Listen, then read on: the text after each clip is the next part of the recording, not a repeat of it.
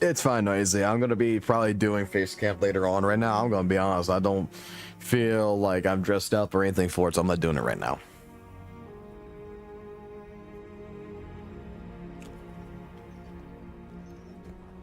I was gonna do the, you know, what everyone else does. I was gonna do the face reveal. Did it. Then I noticed that with the stream that I actually didn't close out the stream, so I deleted that video. I'm gonna redo it again.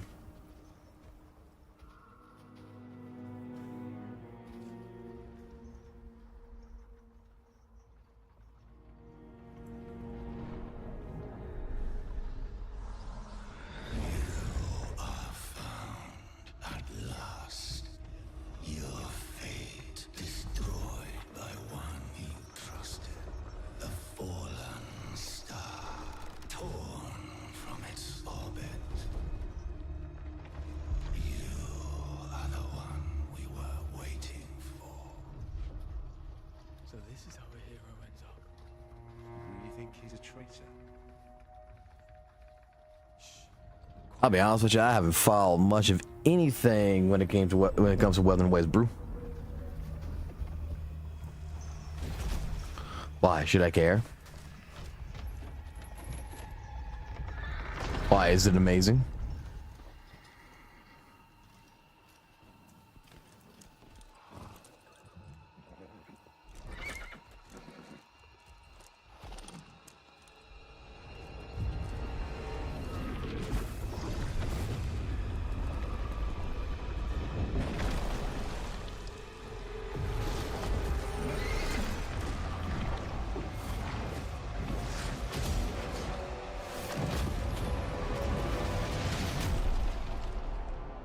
Oh wow, that sounds like such a great, amazing gameplay.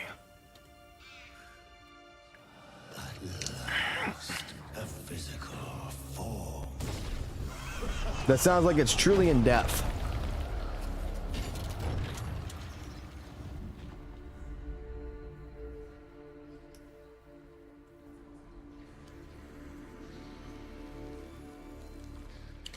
Sounds like that is truly a very much in-depth battle system that, you know, is amazing. This one we like. You know, I'm actually talking with someone right now. I'm actually thinking that I might actually start funding to have my own gacha game developed.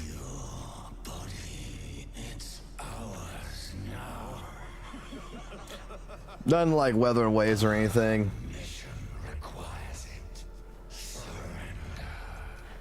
We're just gonna take the formula of Cookie Clicker and we're gonna put gacha to it.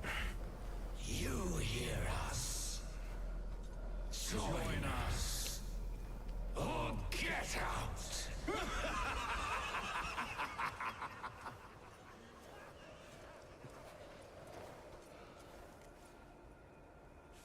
No. Sounds like a large style power creep in a sense. If you got an infinite attack.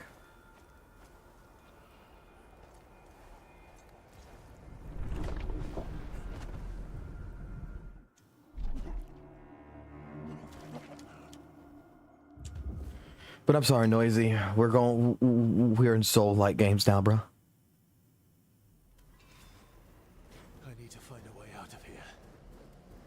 After this stream, I'm going to be recording a video for Khazan because I finished the script yesterday. I just was so fucking tired. What's up, Daniel? I was just so fucking tired. I didn't get a chance to fucking actually go ahead and write it. I mean, voice it. But it's written. I'm going to voice it.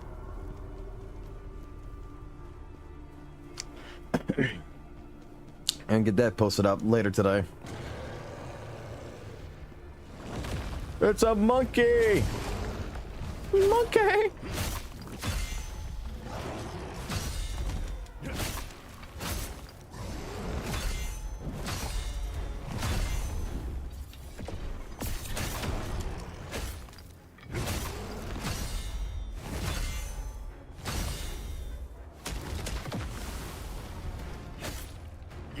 Oh, I'm sure there will be.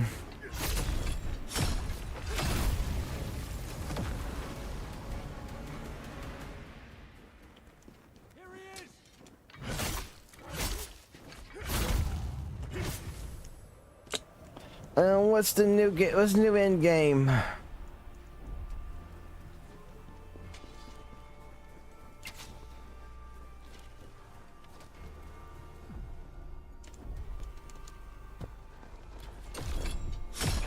Waifu collection. Depending on how many waifus you've collected over time, means how strong your character is going to be.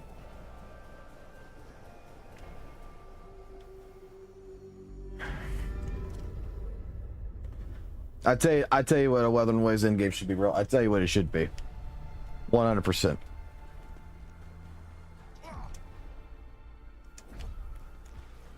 I tell you exactly what it should be. And Kuro will make so much money if they would add this as an end game. All they need to do is that for every waifu you collect, they provide you with Rule 34. They provide you a gallery of Rule 34 for that character. You know how many people will be, and this is something else, in order to actually also really make money, you get more of a Rule 34 gallery by the amount of sequences you unlock.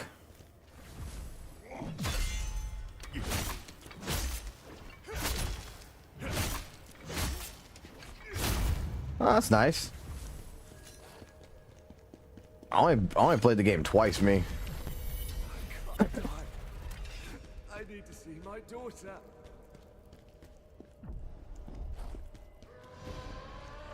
Wait, what?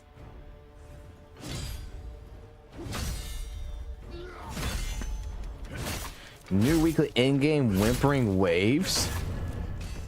The hell?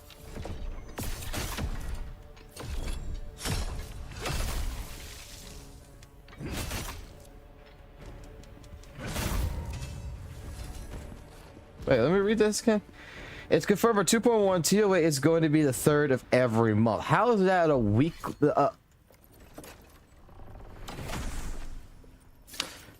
Wait, are they meaning? Is it meaning that it's going to make Toa a weekly event?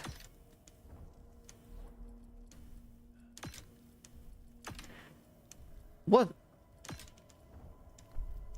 What the fuck? Well, what you're saying is that they're gonna make, you know, the 3rd of every month the Tower Adversity. Well, isn't the Tower Adversity already like every 2 weeks?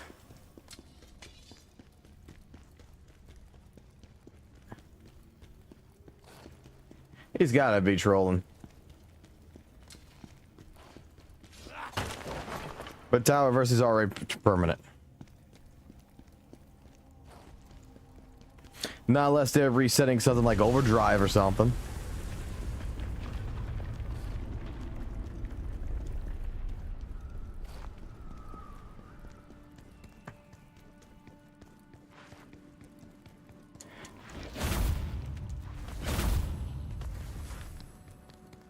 I think.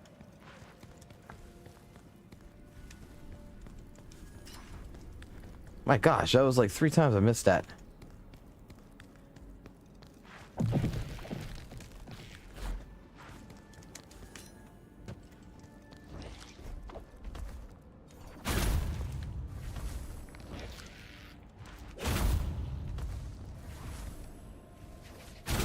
I'll go look up this crap here in a minute.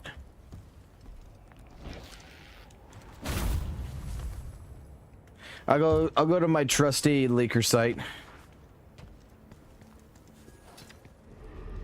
All Overdrive was just fighting a bunch of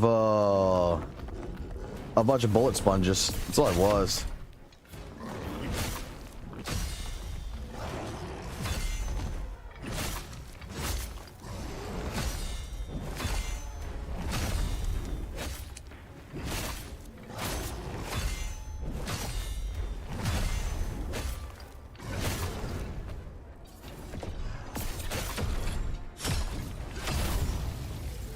God damn, that was a good fight.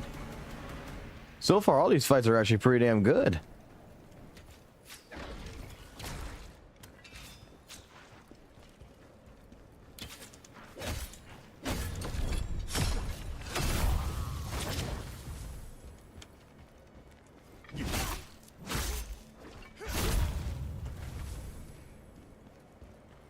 Look at this. Look at all this practice is done. Minus that this guy just hit me once. Did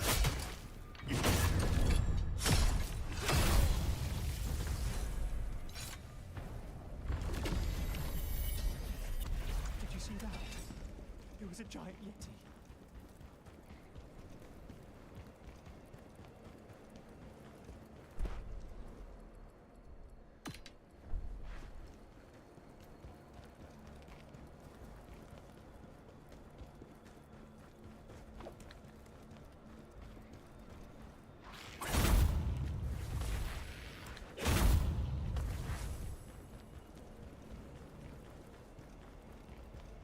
Man, this run is actually going out pretty damn well. Here he is! Grab him!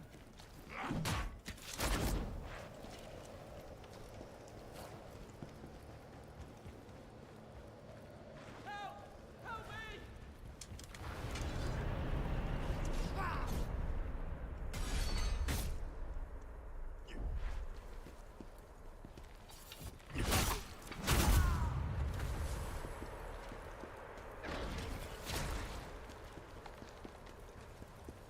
I already am.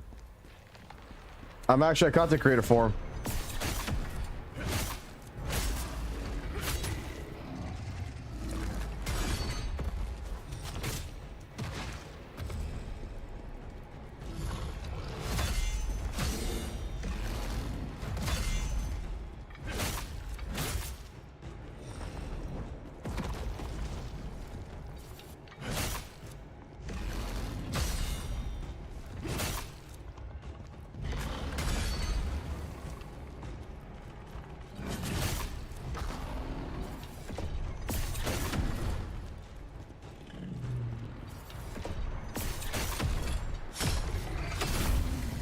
We have been a content creator for Khazan since the third day that after the demo dropped.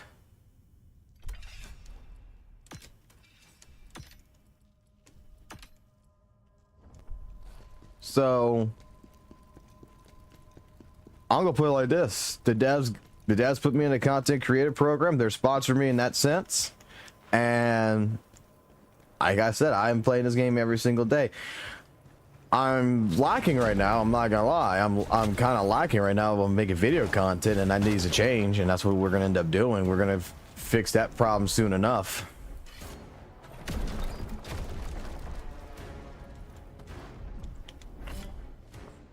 And I'm farting like a son of a bitch right now since I woke up. God damn.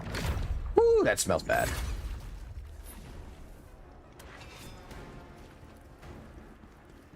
A lot of you guys are like, ew, brother, ew, why did you just say you farted, brother, ew? And I'm just like, because you know what? I know it's TMI, but at the same point in time, I trust you guys, so you need to know.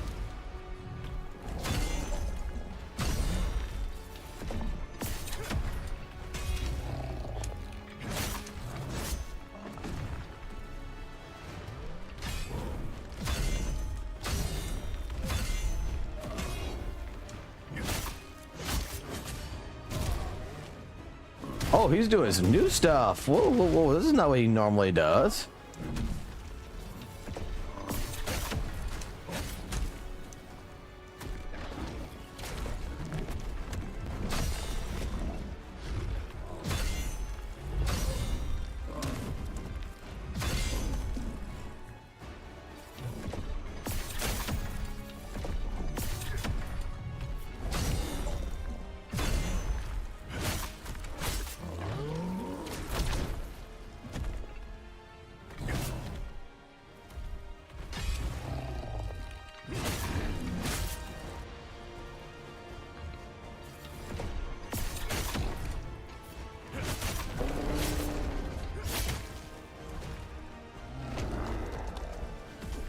I'm a little disappointed right now myself. We should be over. You should be dead already.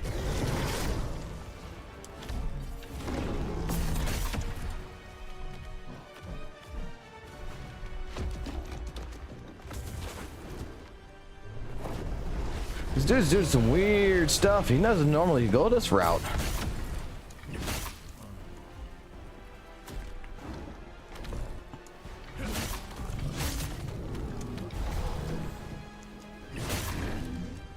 I think you're being trolled, Daniel.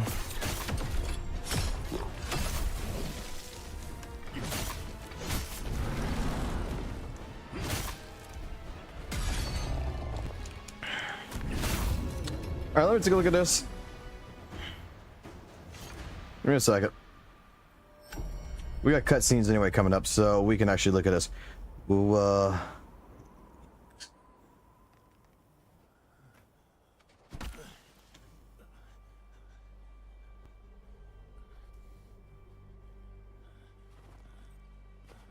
it's for see. Tower University has its own schedule adjustment. We're excited to announce in the upcoming version of 2.1 update, we will introduce a brand new permanent weekly challenge mode called Whimpering Wastes. To accommodate its addition, we will be adjusting the opening times on the next Tower University Hazard Zone Challenge. February 3rd. More details about this mode will be coming in. Please stay tuned to our official social. It is actually real. They're adding something new to Tower Versity.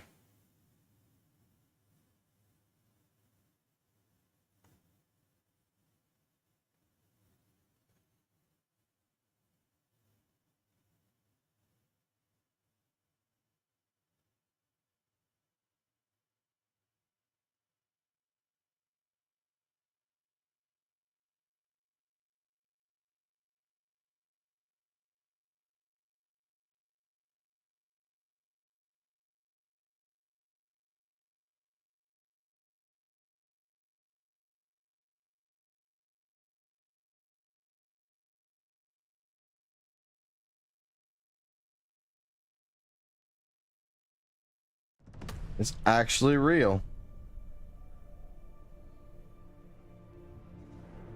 I was helpless. I was lucky it was the Bantu who found me.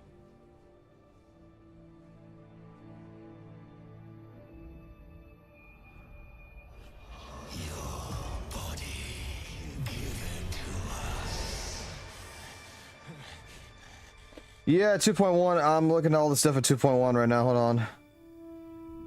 Are we awake, sir?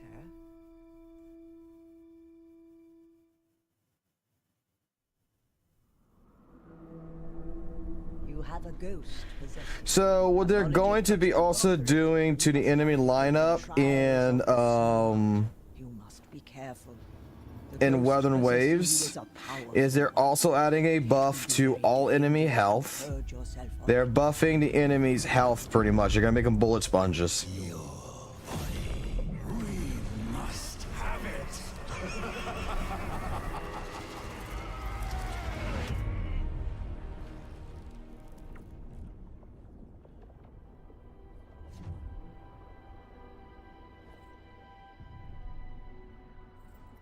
Well, it's a weekly. It's a weekly one.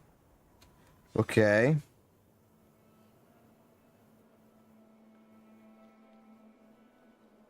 They're also adding something called Infinite Battle Simulator.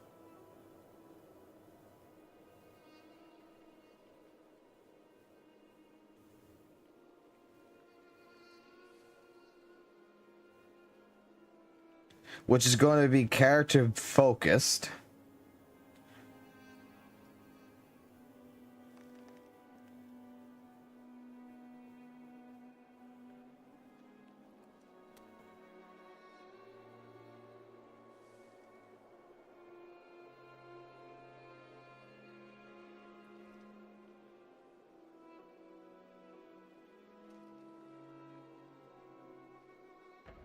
They're adding a new hologram.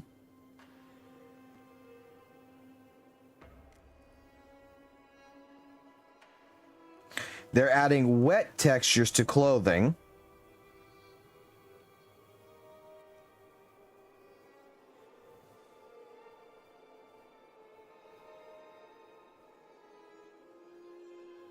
They're adding a fishing spot in it.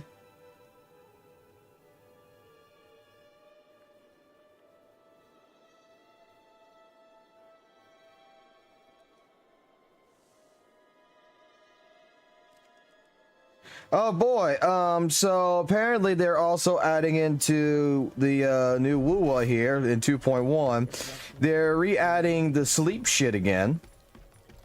So that in-game mode that we do have, that permanent mode that we have for, like, you know, with Chang Li and them, where you're able to do the alt and crap, they're basically adding that back in.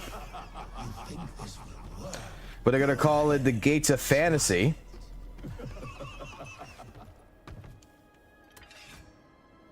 They're gonna be adding that as Gates of Fantasy.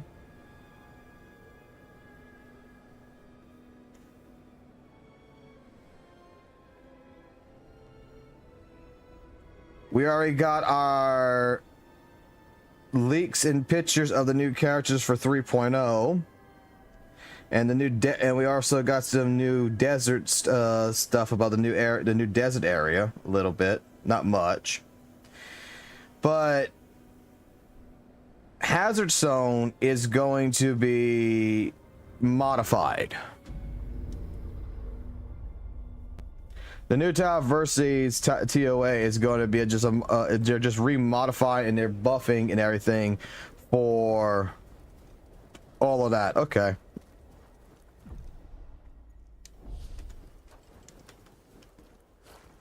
I'm sure that the infinite mode is not going to be infinite. It's going to be time based.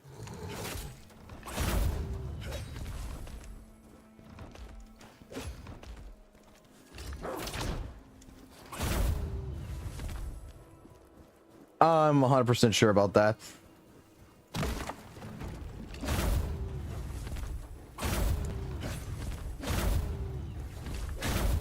Basically, none of this is anything really outstandingly like revolutionary or that amazing.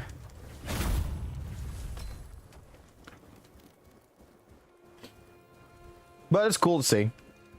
And apparently they're saying Zanny is going to be... Now this is just questionable, but they're saying Zanny is going to be a fusion DPS gauntlet user.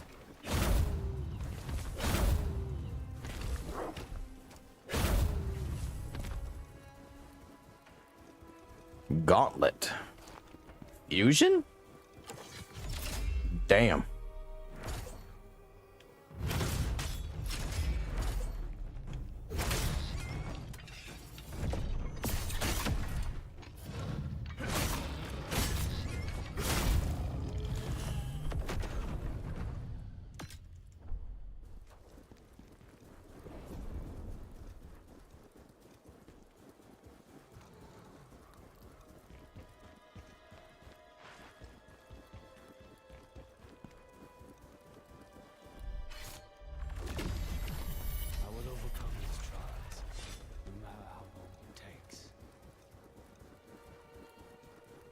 Let me take a look real quick.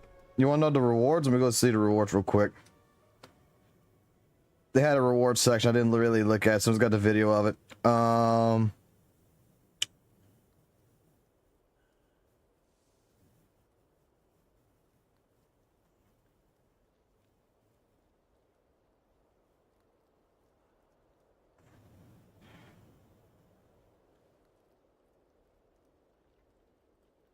So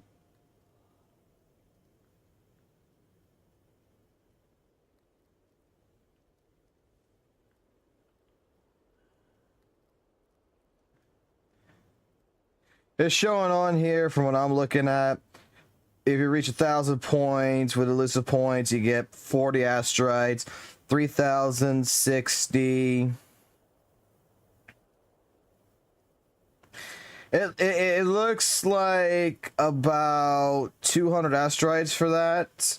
It looks like It looks like two. It looks like that. The infinite mode. I want to see this. 40, 40, 50, 60. You're looking at about like 400-ish asteroids with the new Infinite Battle Simulator. And really all that's going on with Hazard is the enemy lineup and such is being it's just being buffed.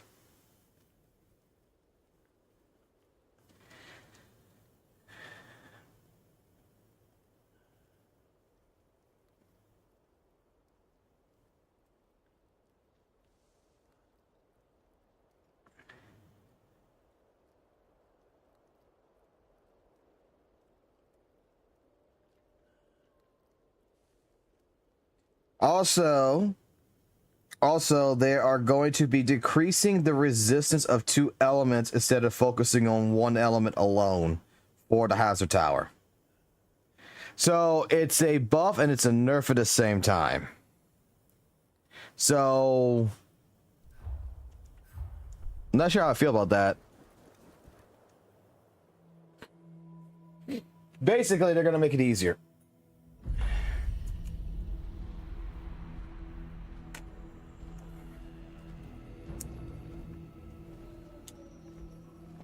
They're bumping the enemy's health and everything, but they're reducing the resistance. The resistant cost. That's what it's looking like. I guess they really took like Ethan's and like St. Tonus's comments about, you know, how bad the middle tower is, and they're fixing it. They're like, okay, we're gonna make it to where the enemies are buffer, but we're gonna reduce, you know, the resistance on it, so that way it's a lot easier on you.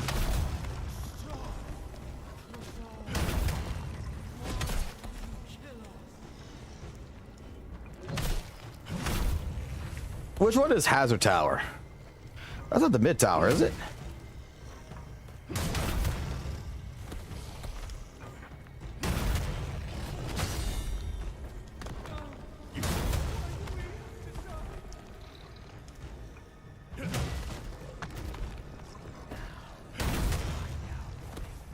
Dude's fighting demons in his head right now.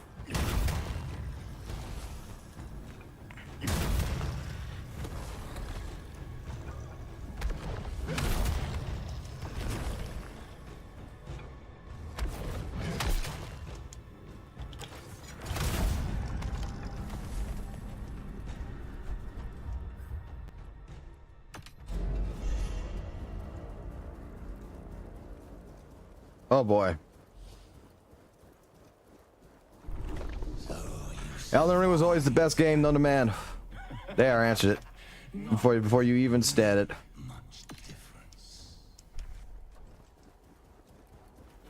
I'm actually watching a guy right now who's actually playing Elden Ring for the first time. Who's trying to play it exactly like Dark Souls, and it's cute.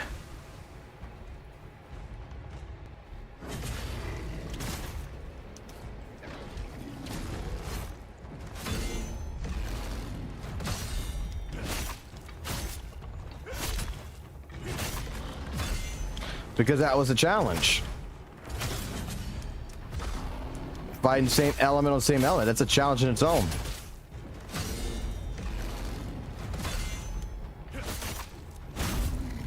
Look, I'm not gonna say like Kuro's the worst dev. I'm not gonna say that Kuro's not good devs or whatever. Sometimes they make fucking mistakes. That might have been one of those days when one of the devs got a little fucking too much sake in the system and said, fuck it, let's put the monkey for the GN banner. Let's go. And then you know what? We'll fix it later.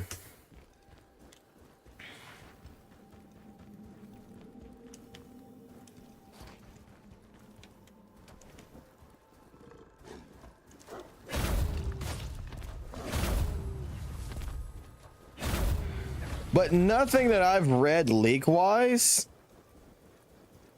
is even sounds remotely exciting for WoWa.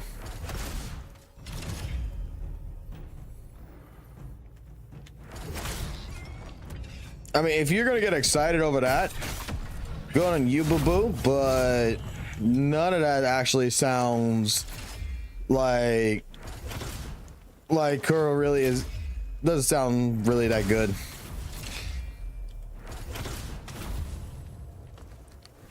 It sounds more now from especially reading that like they're not going to focus on the resistance, they're going to focus on actual enemy strength. What that telling me, it sounds like that they're catering to people who pretty much are crying. Because I'm going to tell you right now, a lot of people's crying about that bullshit with Wuwa, with that middle tower. Like, oh no, this sucks. This tower sucks and everything, dude. I like when that thing came out when that tower diversity came out, I was excited for that shit because it's like, oh, so not only do we have to worry about one element, now we got to worry about two elements. Now we got, we got to really look at things. I kind of wish they would have made it, not with Aerial and Havoc being the resistance or whatever, or Glacial, whatever. I wish that they a fusion. It was right. It was Aerial and fusion. I kind of wish they would have taken like Spectro, some like more widely, used characters. Because, in all honesty, the only Aerial character you're going to use if you have it is GN. Like, let's be fucking honest here.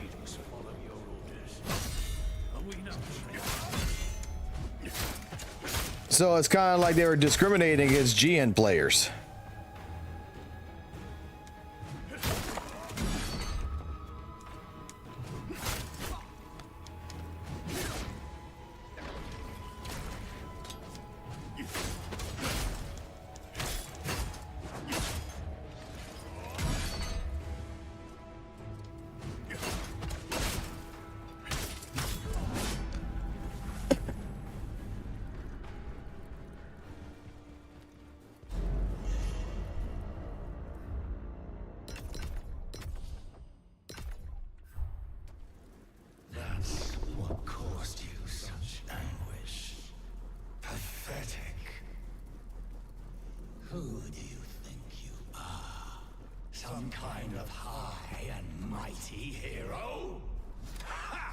No, I don't think I'm a hero.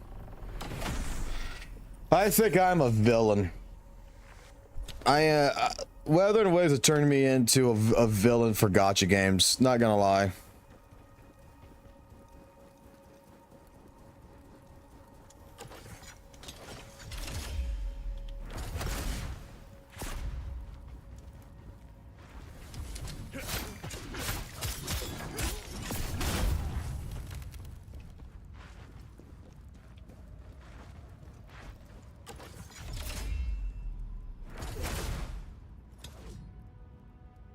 All right, that didn't kill. That did not kill.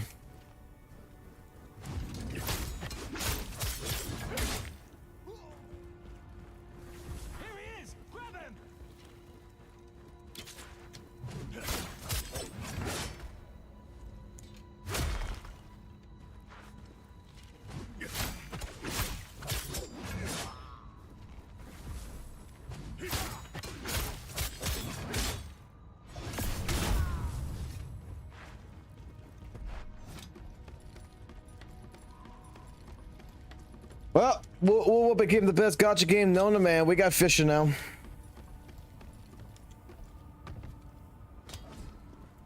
They added fishing. Accept it.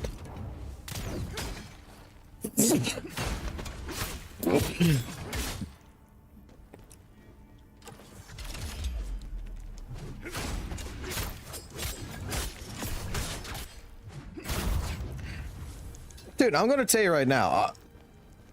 Look. I'm gonna tell you right now. I'm gonna tell you all right now about the fishing and all this other shit. Let me tell you something. Very factual. Okay. Kuro don't care about being original. Kuro cares about money.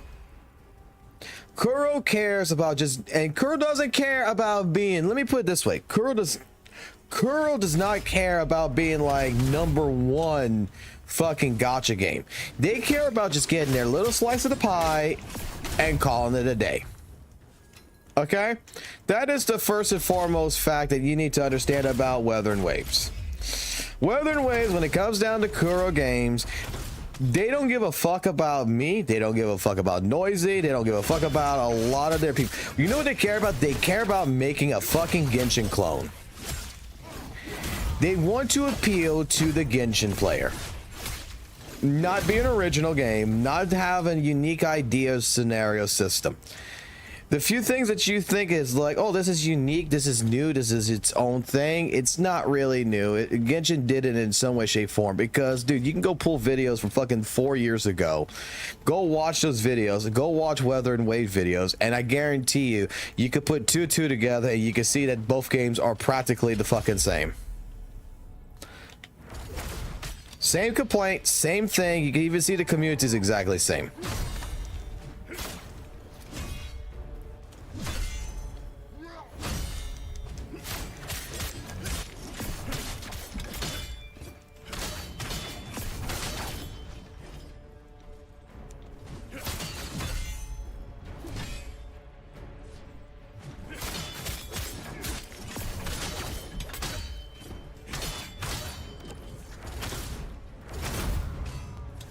Well, the thing is, the reason why I'm saying this is because it's true.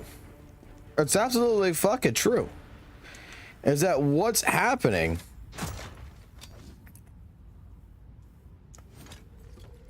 is that Weather and Ways is turning into Genshin every chance it can.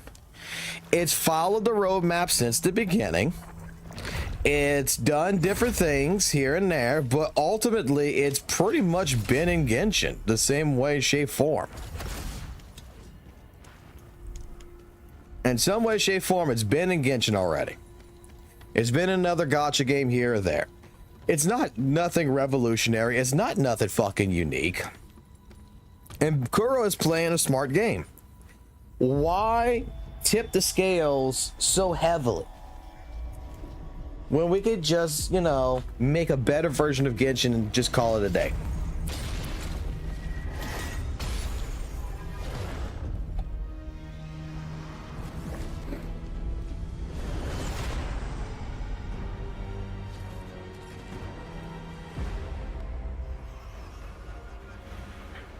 Surrender. Your honor, your friends, all gone.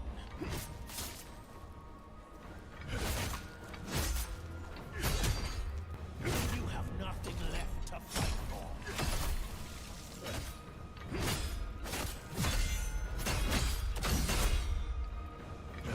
Do you really think you could win against the Emperor? I'm dead. No, I'm not. No, I am. Wait, what's this? Wait a minute. It's the same like with Soul games. Yes and no. Yes and no. Let me explain something. Khazan here is a Souls-like experience. It's an action RPG, right? It's right. Elden Ring is an action RPG. Dark Souls is an action RPG. These two games in particular do not play the same. It has similar format. It has similar fucking format. But you don't have like the in-depth system, combat system that you got right now in here, per se, like you do. It's oh, hold on. Let me get through this fucking fight. Dude is being fucking aggressive as shit right now. What the fuck?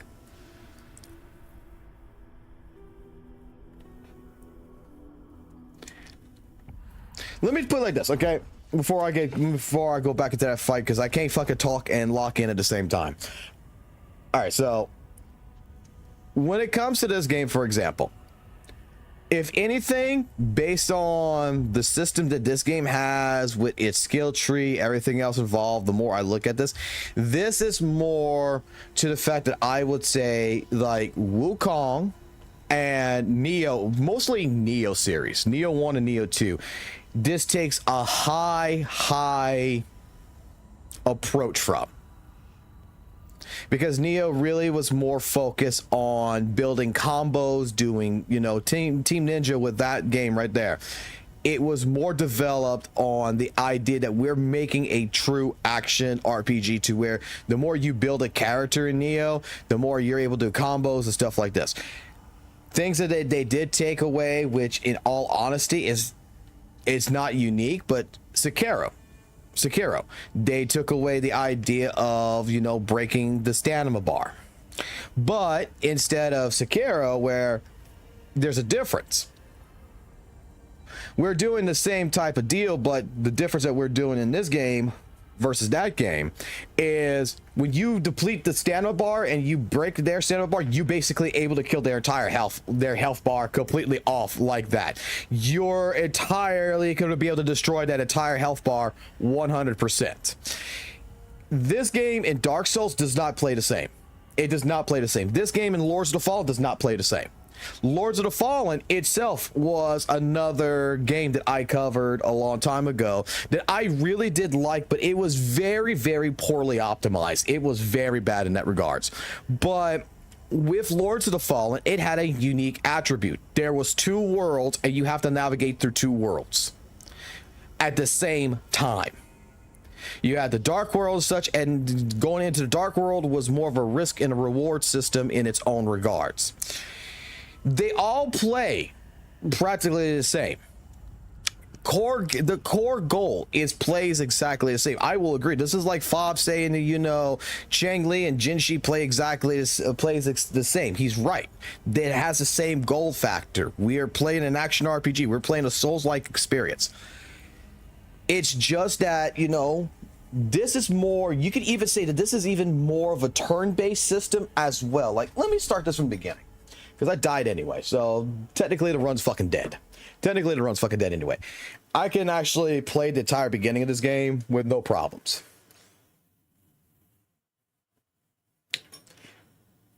The problem that I see with Genshin and what I see with Weathering Waves is that Weathering Waves had started making an identity in the open world gacha space.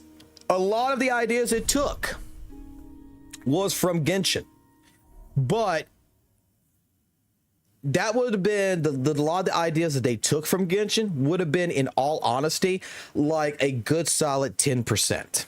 The rest of everything else was mostly testing new and different other features that they stole from other game genres, such as the actual combat system in Weathering Waves was more of a bootleg Devil May Cry. It's more of an action-based combat system, not slow pace. That's why it's like a lot of this. The exploration was more of a momentum based, to where instead of, you know, taking 20 minutes to cross the land like in Genshin, it's going to take you fucking 5 minutes to cross the land in Weathering Waves, because you have so many different exploratory, you know, different options to explore.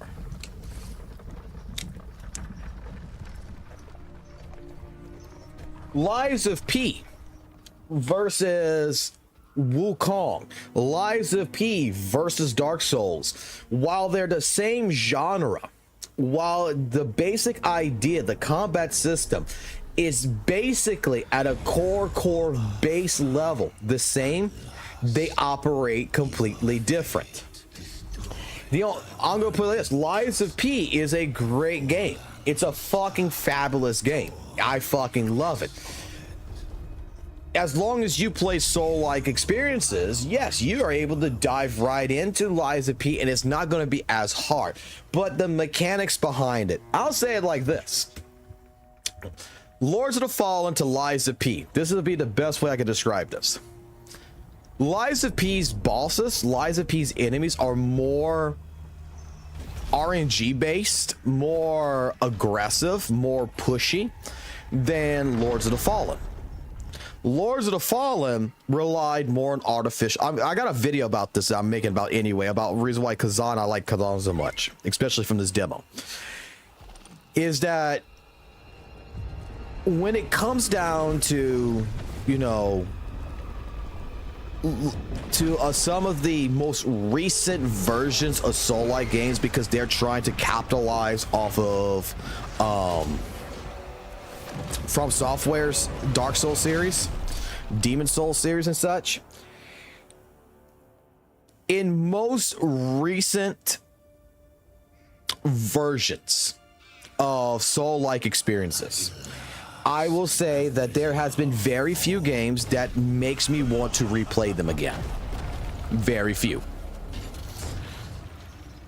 It's a great experience.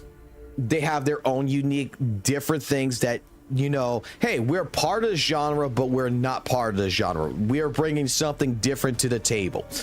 But at the end of the day, it's like, I'm going to tell you, Wukong came out last year. It's a fabulous game. It's a great game. I fucking love Wukong.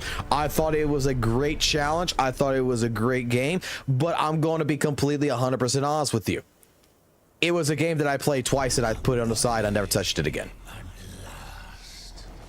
Because it wasn't like a Souls-like experience. It was a Soul-like experience that, in all honesty, felt short for me. To be like, you know, it didn't feel like it was not the story, not the actual fights. There was nothing that really substantiated to make me to want to have to replay it again. You know, it's just like, I just want to go ahead and fight all the secret bosses. I want to do all the bosses. And once I'm done, I'm done. Same thing for Liza P. Liza P is another great game. It's another game that I went ahead. I did all the endings. I did everything for it. I've never touched it since. I've never felt the need to touch it again. Like, I've experienced it. While it's a great game, I honestly will tell you that Liza P, story-wise, is kind of shitty. Okay, lore wise, it's great on how they did some things, but the way that they told the story is that they're trying to tell it like Dark Souls, and it, to me, did not really fit in the Liza P world. So the story didn't even captivate me that much. A game like Neo, really, you know, in my own personal opinion, Neo 1, Neo 2, I played that game for solid many fucking hours, because there were so many ways of approaching the game. The way how it was structured to where, you know, each section is not like an open world where I got to go through this world or I got to go through this path to get over here to fighters. I can go back to chapter 1 at any damn time I want. I can be on chapter 10 and I can go back to chapter 1, chapter 2, chapter 3, chapter 4, and if I completed the chapter, and I can go fight all these chapters. And at the same point in time, I could do several hundred different types of builds. I have different types of things. I have so many customizational options that, you know, and with the network play that you can involve friends and play with friends and everything, it was absolutely gorgeous. Especially the thing where, you know, hey, if a guy died in your world, you can summon their dead fucking corpse and you can fight their dead corpse right there to try to collect on rare armor and rare weapons. Neo brought in, you know, a better PvP system, in my personal opinion, in that regards, because instead of focusing on having, you know, just people invade you and destroy you and fuck with you like I would do in Bloodborne or Dark Souls series, Neo was the game that its very much unique identity is that I could come running like right here and all of a sudden there's a gravesite. I click on that gravesite, I see that I'm level 5, this person right here who died was level 20, but I can see that there's a chance to get gold armor from it, that there's a chance to get a good weapon from it. So then I initiate that fight, which is an optionary fight, and I go through it. Lords of the Fallen, as much as I'm going to shit talk Lords of the Fallen, Lords of the Fallen's unique idea was exploration, was a whole totally different approach that I honestly thought was fucking great. Now their PvP, their invading system, all that was trash. I am not gonna lie. Very poorly optimized game. And I really wish they would have, you know, honestly worked on fixing that. But by the time I quit Lords of the Fallen, it was too late. The devs didn't seem like they actually cared. So for what it was, their way of, when people were being pissy, like myself, and bitching, hey look, these bosses aren't actually fucking hard. Can you please make these bosses hard? Because, dude, I'm not gonna lie, me and a friend of mine, we both bought Lords of the Fallen. We played it together because it has simultaneous co-op, meaning that we didn't have to summon each other every single, you know, door or boss gate or some shit like Dark Souls. We could play from the very beginning to the very fucking end, and we completed the game in 24 hours. And the only thing we noticed is that, okay, enemies and bosses are lacking difficulty. What did Lords of Fallen, what did CI games do over there to fucking fix the goddamn fucking quote-unquote difficulty of the bosses and enemies? New Game Plus gave it a fucking goddamn health boost to where if a boss was like 1 million health, now all of a sudden the boss is fucking 3 million health. They just made them into bullet sponges. I have an entire fucking series on this where I tried to explain, unlike fucking like, you know, Bloodborne, Dark Souls and shit like this, where, you know, you could see that enemies get different attack patterns behind them. They get different abilities behind them. They get more aggressive. Their AI is absolutely, their behavior AI is absolutely off the chain. When you play, you know, further up into the New Game Plus scenario, Lords of the Fallen never change any of the aggro. They just change health values to where I got a fucking video where I'm sitting there for a solid on fucking like what, New Game Plus 10 or some shit, where the fucking boss's health is so fucking high. My character's completely fucking maxed out on every fucking stat. And all I'm doing is I'm plowing fucking arrows into him and he's falling over. And we spent a solid fucking 15 to 20 minutes just me standing in one spot, chopping, throwing spears and throwing arrows at the motherfucker till he falls. He's not trying to dodge it. He's not trying to move from it. He's just doing that. Elden Ring is the closest it's going to be to Dark Souls, in all honesty, because it is made by fucking people of Dark Souls. It's made by From Software, so I mean, come on, that's to be expected. But at the same point in time, Dark Souls introduced in its own thing the first real open world Dark Souls game. It provided a whole new identity to the entire genre. They took Breath of the fucking Wild, Genshin Impact, however you want to look at it in this regards. I did not get the fucking armor piece from the fucking monkey. God damn it. I'm stupid. Well, that's gonna fuck me over. We'll see how bad though. But continuing on, all these games, while the core goal is exactly the same, it's like saying, you know, fuck, I like racing games, man. You got Burnout, you got Need for Speed, you got thing. But I'll tell you right now, the best fucking racing game I've ever played in my life was fucking Need for Speed Underground series. I mean, not Underground, Most Wanted series. The Most Wanted series felt like a true fucking racing game, in my personal opinion, out of anything there is. Everything since then from the developers are fucking stupid. I'm sorry. I fucking loved that. But you go to take Need for Speed, you go to take Afterburner or whatever, you go to take Burnout or whatever the fuck it is, and you compare. Yeah, they're both fucking racing games, but they have unique identities and unique. Gran Turismo versus fucking, you know, Need for Speed. They're two different games in regards to that. All the Soul-like experience games, while they're the same, they have a unique identity that truly separates it from the rest. And it's just like they keep very minimum core value of what that genre is. There's another Souls-like experience which I was playing. There's actually two of them. There's Mortal Rights and there's also Deathbound.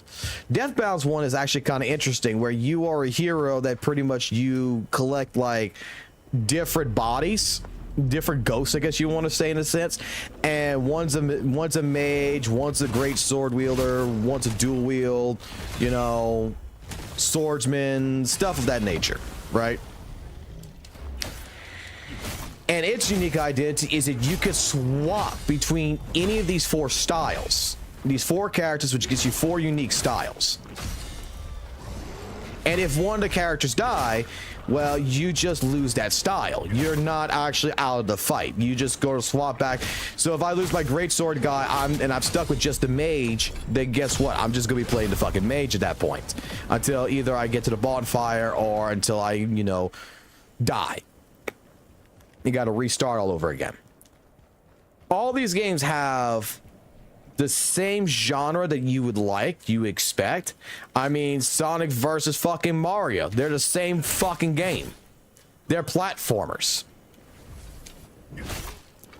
But Sonic's more momentum based, while, you know, and more horizontal based, whereas Mario's more slow, precise, and vertical based. My point with Weather and Waves, and the argument I have with Weather and Waves, and the reason why I'm going to say that it's not truly unique, is that more and more of the groundwork behind it is becoming Genshin. Whether you want to believe it or not. More of the groundwork is thing. Dude, when you're going to go to 1.1 and the first fucking thing you're going to see is an ice mountain, the next thing that's going to happen, you're going to have a festival, and you go read Genshin's historic fucking update listing, and practically one for one, you know, Weather and Waves is fully on the same type of roadmap as Genshin in regards to what they're releasing content wise. The pincer is it pincer maneuver? Pincer maneuver is the one that gives you the unlimited shit, right? That gives you the where you have the 5 categories, and the last category is, you know, the one that says it's, you know, fuck, it's unlimited.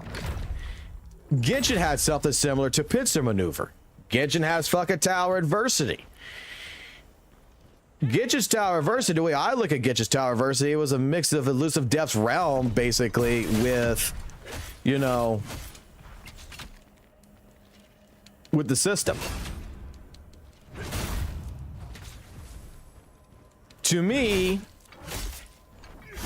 the things that I did not like about Genshin, and the reason why I never continued playing fucking Genshin after 2020, are the things that in 2.0 is starting to show up more, and it's being more put in my face that Kuro Games is trying to appeal more to those Genshin players than being their own thing, to where I don't like it. I don't think it's bad. I'm just going to say I don't think Kuro Games is legitimately, you know, self-identifying as its own thing completely. It's just doing what Genshin didn't do. You could take the old line with Sega used to have against Nintendo. We do what Nintendo don't. Kuro's doing what Genshin don't. But it's still basically the same.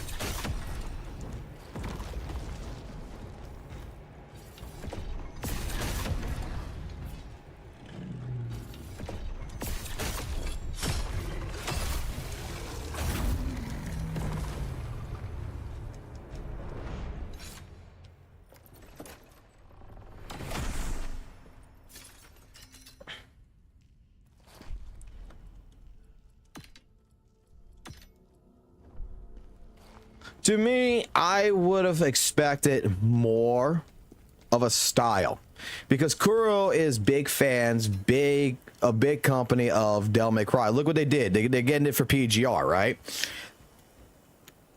I would have liked, because that's the reason why I love Weather and Waves, is the combat system. I loved it because of the combat system. I would have expected more of an approach like Elusive Depth Realms, when you see like the style ranking and everything else popping in your face, and it's like cool SS rank and stuff like this. I would have thought personally for 2.0 that they would have emphasized, and I think that this would have been a great way of handling it, is emphasize the combat system more. Emphasize how important it is and how rewarding your combat system is.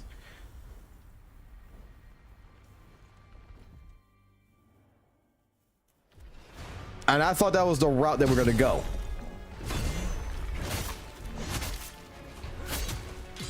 It's like one of my comments on one of my videos basically said, my problem with Weather and Waves is like they said, you took it too seriously.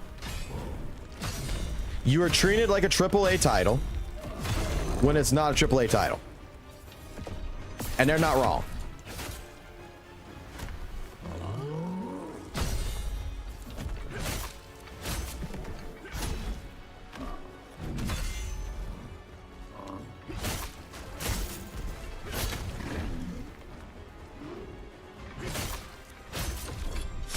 See, like right here in Sekiro, whatever, dude. If this would have been fucking From Software, Sekiro, that motherfucking monkey would have been dead, and I would be on the fucking second fucking phase, like with the bar and shit.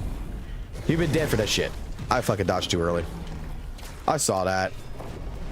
I was like, I'm gonna get hit by that. I knew. Oh, I didn't even hit the second time. 1, 2, 3. No, I'm just gonna waste one of these. 1, 2. 1, 2.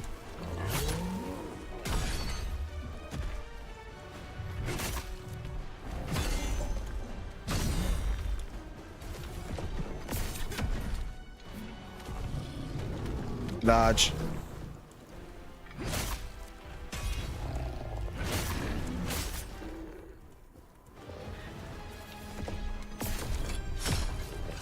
I thought I'd be able to get it off, but I wasn't.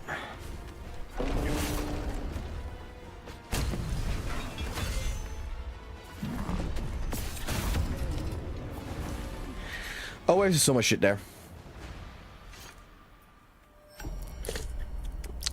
That's why I say like Khazan play, I think it takes a lot more element from Neo, and that is something that I actually really fucking love. This entire skill tree building and stuff like this, we're going to be like right now, a lot of people who played the demo, okay, I'm gonna say it like this, I've heard some complaints about the demo of this game right here already. A lot of people are like, they were thinking they were coming into this and it was going to be like Devil May Cry. That's what they want. They want God of War Khazan. They want more focus on the combat system.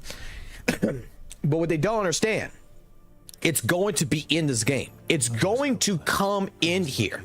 That combat system that they're talking about, that they're bitching about right now about the demo, like, oh, this game's a little too slow. Like, this is supposed to be the first Berserker. He's supposed to be, you know, enraged. It's supposed to play, you know, faster pace.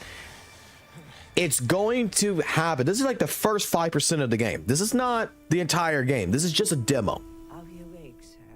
I'm already seeing trailers since 2023, 2024 here, and I've already seen the in-game trailer and everything at the end of this, which should show people that when you get to that point with this skill tree, you're going to be playing basically Devil May Cry, basically God of War combat, Neo combat in a Souls game. You're going to play a game where you'll be able to play it multiple different ways. One way you'll be able to play it is a turn-based style where basically enemy attacks, you have opportunity, you attack. Your basic Dark Souls formula. Or you're going to be able to play in this game, which is what I like to play, which is the risk and reward part of the system. Is going to be, oh, it's not my turn, I'm going to steal my turn. The true heavy offensive gameplay. You see, one of the biggest complaints I've had with Weather and Waves, if you've been here since the beginning when I play Weather and Waves, is that Weather and Waves does not have fucking parry. There is no fucking such thing as a fucking parry system in Weather and Waves. Everybody calls a counterattack a parry.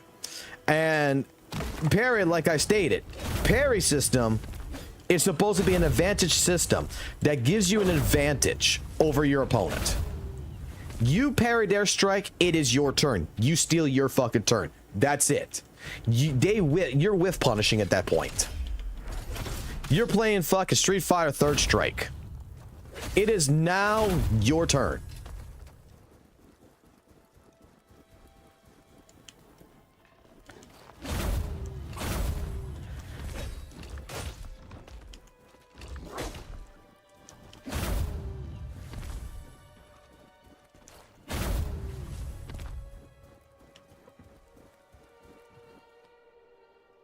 Yeah, Tower Versus is supposed to also change as well as not focus on resistance. They're going to be focusing straight up on enemy buffing.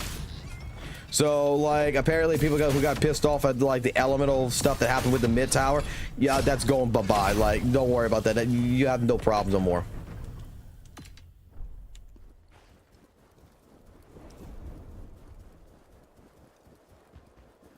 Like I'm not gonna lie, I like some of the people who talk about this game and talk about, you know, this is not what they were expecting, this is not the game. I don't know what they're getting at. I don't think they actually watched the trailer footage of this game.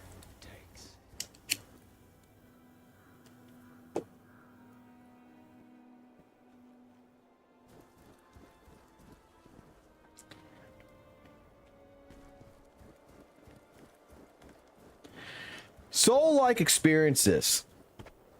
Let me put it this way. Let me put it also this way, okay? There's another thing that I want to bring up about Khazan and some of the Soul-like games that I really do love. Khazan brings something different into this game that very few other Soul-like or even video games in general, even Weathering Waves, does not hit this.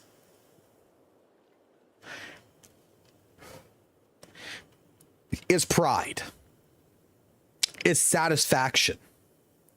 Is these two words alone, the joy of battle and the satisfaction of overcoming that challenge, the satisfaction of basically being prideful in yourself for achieving it. I have played several different Soul-like games in recent years. Typically, when I was doing fighting games and stuff like this, and Guilty Gear was my main focus, anytime a new Soul-like experience came that I was interested in, we would quit fighting games for like, prepare for like at least 2 weeks minimum, right? And then we would move on to the Soul-like experience, play until we had enough of it, and then go back to fighting games. But those games that I've played, very few of them honestly understood the pride that you get for learning the combat.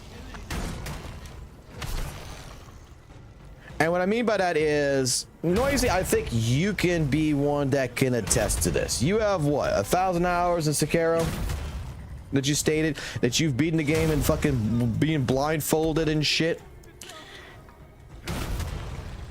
How much pride do you have in that game, knowing that your parries, when you get that parry off, the feel of actually conquering the battle, how good does it feel? Do you not get a sense of pride, a sense of justification that you were able to pull this off?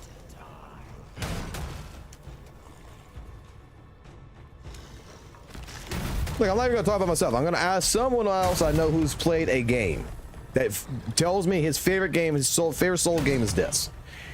That I want him to tell me what his absolute feeling of it is. I want to know, because I have a feeling he's going to tell me yes. That in this game in particular, it's his favorite. It should be his favorite Soul-like game experience. And I'm sure as his favorite Soul-like experience, when he nails those parries, he fucking kills everything, and he can run that game and kill everything so much. I felt like I was Elden Lord, right? Those games in particular, when you go into that scenario, it brings that sense of satisfaction.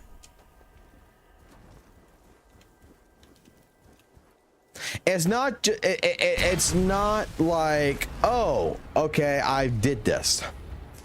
I'll put it like this. Lies of P never really gave me that satisfaction. Like, I just felt like, okay, I'm just playing against a hard boss. I never got excited like I did like with Elden Ring, Dark Souls, Sekiro, or even Neo, or even this game.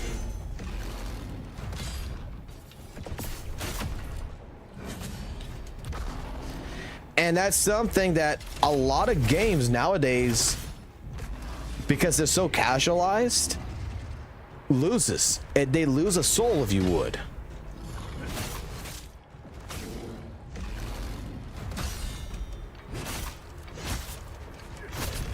That's why I say a lot of games I know of nowadays acts more like brain rot.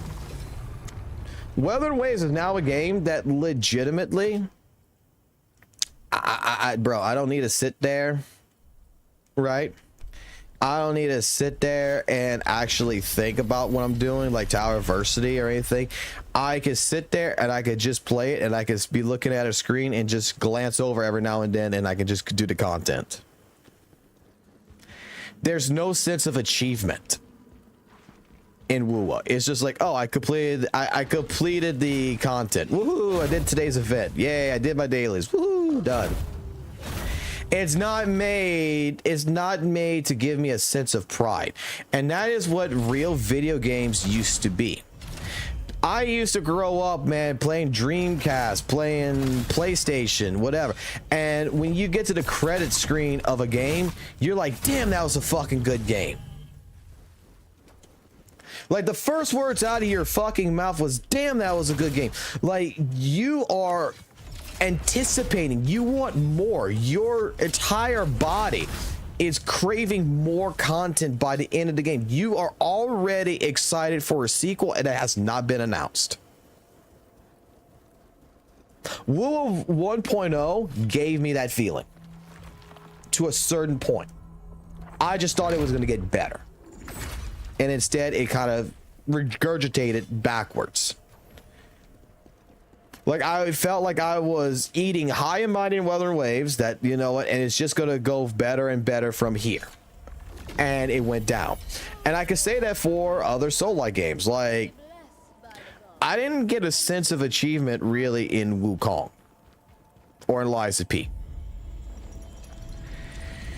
Like, the boss battles, they're cool, they're great. I fucking love it. I think it's a great game. I still think, you know, those games should have been Game of the Year type deal, no matter what. For what was offered.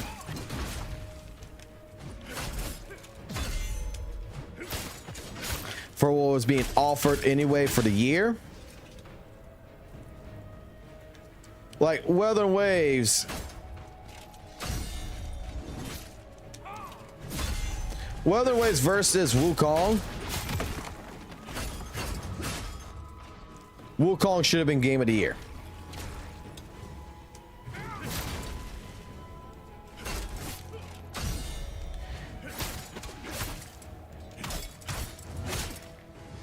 We're playing.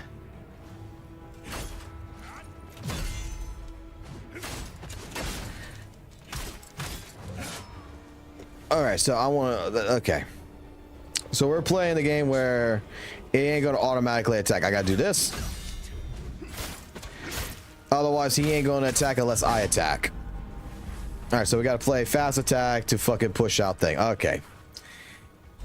He's doing something completely different than he's been doing in the last couple of runs. And that's one thing I love about this game as well, is that the fucking enemies, as passive as people are saying they are, they're kind of fucking tricky. Not gonna lie, sometimes the enemies get so fucking passive that you just blow through them, and some fucking times they get so aggro, it's like there's a percentage chance that when I go and encounter this enemy, something different's going to fucking happen. And I actually really do like that about this game. And I hope that does not change.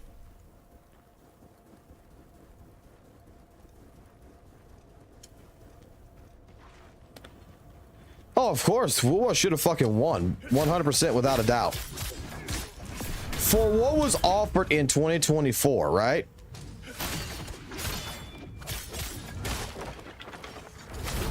It should have won. But Game Awards are rigged, motherfucker. 100%.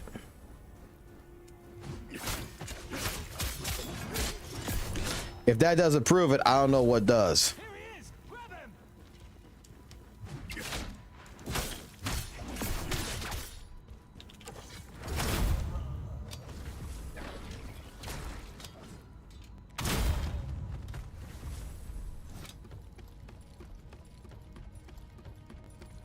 But I'll put it like this.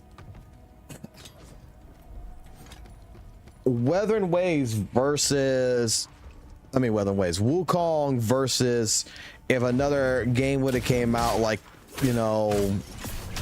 Old Elden Ring, not the DLC Elden Ring. I could see Elden Ring beating Wukong. DLC, I don't think should ever been counted in Game Awards at all. That should have been its own fucking category if you're gonna do something like that. But I will say that old Elden Ring, original Elden Ring's release and everything, not DLC. I will say that Wukong is nothing near that level.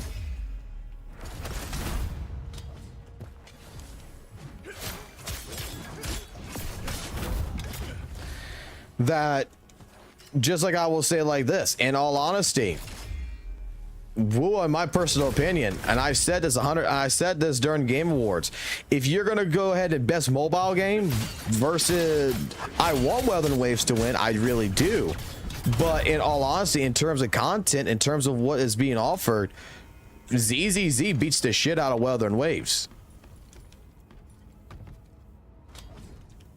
ZZZ had always beaten it back last year, Weathering Waves' content.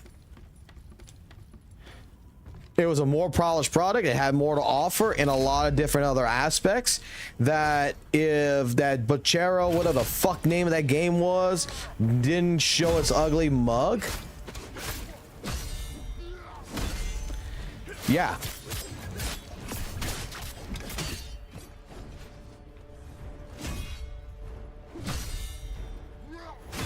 If it would have been just a fight between ZZZ and Weathering Waves, straight up, ZZZ is the game of the year for mobile. Without a doubt, no hands barred. And I don't think anyone can really argue with me on that one. The argument that they would try to accumulate on that one is, oh well, but you know the devs, you know, ZZ devs versus Kuro, you know, Kuro's a better dev department. Who gives a fuck? I'm talking about content.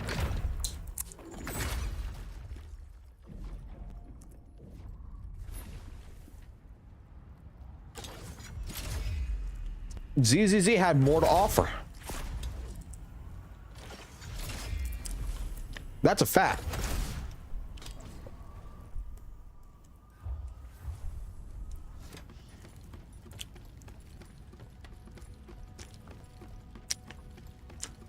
ZZZ had a better production.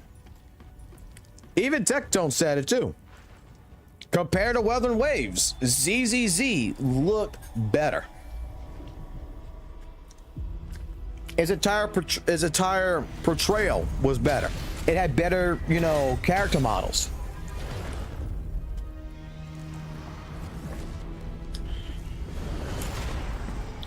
Like, I hate to say it this way. Some of y'all probably gonna get pissed at me for this, but I fully agree with this statement. Surrender.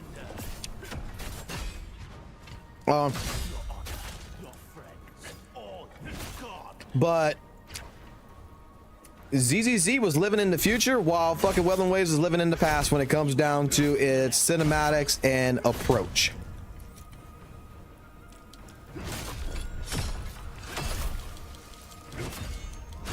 Really win against the Emperor. Be honest. You wish you were here, don't you? Osman is dead too. It's all over.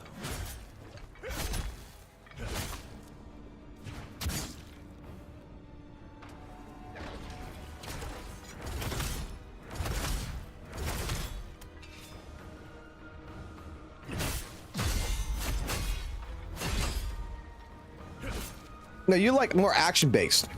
I love the combat in Elden Ring because it's different.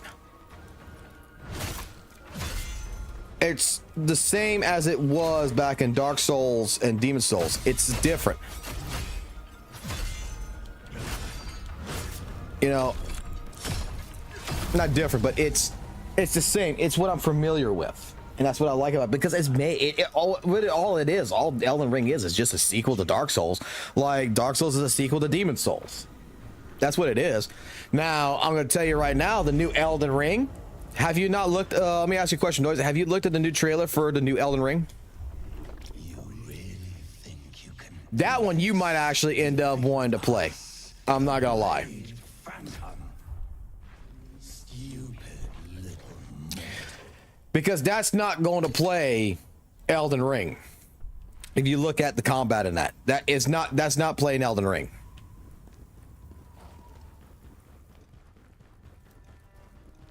The new Elden Ring game that's coming out this year is going to be completely a fast-paced Weathering Waves.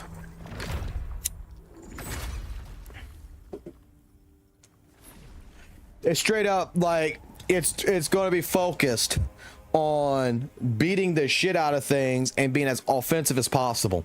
It doesn't look like there's hardly any defense in that shit.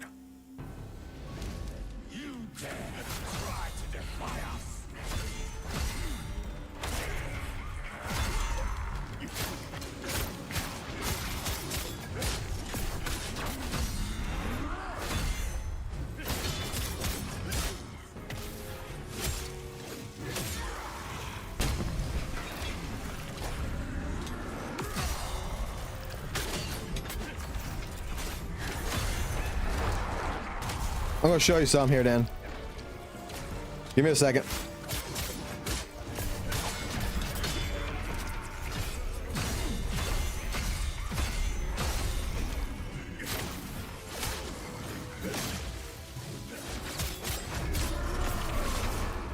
I don't think the new Elden Ring is gonna be too slow for you. Have you ever played Bloodborne?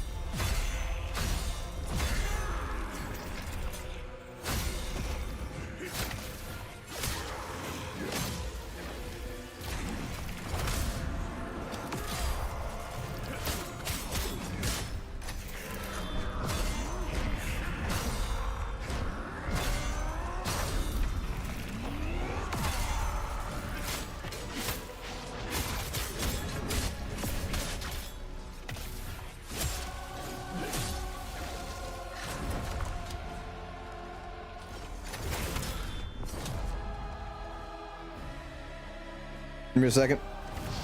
It's so far been a good run.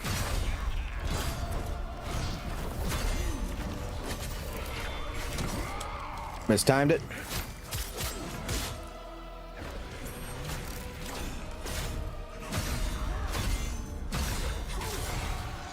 Mistimed it.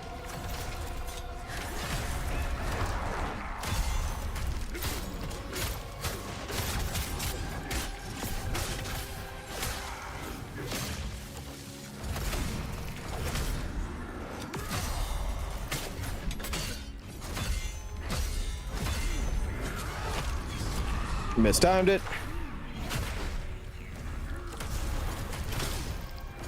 But he's dead. All right, let me show you some here.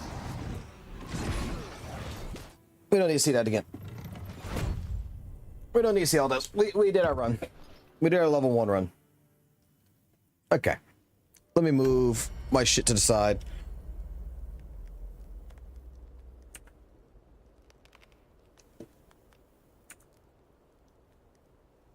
Let me open this up.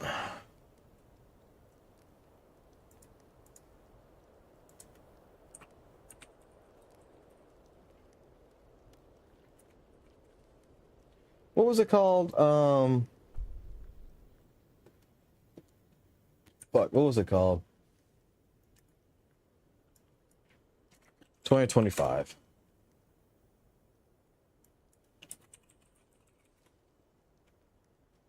Night Rain. Like, I'm actually excited for this. Like, I understand your point about, you know, Elden Ring being slow, but I'm actually kind of excited for this one.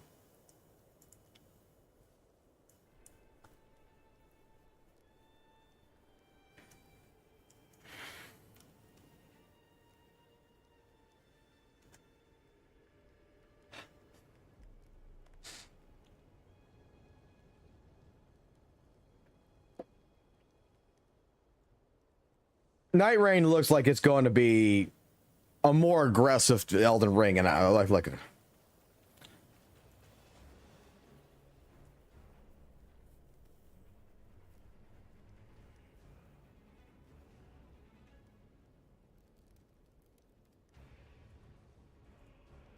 Why is my fucking thing? Is it?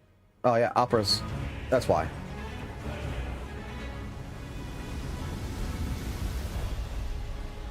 Because look at this. Look at this. This is the game. This is not Elden Ring. You were chosen. Look, we got Genshin gliding. They stole from Genshin, bro. They stole from Wuwa.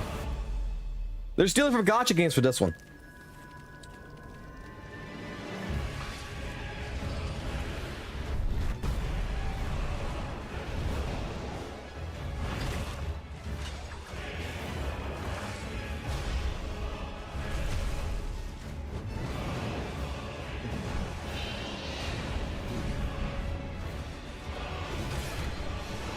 It's momentum based now.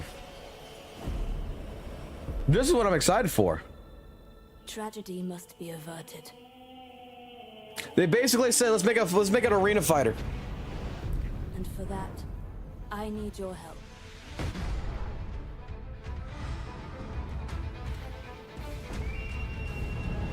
Like, it even looks like they took out the stamina bar. When you're able to do this shit right here, that's what I'm talking about.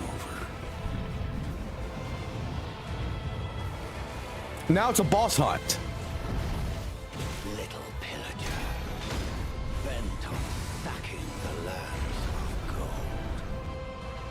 I will swat away any and all who dare. I want to play this shit with a bunch of people.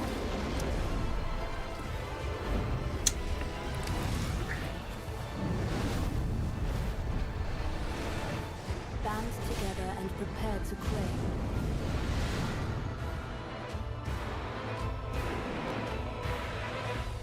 The life of the Night Lord. Exactly. It's like they basically said, let's make a boss hunter. When I saw this, part right here, I'm like, okay, this isn't original Elden Ring no more. This ain't Dark Souls. When we're gonna have combat that we're gonna be able to sprint around, and there's like, Little pillager, bent on stacking. this is based on like, hey, look, we want to give you kind of like a Elden Ring, Bloodborne, like they're taking away from all of their fucking titles that they've made, and we want to put it all together into one.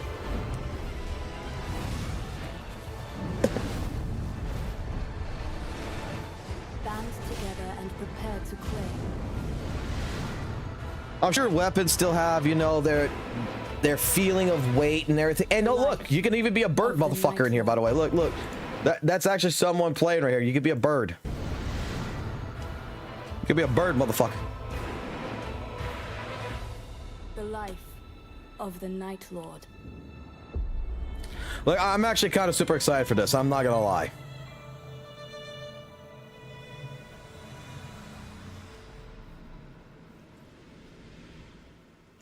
I'm staying away from gacha games, bro. I'm staying away from gacha games. Wuwa's made me an enemy of gacha games, bro. Like, straight up. It's made me an enemy. I might try it and then see how much I like it first and then move on to it. If I do really like it, maybe play a couple times, but like, that's gonna be offline. I'm not even gonna bother to try to do that shit on stream. I'm going back to Soul-like games. This year looks like it's a good year for Soul-like games. I mean, Some of them don't look so good, but Khazan is actually a game. And then we also got the next Lords of the Fallen that they're hopefully going to fix it. All that looks like it's going to be good.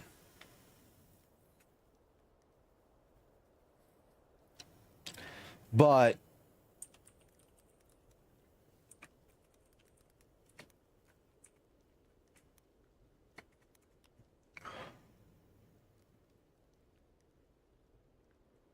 I'm going to tell you, this is a game right now that's coming out. Let's go ahead and do the, let's just go ahead and get this to finish up so we can get this.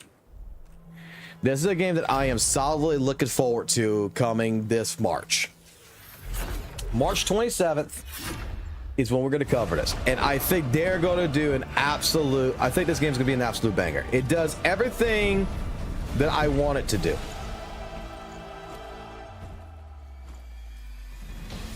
Yeah, Phantom Blade Zero is also coming out this year, isn't it? That's something else I'm looking forward to.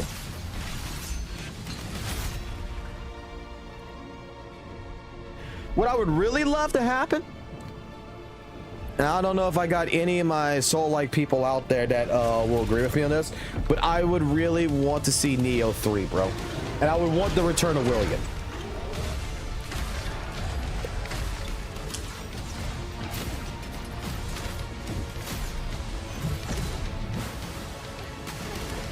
I have played FF16. It's okay.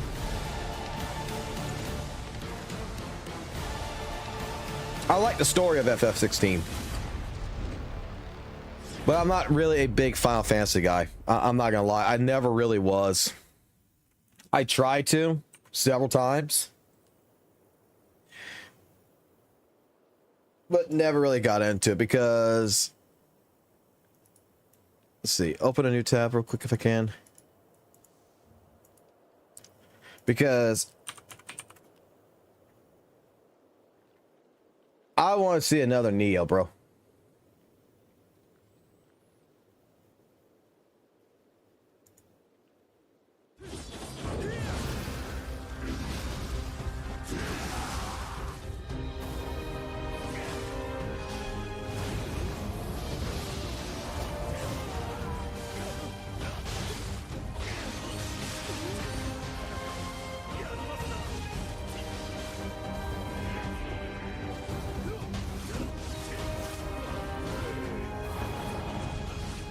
Yeah, it's got Ryo Hayabusa in it also. I forgot about that with Neo 2.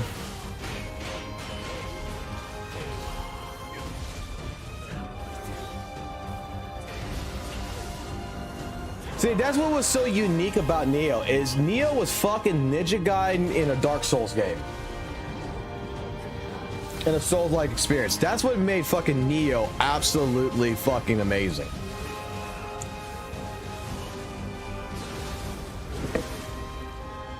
Like, I'm not even sure if Noise has ever played Neo 1 or 2.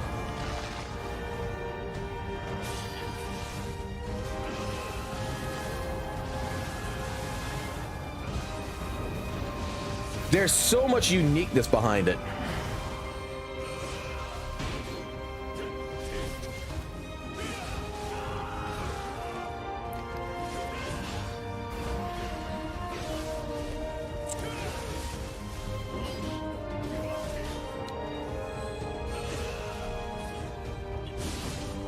God, I might actually play Neo 1 and 2 again. I won't start, but I would have to start off back with Neo 1.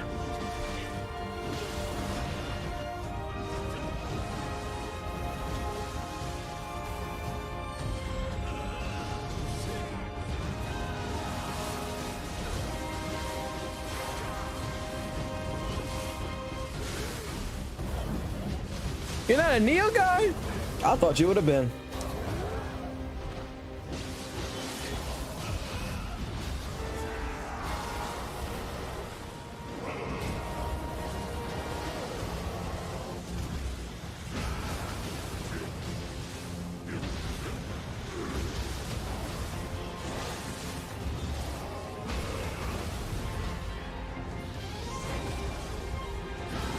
I mean, this is where you're gonna get this is where Khazan's getting a strong fucking influence from. Nier's not a Dark Souls style game though. That's a Platinum game.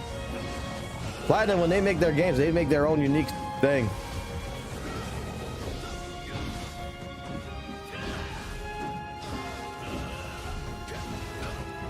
God, I love that. I love that. Now I want to go watch this trailer again because this is it. This trailer. I want to watch this trailer because, in all honesty, I think that this right here showcases what Khazan's going to be about. The best. You might not like the fucking boss, but I'm sure this is one of the beginning bosses.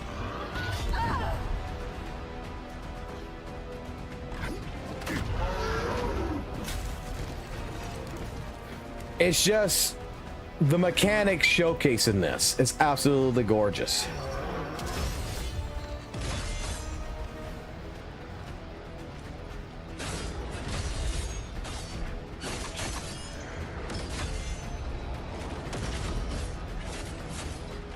This is what I can't wait to play.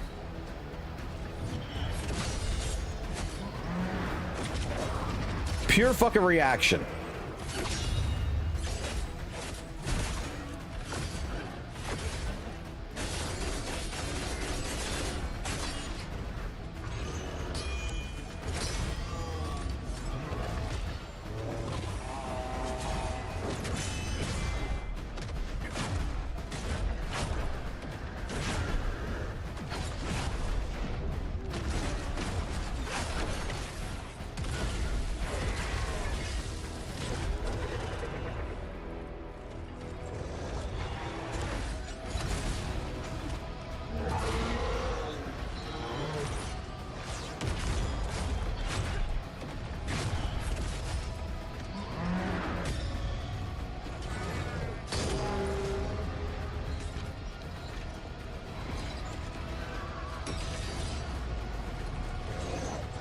Oh shit.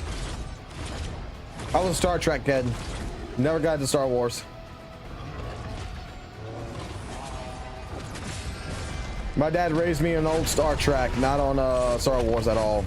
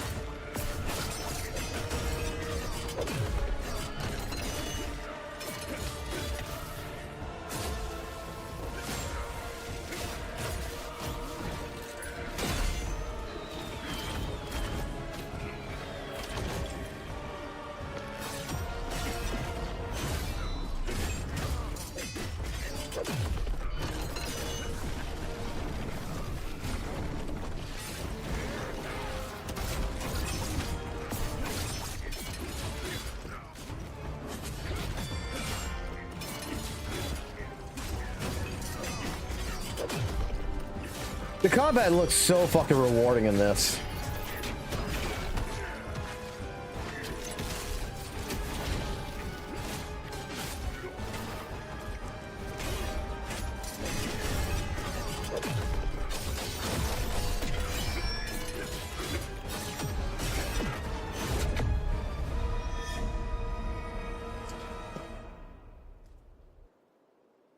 I think they have put together an amazing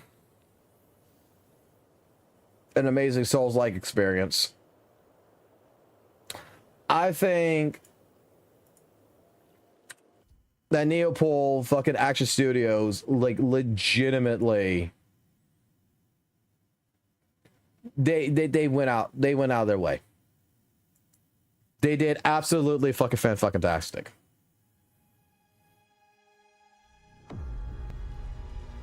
I think the cinematic art direction they're taking, I think that from that point, from the combat,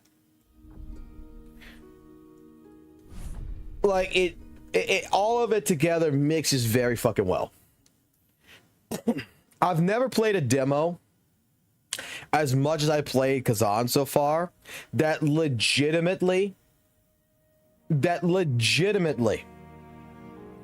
makes me so fucking badly want fucking to get in a time machine right now, or just sleep till the 27th and wake up and fucking start playing this game.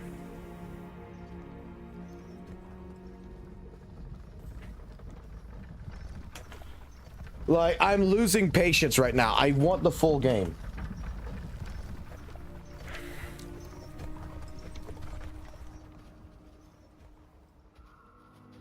Because I'm not sure if anyone out there, right? I'm not really sure if any of you guys who's played Elden Ring, Dark Souls, Demon Souls, you know, Wukong, and Lies of P.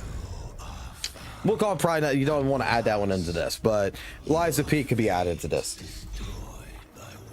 There's one thing that I love about Bloodborne, I love about Dark Souls, I love about these series games, but there's something I also hate about it in the same case.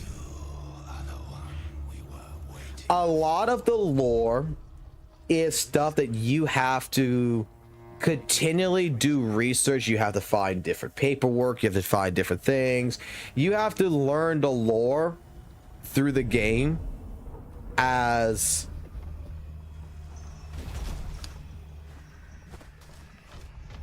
let me put it this way.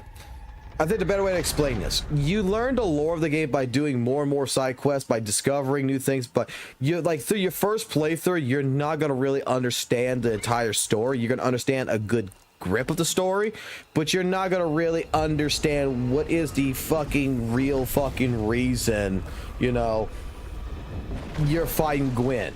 You're like all this other shit. That's why, like, you know, a lot of people make a lot of videos on Dark Souls lore, on Demon Souls lore, blood lore and such, because a lot of it gets very fucking heavy and gets very confusing in a short fucking time frame. And to learn the lore, you go through several different sources to find it, or in the case scenario for a lot of people, you play the game 100,000 fucking times, and every time you play it, you get a little bit better at understanding the lore until you grasp the lore. Neo was a story-based game. Khazan is going to be completely story-based, to where we're going to learn the lore through cinematics and everything else. And I'm actually kind of happy about that. That casualization, I fucking love. I'm not gonna have to go play 35,000 times to grasp the entire Gwyn lore story here with the children and everything else, and understand why, you know, every aspect from Gwendolyn and everything else, why they're doing this, why is this so important. Archeris and everything, the wolf puppy lore and everything else. I mean, No. Stop. it's gonna be point blank simple. I'm getting cut scenes, I'm getting a story that is gonna actually flow together, and that's great. Lies of P, you know, I'm going to say, like, I didn't really, I'll put it like this. I didn't really understand the lore of Lies of P that much if I would have never fucking understood what fuck Pinocchio was about. I need to find a way out of here. That was a convoluted mess. The story, the way it told the story is just like, Where is he? particularly for me, was all over the place. Then learning the ending about what you actually are versus, you know, Geppetto. It's like, oh, that shit blew out. That shit actually was kind of fucking more of a horror fucking style.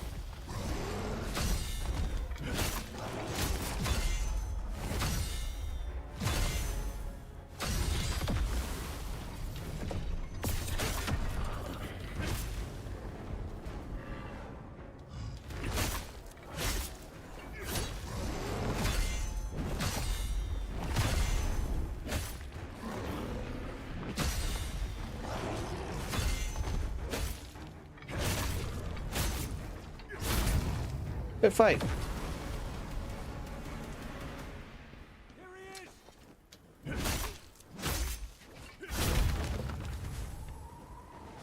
I really do think that this game is absolutely... I'm gonna say it like this. This demo's already won Game of the Year for me. And we haven't even started this fucking year. But this demo has already won Game of the Year for me. It's such a fucking well done, polished product.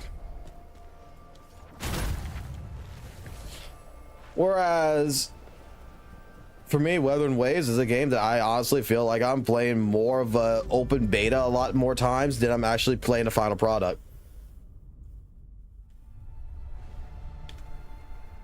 Shit, fucking ZZZ as a gacha game feels more of a more completed than Wuthering Waves does.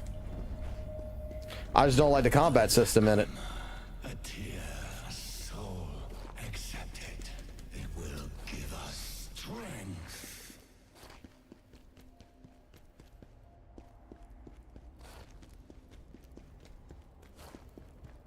Oh, Noisy, you were a Star Wars kid, so that must mean you played the other Souls-like experience, EA's version, the Jedi game. I forgot about that one. I tried that one. I'm not gonna lie, I didn't like that game. That's one of the newer style fucking Dark Souls games that I really did not like.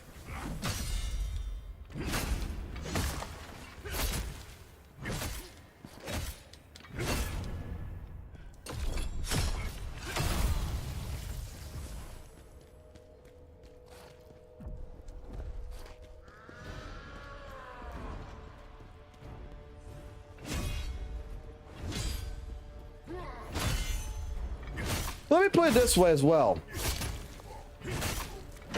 We talk about Kuro being one of the best developers known to man, right?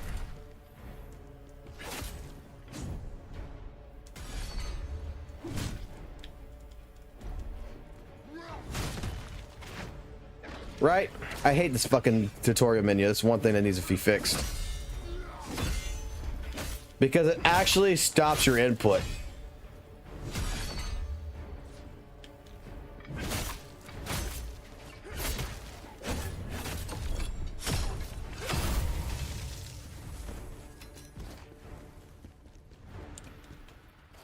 But no, not sure if anyone's still there that can now attest to this. How many times have we heard how Kuro is honestly better than Hoyo, one of the best developers out there, that we have to praise the shit out of Kuro, right? We hear this all the time from a lot of different content creators, that Kuro cooked, Kuro did great, Kuro is amazing. Their events, everything they're doing, they're adding and such, everything's great, right? You know how many times we've heard that, right?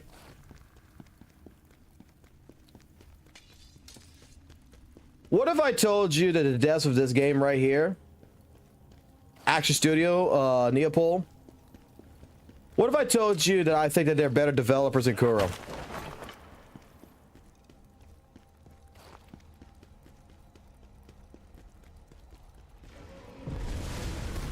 That they actually truly love their product more than Kuro loves Wuthering Waves.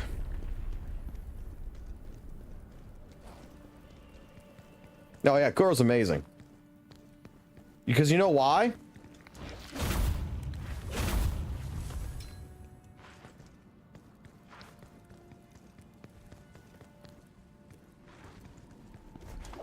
Oh yeah, it's more of a meme anyway, but you want to know the reason why? I would say that I think that Neopol Action Studios is better. It's actually better developers. Because they're not focused on monetization. Because they are still fixing this demo. They're still updating a demo that makes no fucking money.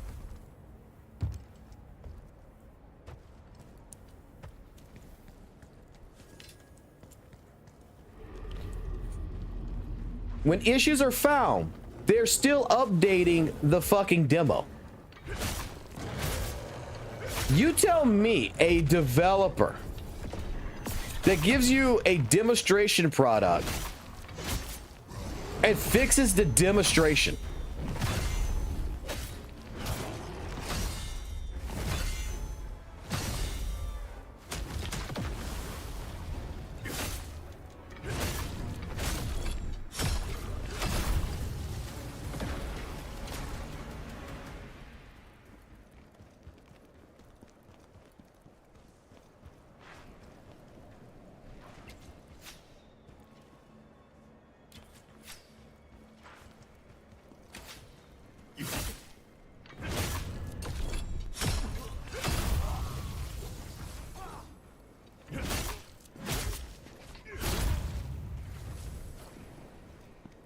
Like, they don't have to fix it. They can be like, okay, well, we'll just wait till the full game's release.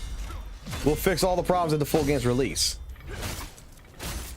They're still updating the fucking demo in Steam and on PlayStation and on Xbox when stuff gets reported.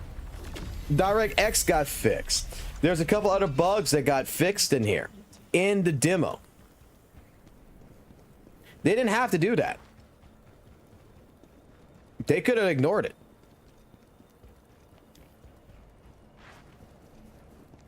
But they're fixing the demonstration of this game as much as they're putting all that into the final product.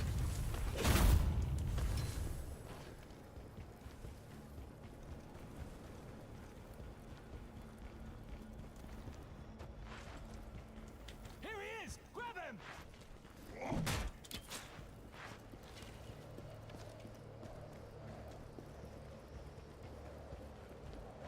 I'm doing pretty good. I'm actually feeling a lot better about myself nowadays. How about yourself, Prey?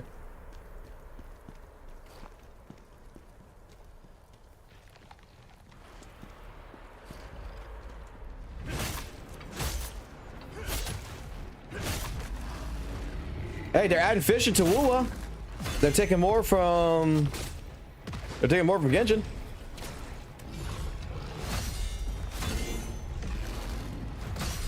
Boy, you should have been here earlier, man. We were talking about, you know, basically, you know, how much Wua has turned into Genshin.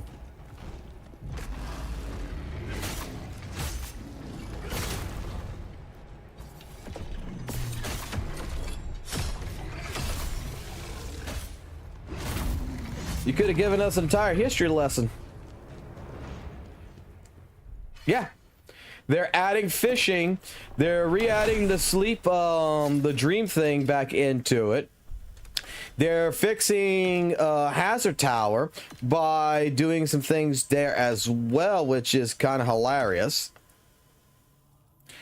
Basically, what they're going to do at Hazard Tower is they're going to buff the enemies in it, but they're going to reduce the resistances. So, you know how, like, if you go fight in the tower, and it's supposed to be a weekly, Tower Versus is now going to be a weekly change. It's going to be a weekly reset.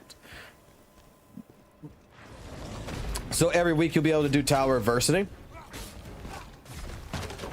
But in general, what I was talking about here is that what's so funny about what they're doing with it is that, you know how you go play Weathered Waves, and if the tower says that, you know, this tower's made for Spectral, but, you know, but at the same point that you're gonna have like an additional like 15%, you know, against you if you play a Havoc character because it's not made for a Havoc character. Yeah, they're reducing that. They're changing it to where resistances aren't gonna matter. But they're gonna buff the enemies to make them stronger. Basically give them more health. They're gonna make them bullet sponges. They already got videos on it and everything else from the beta and everything, so it's kind of fucking hilarious. And they're adding fishing into the game because people want fishing.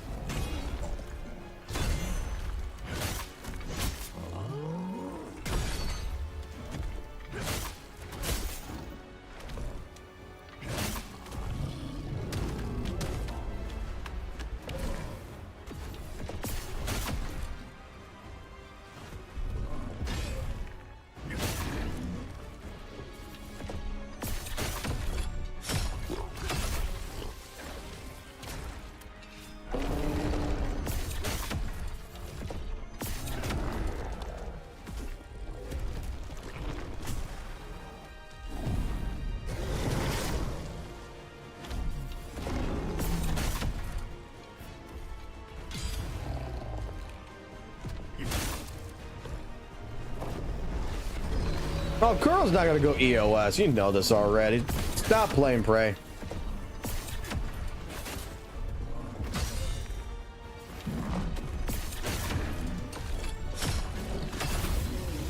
And since we got art cons and such,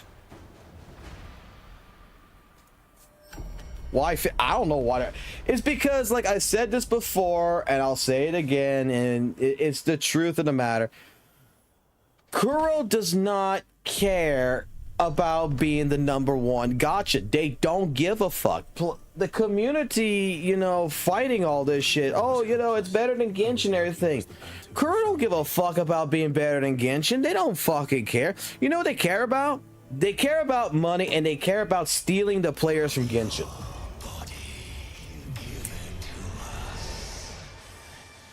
They want Prey right here. They want Prey, who keeps talking about how amazing Genshin is, to play fucking Weathering Waves.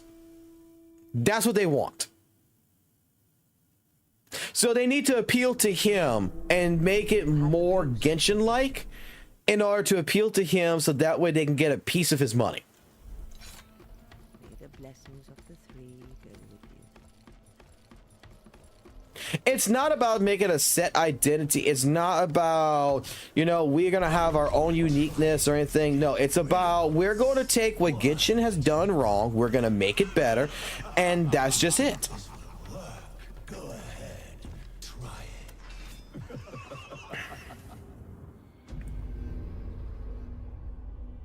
Because regardless of what you say, what Weathering Waves is just a better version of Genshin.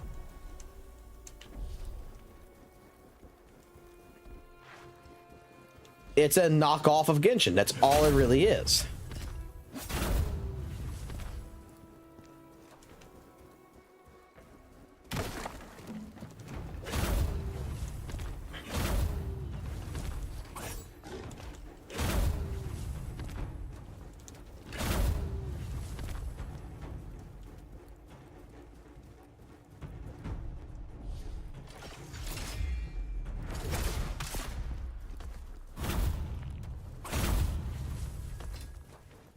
It is.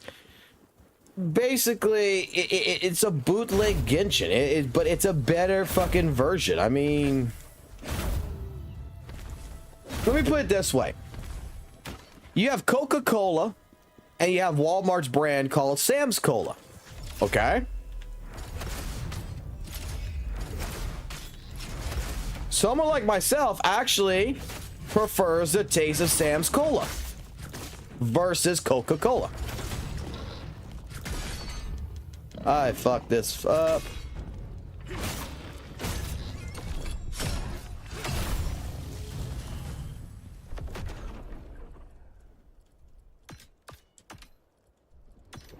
Fuck, I'll start playing fucking Genshin.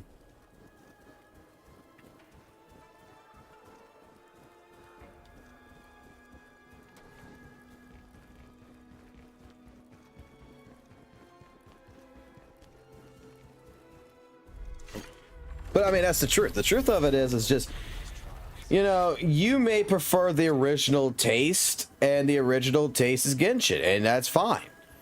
But I'm not gonna lie. I mean, Weathered Waves does appeal to a lot of players, and it's changing its formula more and more to try to represent itself more like Coca-Cola. You know? So Sam's Cola has the same fucking ingredients as Coca-Cola, and is trying its best to mimic the taste of Coca-Cola. That's what the fuck it is. It's the same fucking concept. It's not something, it's not fucking Dr. Pepper. It's not fucking Mountain Dew. It's not building its own identity, its own flavor. It's mimicking a flavor. That is what Weathered Waves is. And some people prefer that.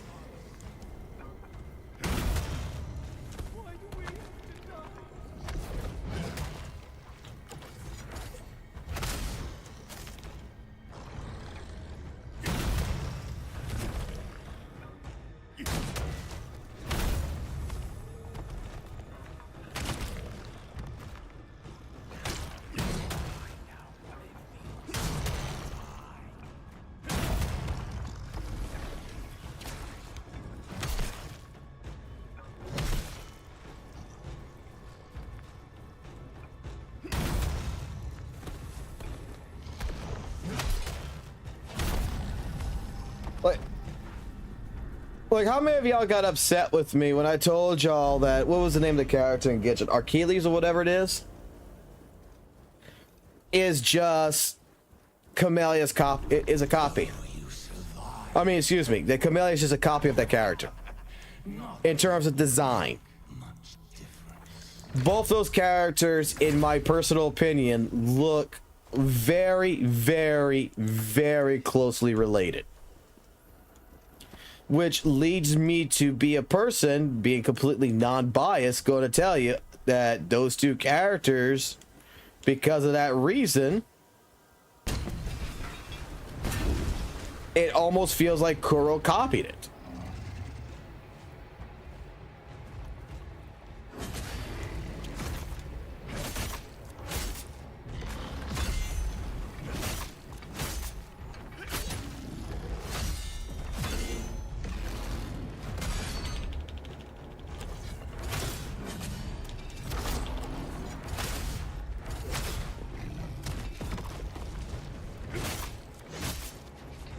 And what a lot of people don't also understand, it seems like, and I think you guys are smart enough to understand this, you do realize that Hoyo and fucking Kuro have a very good working relationship with one another, right?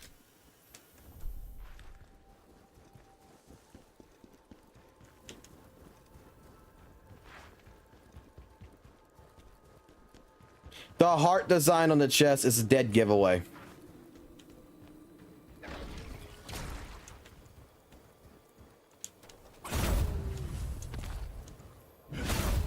It might not be like embedded, it might be part of her uniform, but the location, everything about it, the four petals, everything, it's basically straight up.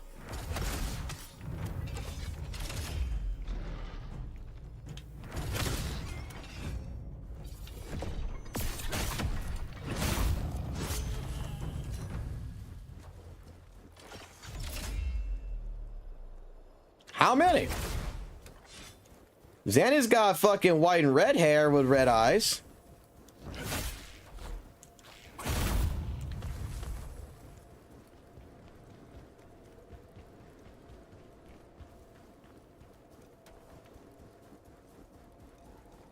I'm just saying design-wise. That's all I'm saying.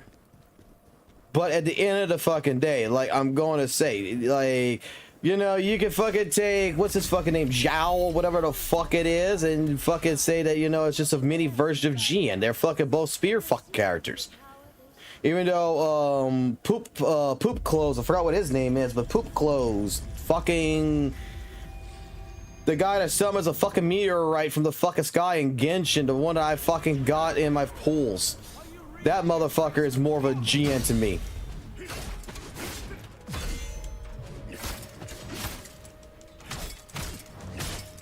Because the way he throws his fucking spear is basically identical to the way the fucking Jian does it.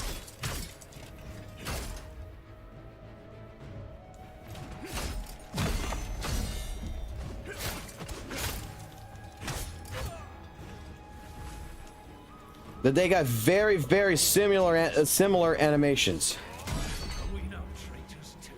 You can tell I'm grasping at straws.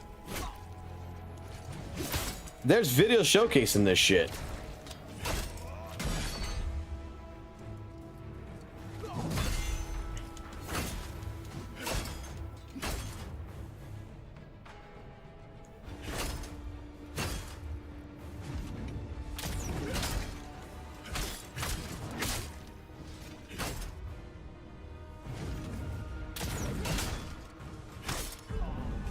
Just want to play fucking guard, bro? We can play fucking guard, bro.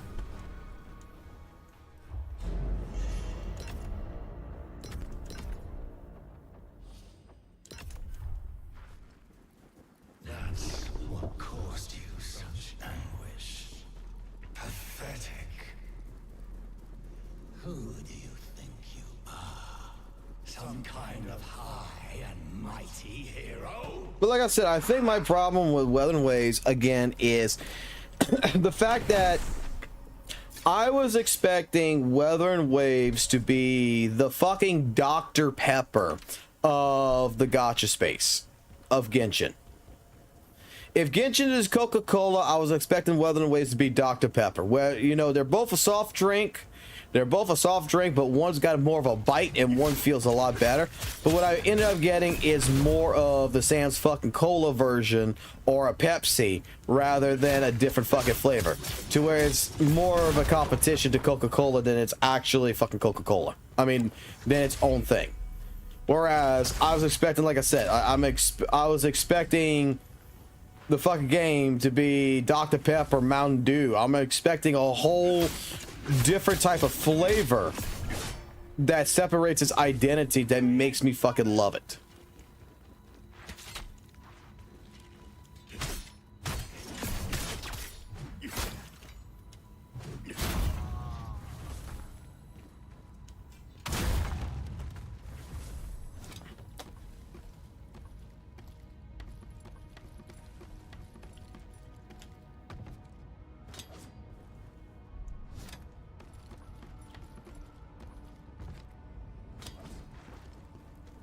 Dude, Kurobots are just fucking stupid. You know what? I'm gonna say it like this. Kurobots, Hoyle Shills, all of them are retarded.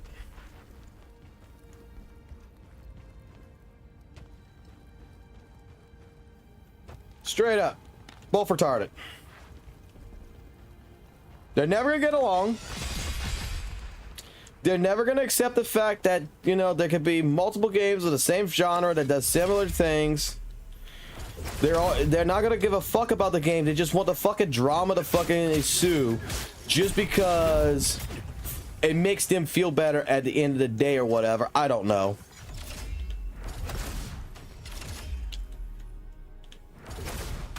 And honestly, I'm fucking thankful that I'm not fucking getting involved in this shit no more. Because people like St. Jonas gives me a fucking brain aneurysm every time I fucking hear them speak.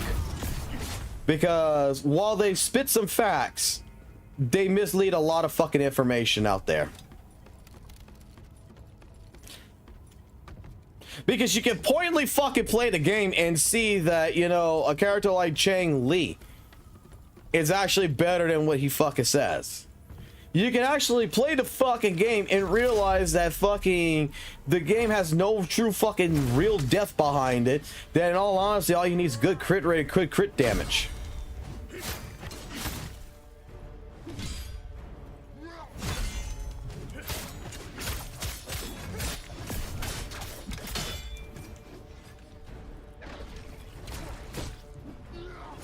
You can play the game and you can find out people like Fobster and everything else is actually telling the fucking, you know, actual fucking facts. And they're not actually insulting Wuthering Waves. They're just fucking spitting actual fucking facts about, hey, how the core gameplay actually is. You can play the game and understand that a lot of this is not what people think it is.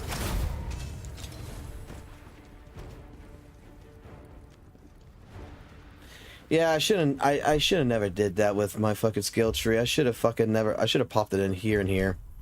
That would have made the fucking fight better. I'm gonna fix that here in a second.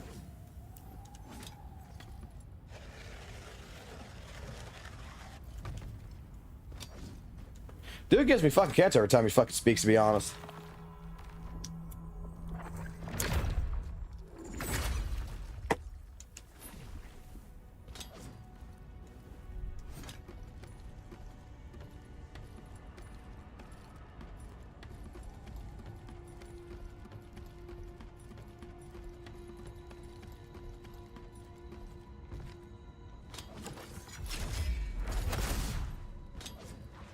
I mean, the real reason why we probably never actually spoke is because the dude's fucking scared to fucking actually fucking debate me.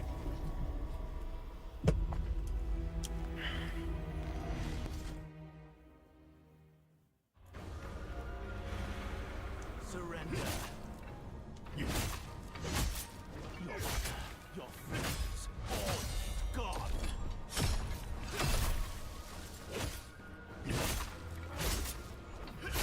You have nothing left to fight for.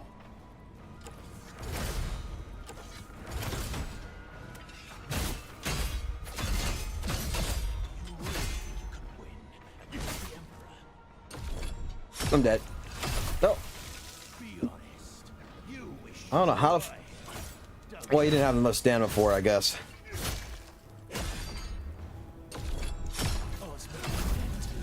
Should have been dead though. That should have killed me. Ozma, my friend. I'm not gonna lie, that should have fucking killed me. Boy, this is an actual good run so far. Actually, it's not a good fucking run. Oh wait, nope, it's a good run now. I'm like, yo, I didn't get my fucking perk for that. I'm like, this is a bad run. If I would not have gotten that skill point, this would have been a bad fucking run. I'd be going fucking face the Blade Phantom and I would be fucking definitely fucking biting my asshole right there, fucking showing out the fucking chocolate starfish.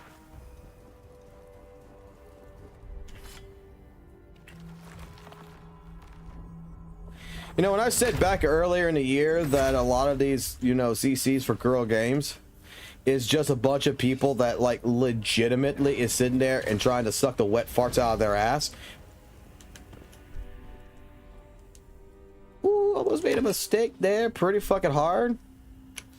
I mean, I still made a mistake, but okay, swap weapons that already have fire on it, but hey, at least you know what?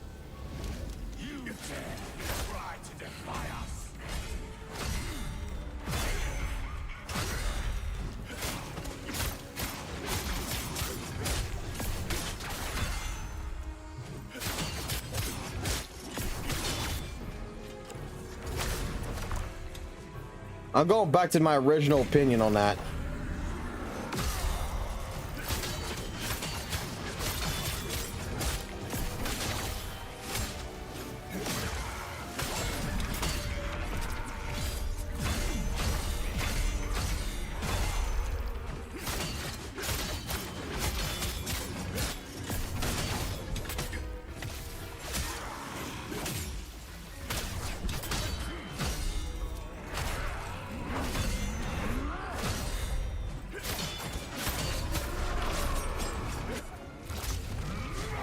Actually, that was a good fight. Holy shit.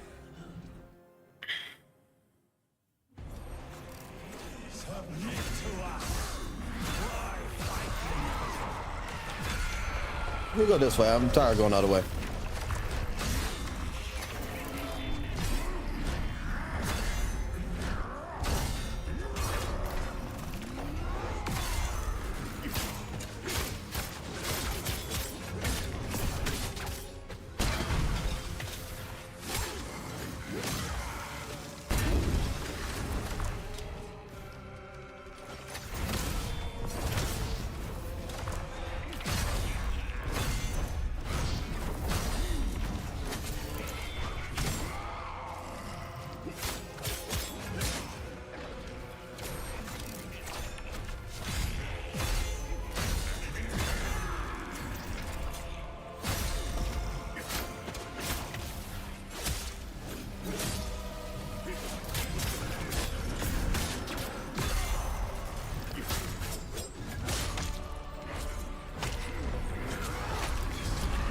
Is that death? Ooh, no, it's not death.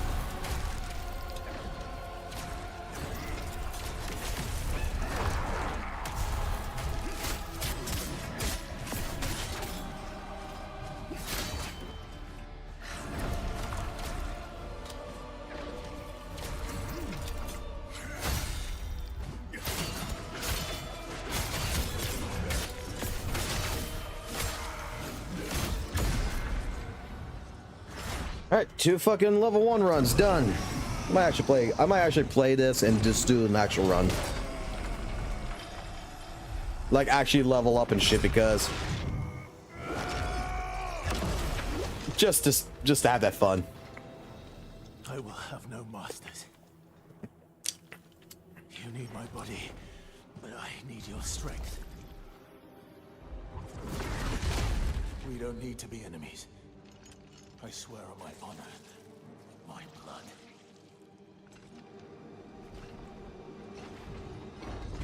We can work together, cooperate. You help me, I help you. It's this. Go. Coco's 100% right. This is what is required. We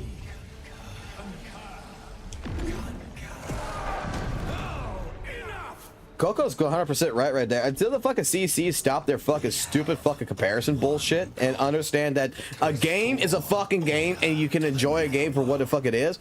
I mean, all the communities are gonna be fucking shit. They're gonna all be fucking retarded.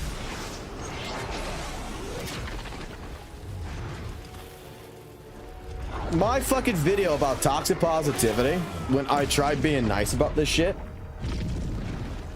was straight up a video that was against fucking Saintonis at the time, Kazahama, all of these fucking people that was legitimately glazing the shit out of Weathering Waves and instigating a fucking fight every fucking time that they fucking open their fucking mouths.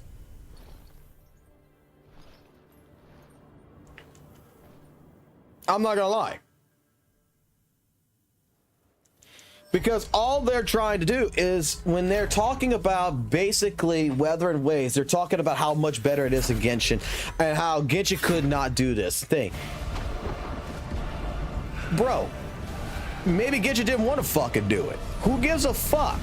Talk about fucking Weathering Waves without fucking mentioning Genshin. I guarantee you it's going to fucking kill you. Like, you straight up are treating fucking Genshin Impact like it is your fucking ex-girlfriend that just would go ahead and went suck another man's dick.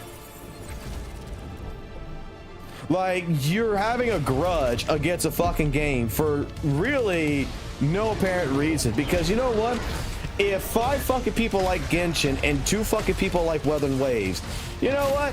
Hey, we may say once in a while, you know, hey, we don't like Genshin Impact, but you know what the 2 of us are going to really say? Me and the other 2 people are going to say with Weathering Waves? We're going to talk more about how cool Weathering Waves is rather than what fucking Weathering Waves doesn't fucking do.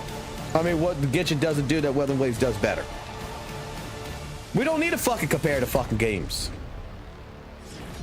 Let's talk about what we got, and let's talk about how we can make what we got better.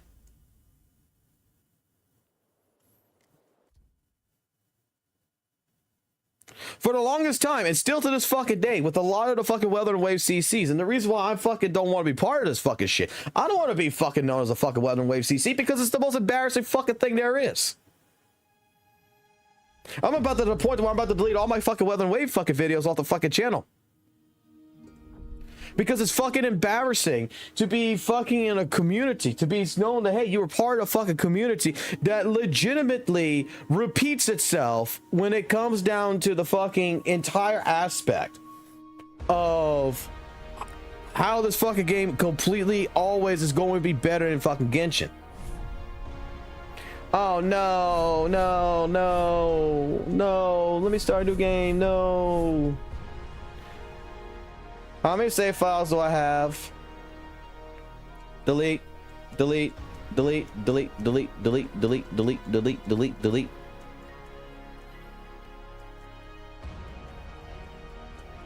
$41 minutes, 29 minutes, 38 minutes, 32 minutes. We can complete a demo within about 23 to 38 minutes, it looks like. That was 38 minutes right there. So 38 minutes is the norm of completing this at level 1. Yeah, you can only have so many save files in this game. You can't continually have 1,000 fucking save files.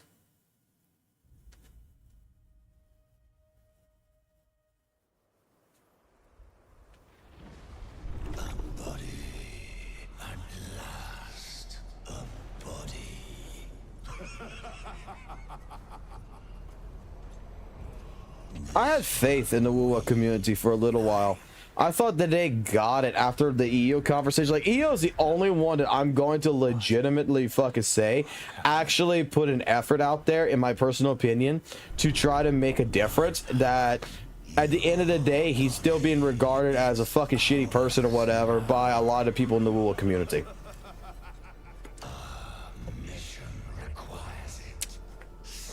Fuck no, I don't want to play Weathering Waves. Look, I'm not even worried about even getting the fucking skin for fucking Sandwa in there. Join us or get out.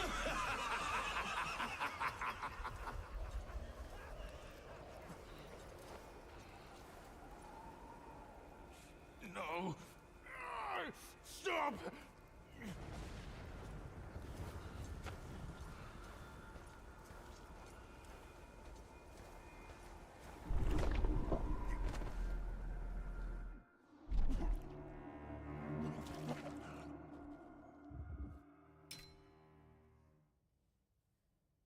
Delete Woowa? Want me to delete Woowa? I need to find a way out of here. You want me to delete Woowa? Is that actually a fucking challenge right now? Is that actually a challenge? Is someone challenging me to delete Woowa? Okay.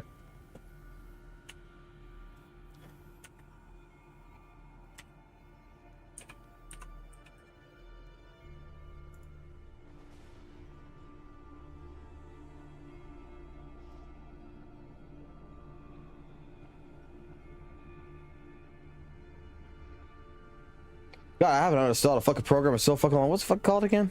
Programs and features.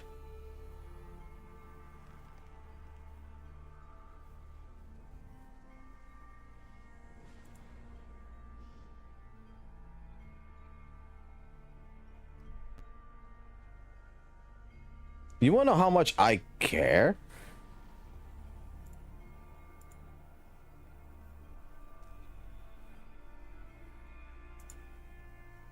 Wow, Yang Yang was crying. Now she's dead. Now they actually fucking look. They actually gave her a halo and everything. They actually fucking.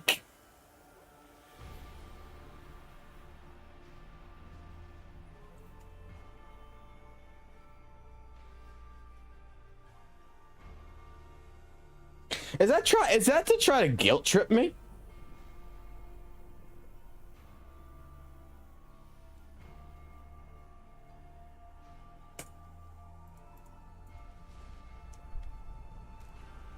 Kuro Games is trying to guilt me?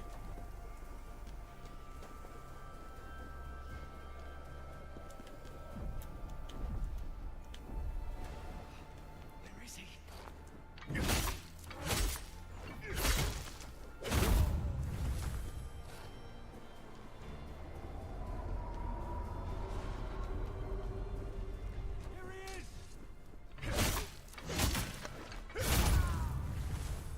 That was funny. I'm not gonna lie, that was actually kind of funny.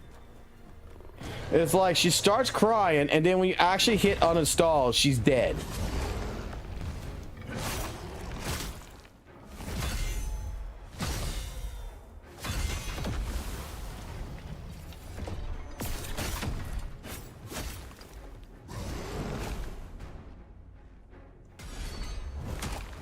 Coco's right.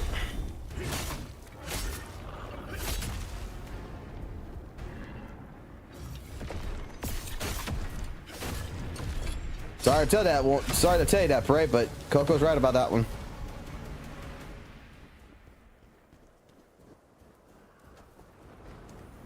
No, they fucking hate video games.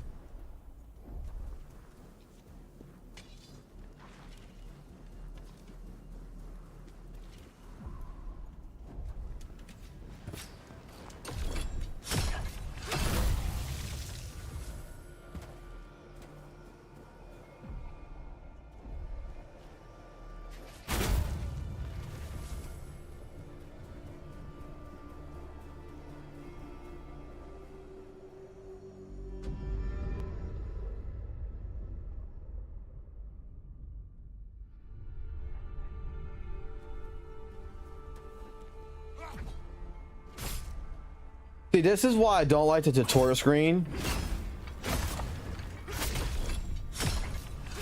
Because I held the guard button throughout that entire process and it never fucking activated because I got too close to the enemy. A tear, a soul, accept it. It will give us strength. Shit, I'll play Stellar Blade when it comes on PC. Because I'm waiting on my tax return right now. Once I get my tax return, I'm buying another fucking gaming system. And we're going to be putting in dual 4090s in it. Alright, priced all that out already. We're going to be doing... I'm debating right now if I want to do AMD Ryzen 7 or if I want to do a Core i7. 14th gen.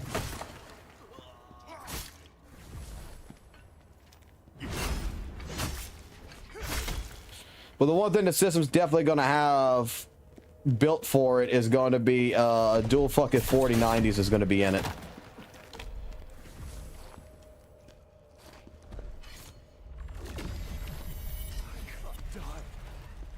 I need to see my daughter.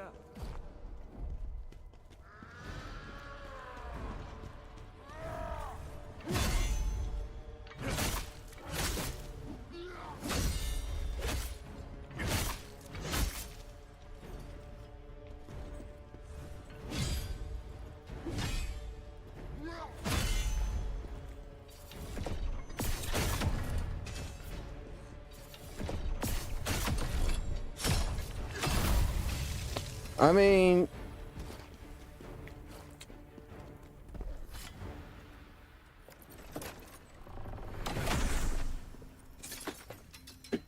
personally, I think that I don't know what his taste of game is. Maybe he might, you know, maybe there's maybe something that's not come out yet that he particularly wants to play. You know, that's understandable. I mean,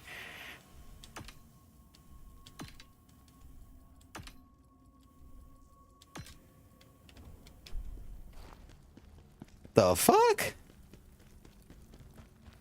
The fuck? Wait, what? Games like PTR will give the same experience as games of God of War, Elden Ring, and Baldur's Gate?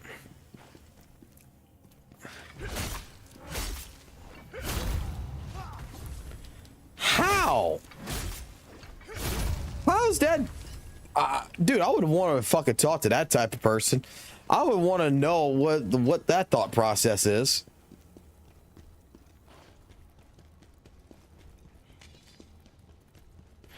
That's like someone telling me that I don't have to play this game, that I can play Weathered Ways or another gacha game and I get the same experience that I get with Khazan in a Dark Souls style in Woo or some shit. Like, how?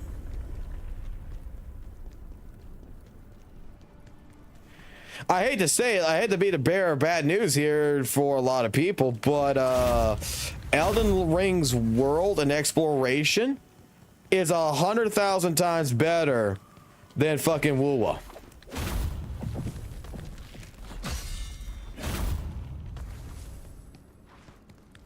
Woowa cannot compete to Elden Ring.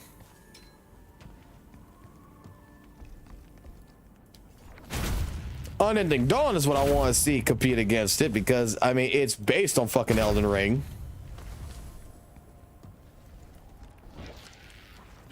The world modeling is basically Elden Ring.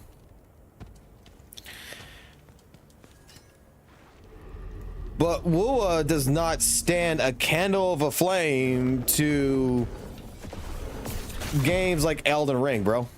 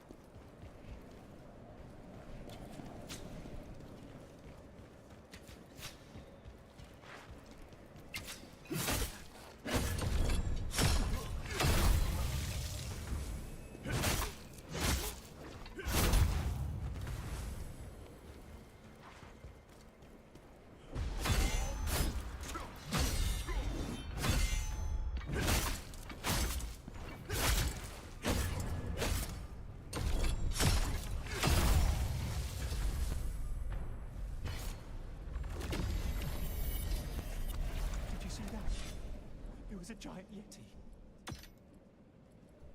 Well, let me put it this way, like, look, the reason why I even got started in Woowa, to be completely honest, look, before Weathered Ways, man, I had played Devil May Cry Pika Combat as a gacha game. I said, fuck this game, I'm done with it, I'm not playing no more.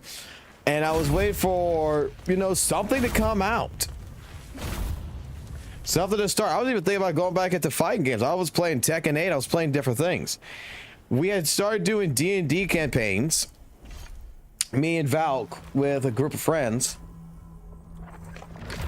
The night of fucking Weathering Waves release, Valk lets me know that Weathering Waves is out. I said, sure, I'll give it a fucking shot. I got nothing else better to fucking do. Here he is! Grab him!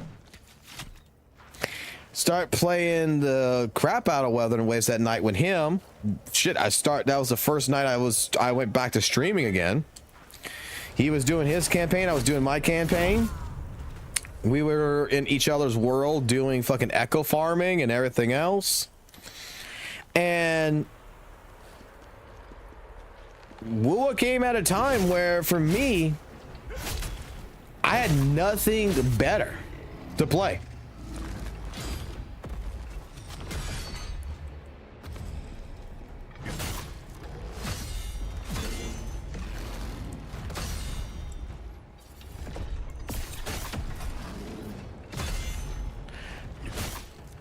I genuinely enjoyed it. I said, hey, this is a great fucking gacha game, bro. We both agreed that it was better than Genshin, and legitimately, I made it my first gacha game. I enjoyed it. No big deal, right? And all last year, the only game that I played besides Weathering Waves last year was Wukong. Wukong was the only other fucking game that I played at all in 2024 alongside Weathering Waves. I didn't buy no other games. I didn't play nothing else. There was nothing else that was interesting to me. Only fucking yeah, only fucking Wuwa and Wukong were the only two.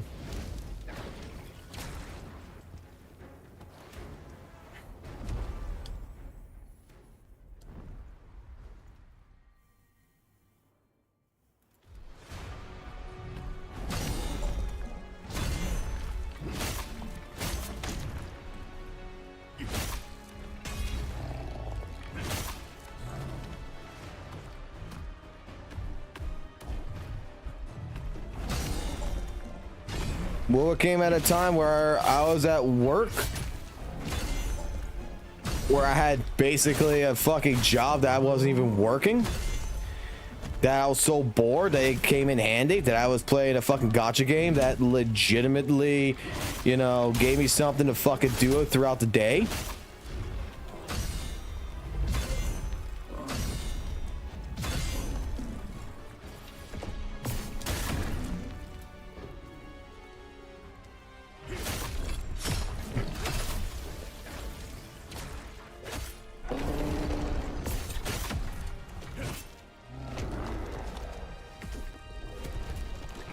And with 2025 here,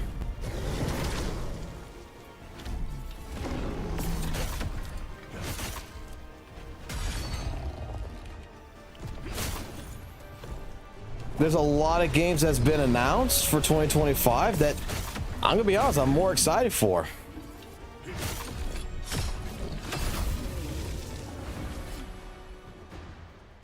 I think 2024 was actually a bad year for fucking video games. I'm not gonna lie.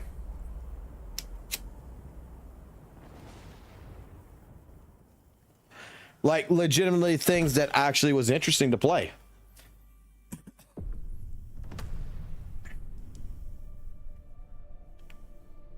Like, I'm trying to think what came out in 2024 that people were excited about, because there is nothing I know of that was exciting in 2024. 2024 was the year of gacha, in my personal opinion. With ZZZ and Weathering Waves and Wukong, that's the only 3 games in 2024, in all honesty, that I played. Are we awake, sir?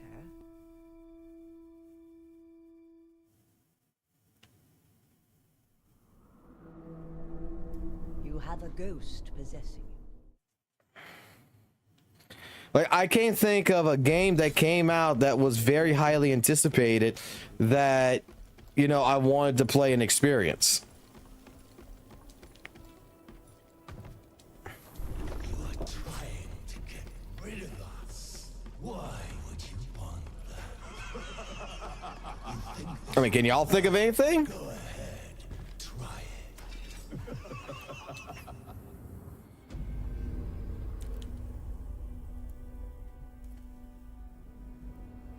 I agree with that.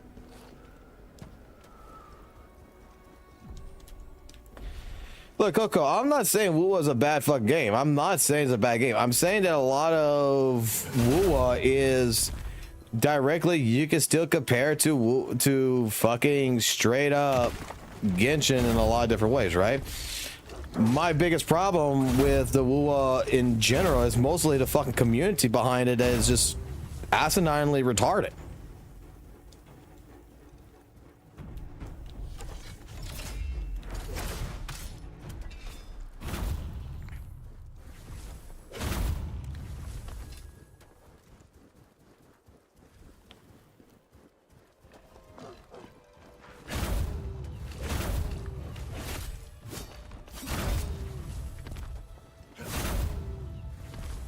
When it comes to Wukong, I'm just going to say I got my experience out of Wukong. It was great. It's not a game that I would legitimately go back and play again. Like,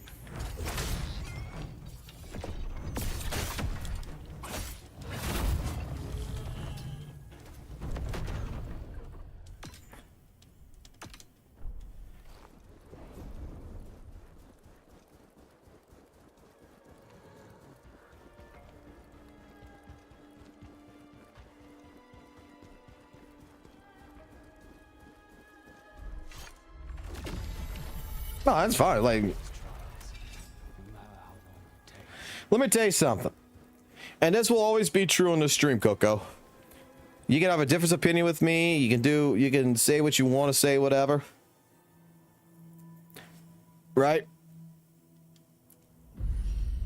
You don't have to worry about ever being fucking banned or anything like that fucking here, in all honesty. Unless you straight up become a fucking dick, then we have a little bit of an issue.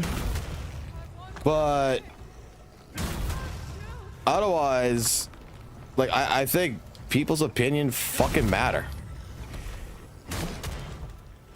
And I'm not sure if you guys noticed this, but a lot of Weather Waves people don't like people's fucking opinions. Unless it's an agreeable opinion. You can't have a fucking difference of opinion. That's another fucking reason why I don't like that community. You know?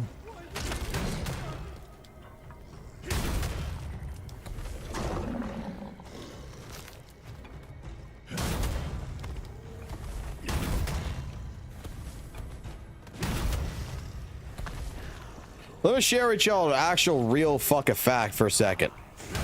And it's about Weather and Waves.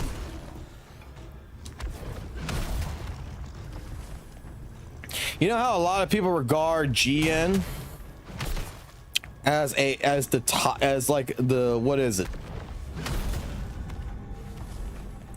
The SS rank or whatever of Wuwa, like he's the best character, the hardest character to contribute to, but he's absolutely like an S tier character. Like let's say Chang Li, in some people's mindset, is a B rank. Jian's an S rank. Like he is like the god, like one of the best characters in the game, right? Let me give you a real fucking fact. Jian's an A rank. Jinshi is an S rank.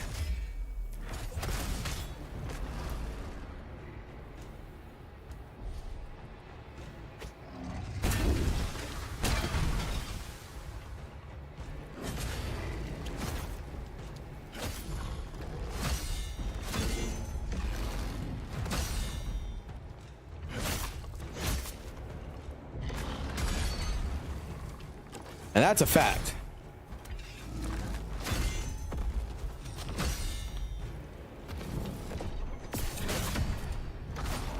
Like, GN does not hold a candlestick to Camellia.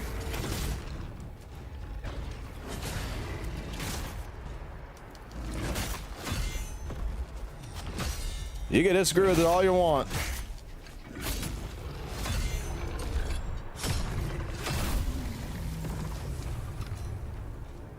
I'm not talking about value. I'm talking about fucking absolute fucking complete other fucking raw strength here. With the nukes and shit. Because Jin technically has got a nuke with his ult. His first hit's a fucking nuke. Jinshi's fucking resident skills a nuke and everything. In terms of actual fucking like characters and what their kits provide and the fucking amount of fucking, like I said, my summon 3 Camellia is comparable to a fucking summon 6 with an R6 weapon GN.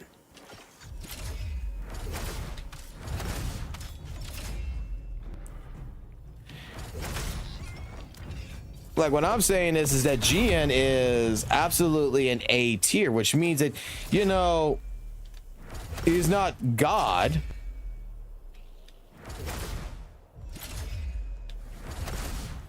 Oh my God.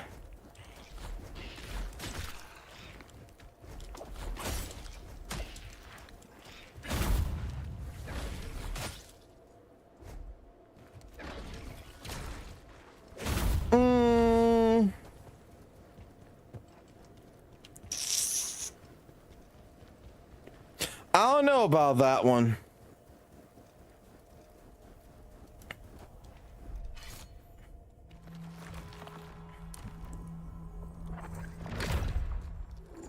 I do not know about that one.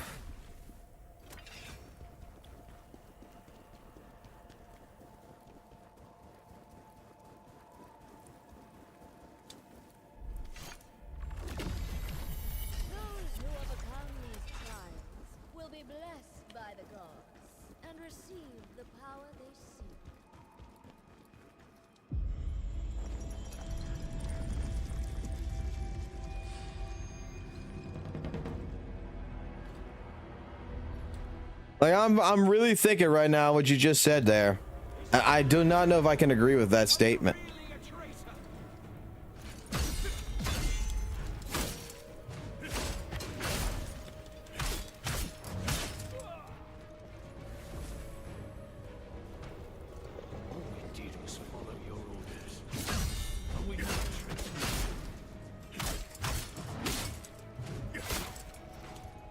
Like, I need to understand your definition of it.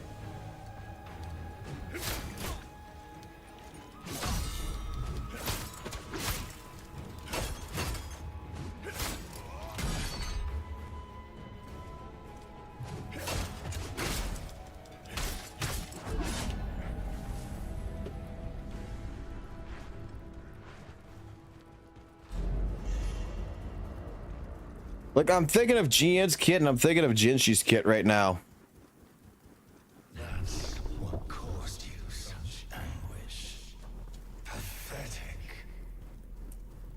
Who do you think you are? Some kind of high and mighty hero?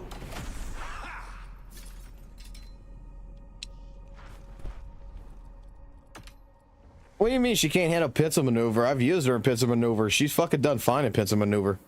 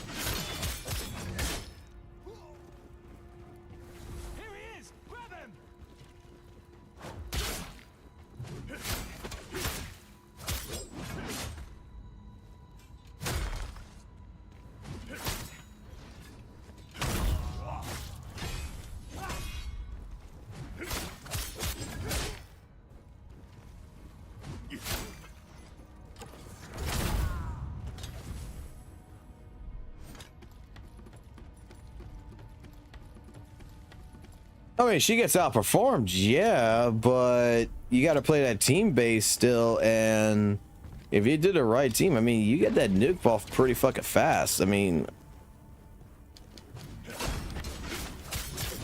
and just like Gian, it wipes the face. The difference is that Gian has a continuation.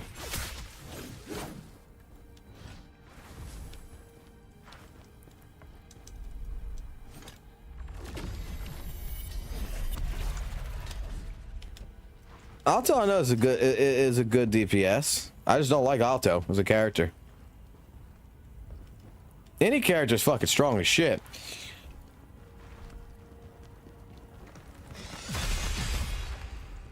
Like, I can see what you mean by outperforming. I do agree with that, because like GN still has a continuation after his ult, compared to Jinshi, where she really doesn't have a continuation.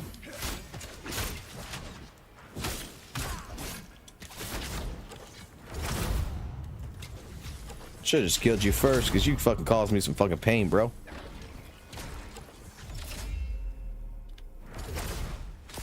Actually, no, what I should do is I should unlearn this guy and put this guy back. I want to try without it, but I need the extenuation of the combo.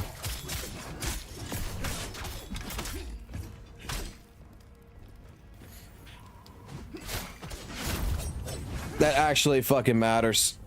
To be able to extend the combo.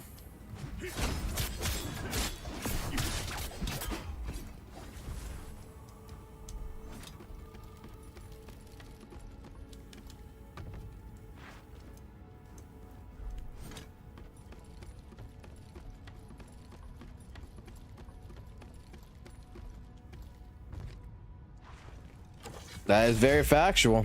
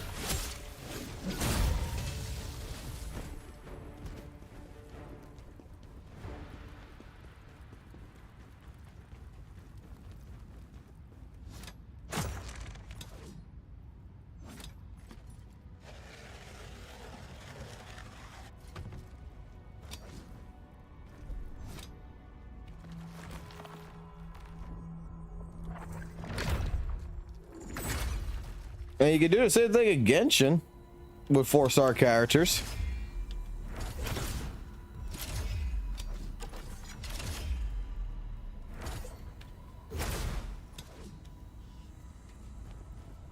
I mean,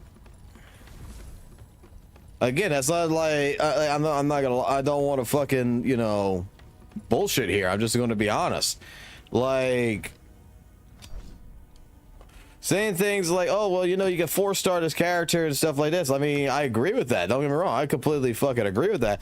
But, I mean, I've heard and I've seen videos of fucking 4-star fucking Genshin fucking characters. Fucking Valk did that shit. Valk got pissed at someone for saying that you can't use a 4-star character to complete their Spiral Abyss or whatever it was. Valk fucking has a fucking video on his channel fucking taking just nothing but 4-star characters and proving how fucking easy Genshin was.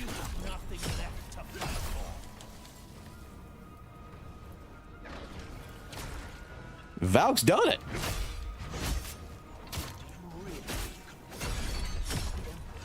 I gotta go find that live stream that he did. I was there for that live stream, because what you just said right there is what he fucking was all against. He's like, I can do it with a fucking 4-star character. Yo, you can't.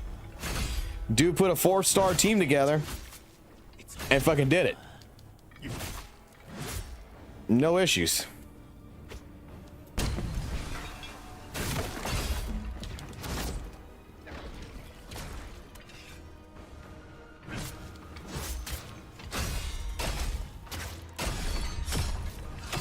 But that's the point. The point is that you don't play the fucking game fucking solo.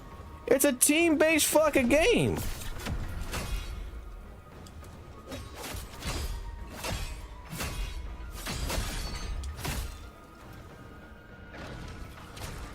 Dude is going really aggro.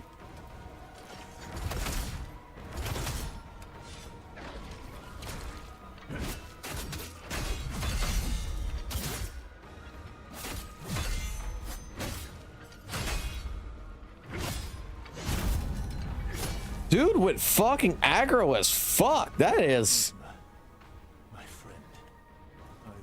different. What the fuck did they do to the fucking demo update? Did they just make it to where sometimes he's just more passive and some days he's just like some runs he's just fucking aggressive? You really think you can do this? I was about to say, like no offense here, but like, Stupid little mortal. who gives a like? I'm gonna be honest. Like, who actually gives a fuck if a character can solo or not? Like, who honestly really cares about that stuff?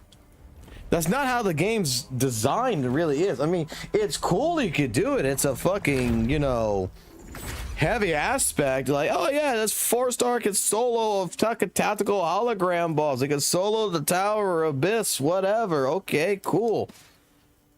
Awesome. Who cares?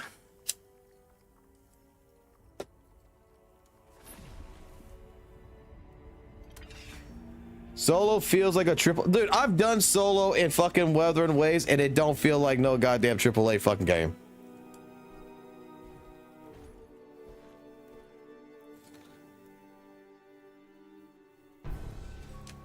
You dare try to defy us?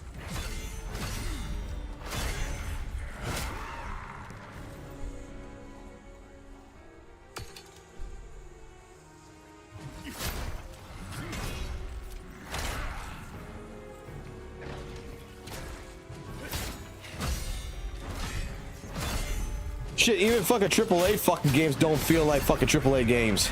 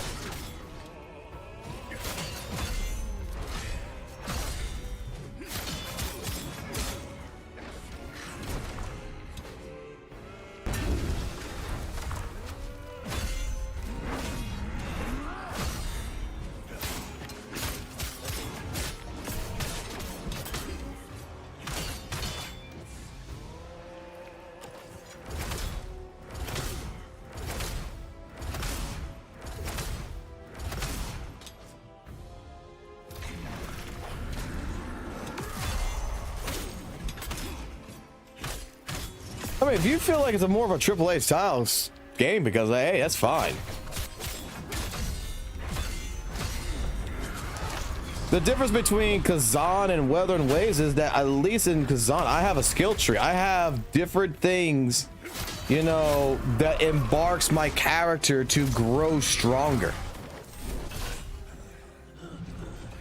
That I see visual representation of a character getting stronger. In Wua, I just got, you know, artifacts that are echoes that acts like an armor piece that doesn't really change the way that the character actually plays. If that makes sense.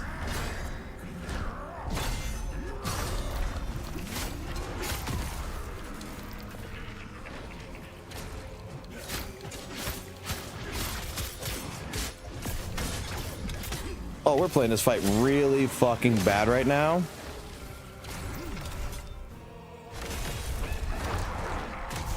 God damn it.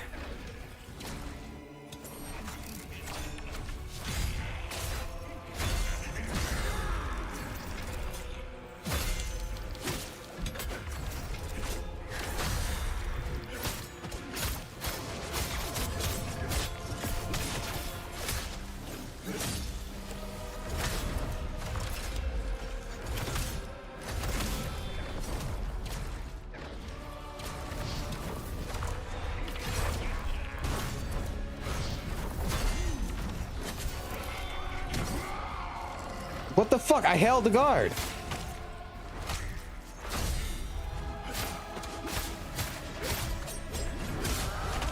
Oh my god. I played this fight absolutely like trash. Conforming to Karen's command. I played that fight absolutely like fucking trash. A new soul.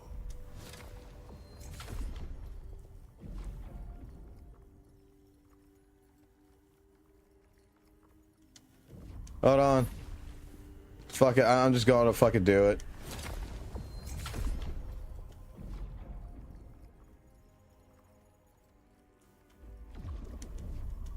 Because I also got the wrong spear too, which is also, I fucked up this entire run.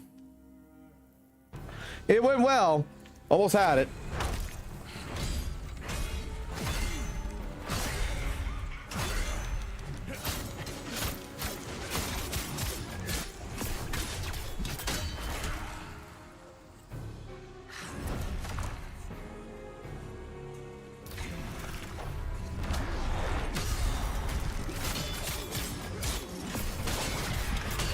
What do you mean?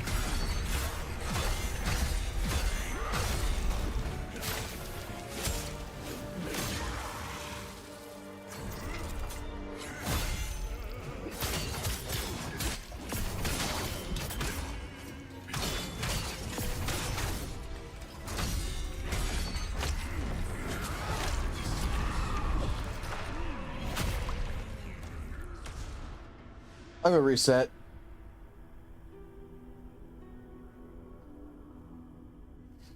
No, look, let's get to talk about WoW. I just uninstalled WoW. I can't play WoW no more because I installed it, which is fucking hilarious because WoW Kuro's trying to make me feel bad for uninstalling by fucking making Yang Yang die on my screen. It's actually kind of cute. But let's get into this conversation, okay? And this is my honest fucking opinion. All right?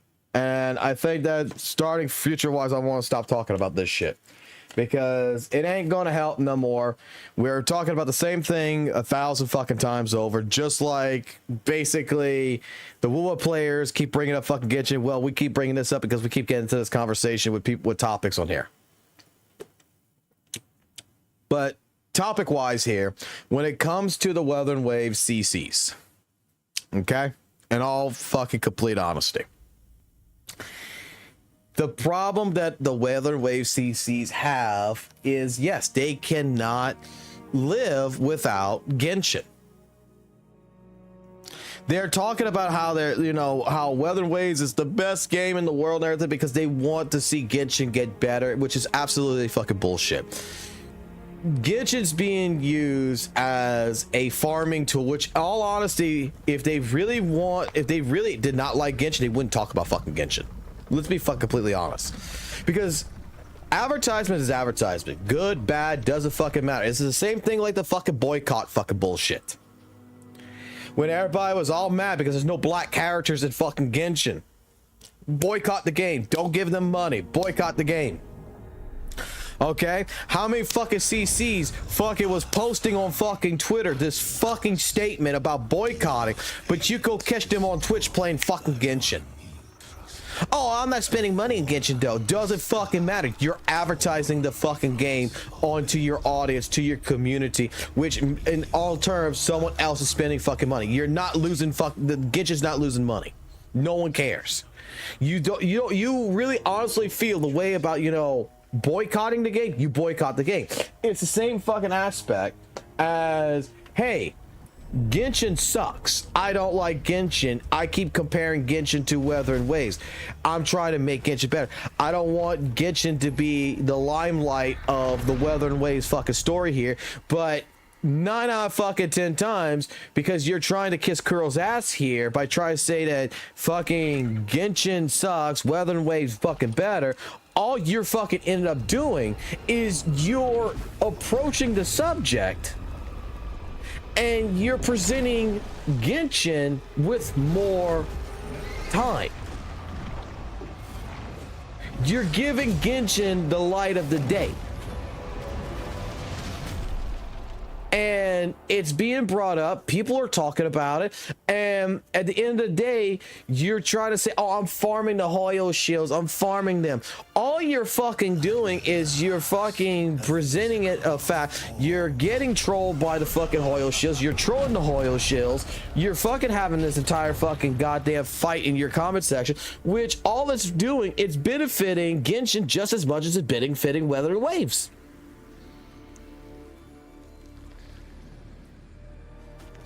I don't think there's a single fucking content creator in the Weather and Waves area that can take Weather and Waves content and fight it against Weather and Waves content.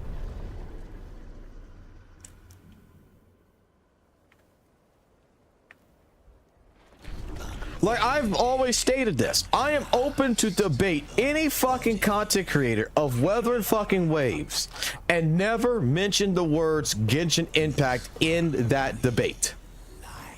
And I can tell you that there is several fucking issues in Weather and Waves that still has not been resolved, that it still has a problem with its own identity in terms of being just a game.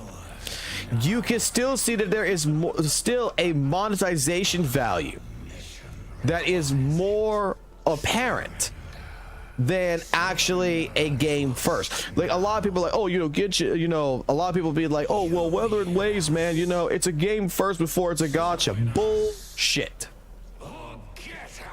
Bullshit. It is still a fucking gacha first before it is a goddamn thing. The difference is that the way Kuro Games handles their monetization in that game is very fucking smart. They're playing it to where they're making it to where, honestly, whaling in Weather and Waves is a hell of a lot fucking cheaper than any other fucking gacha game.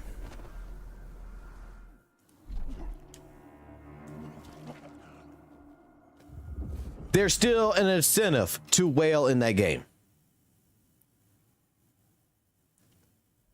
There's still perks to spend money in that game. They got a fucking skin for Jinshi that you gotta pay fucking money for. You don't get that shit free to fucking play. That's completely completely unattainable free to play wise. That's an incentive to make you spend money even as a free to play player.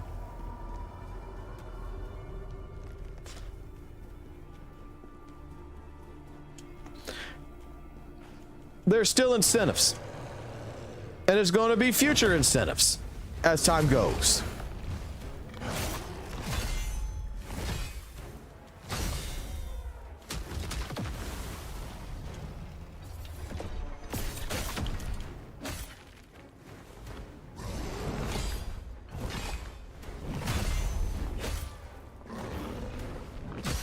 The problem is that a lot of the WoA community, the CCs in particular, had a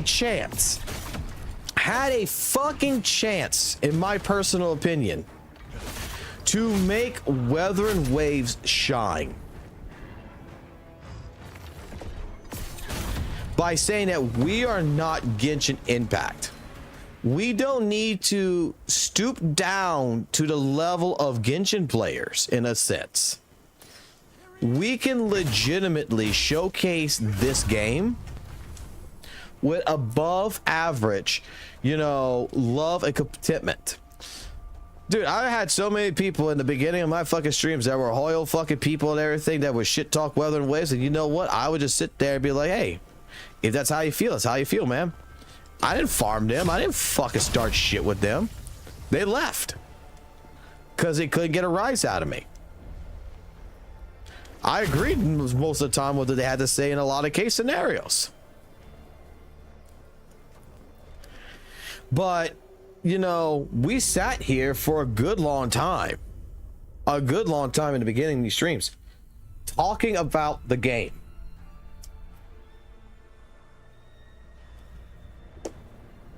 Talking about, hey, how the combat system's really great, but how I would like to actually see a true parry system.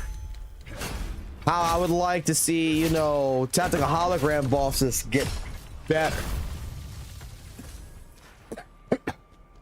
Taking video game knowledge of my historic value since I've been playing fucking games since back on the Super Nintendo fucking days till now, and just saying that, you know what, some different elements from other actual fucking games I would love to see in Weather and Waves, that there's so much room for improvement here, there, and everything else.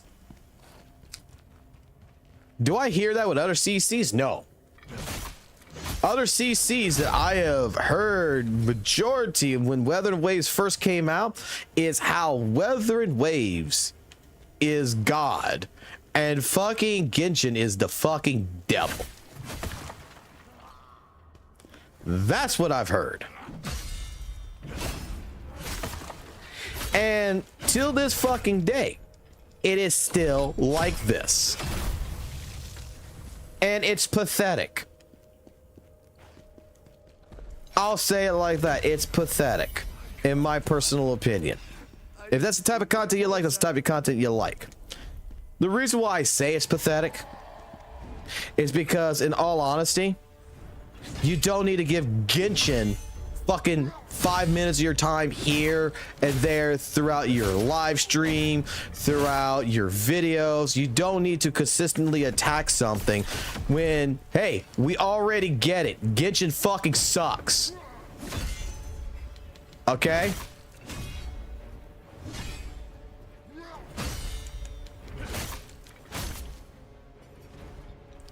The news bulletin's been out for fucking goddamn 7 months now. It sucks. We already fucking know. Whoop-de-fucking-do. What about Weather and Waves now can we talk about? That's only strictly Weather and Waves. And then now you're adding other games like what, Infield or whatever, other gacha games into this fucking entire thing, saying that Weather and Waves is better than them, that Weather and Waves approach is better, blah, blah, blah, blah, blah, this, that, yakety smackety, hoogity doogly, boogly wooglies. And it's like, it's the same course of fucking history. It's just repeating itself. To me, I would have thought, understanding the historical value of what has happened with Genshin and such, let's not approach it like this. Let's approach it in a different lighting. Like EO was fucking basically saying. EO to me is absolutely probably one of the absolute more understanding and better fucking takes on fucking gacha gaming than a majority of fucking people I've heard of. The dude doesn't go bashing fucking Weather and Waves. The dude don't go bashing fucking ZZZ. The dude don't go bash fucking Genshin. Yeah, he'll do a comparison. He'll talk about things, but ultimately the guy understands, you know, hey, look, let's talk about what the problem is with this character in particular compared to the rest of the cast of Weather and Waves. Not to what fucking Genshin or ZZZ's fucking done. Oh my god, when I hear someone say that, you know, something like, you know, fucking Camellia is the worst character, whatever, I mean, the best character, whatever, I don't hear that Camellia is the best character in Weather and Waves compared to another Weather and Waves character. I hear it's better character than this fucking a Genshin character. It's always fucking Genshin. And I'm going to tell you something. That does not apply. It cannot apply in my personal opinion. Because Genshin and Weather and Waves plays completely fucking different. I can't go compare fucking X character from fucking Genshin to X character in fucking Weather and Waves. Why? Because both gameplay has two different elements of style to its combat. GN is not going to play like fucking this character in Genshin. There's no character I know of that's going to play like Jinshi in fucking Genshin. I believe, if I'm not mistaken, fucking Genshin has 4 fucking character team, where fucking Wuwa has fucking 3. And then when you bring in the arguments, oh well, you know, you can solo with a character. Well, who gives a fuck? They're team-based games. They're designed under the aspect of using your full team to your full advantage. Okay? I've heard that argument from several different CCs as well. I don't care about that argument. That's not the point of the game. It's great that like Weathering Waves does its own thing to a certain point. It's great that Genshin does its own thing to a certain point. It's great. But both fucking games are identical. And like I said, all I hear is comparison of Genshin versus Weathering Waves, and there is only fucking hate that's pushed onto a game because otherwise there would be no conversation.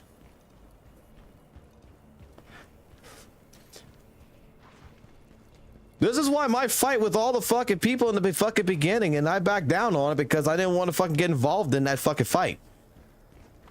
Because I don't see a necessary need to get involved in that fucking stupid fight. Because people aren't fucking dumb.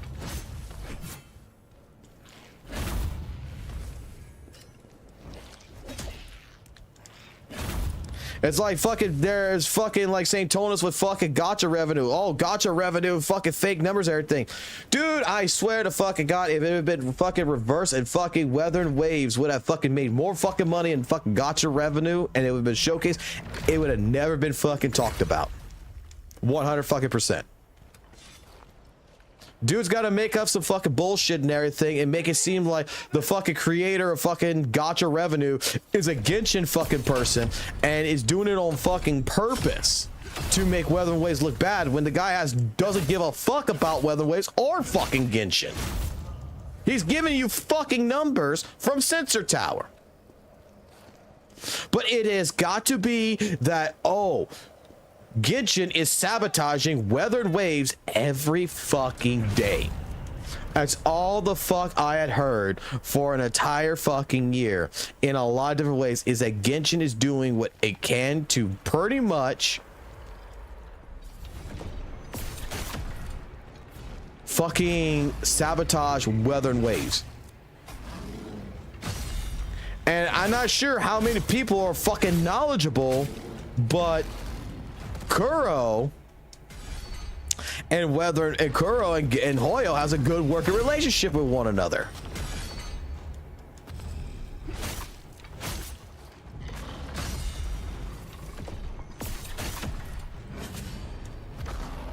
The reason why the leaks go out so fucking much on these fucking games is because the same fucking interns that works at one company works for the other company as well. They're friends.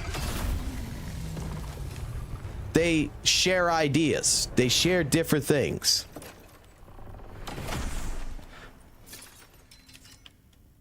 Like, it's like the fucking very first video, which was a fucking absolute fucking joke that fucking St. Tonus backed down on.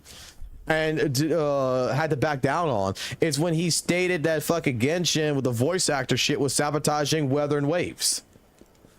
Everybody called his ass out on it. And then the dude had to make a video basically like, oh, it was a theory video. Well, why didn't you say it in your first fucking video that it was a theory video, bro?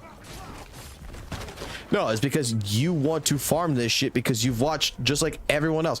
What gotcha CCs are, they're not gotcha CCs for the fucking game. They're gotcha CCs because they're trying to fucking become fucking Tectone. Fiction, it's VXV, right? VXV Fiction made a fucking perfect video on this. 100%. You watch his video, you know, rage baiting and everything else. He's right about a lot of different things. There's some things I'm going to say I think is more to it in the Wuwa community and in the Genshin community than what he says.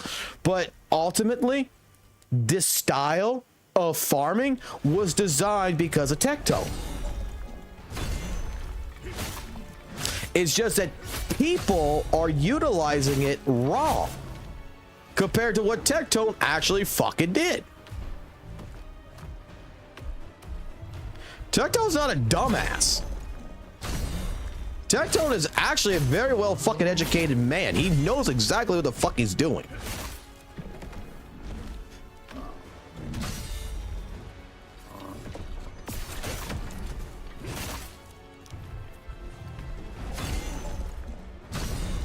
Some people regard that Tectone's an idiot. He's not an idiot.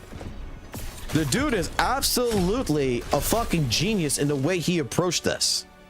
When he got into this entire space, if you watch the fucking history, the fights that has happened between him and other content creators in the past was picked and chose properly. He can win his arguments.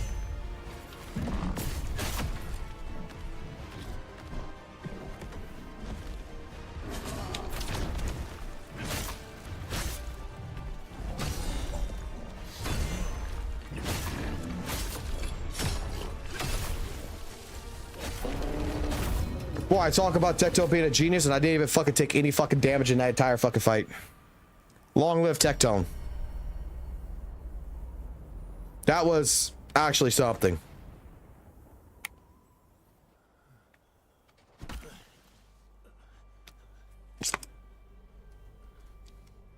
I don't hate you, V.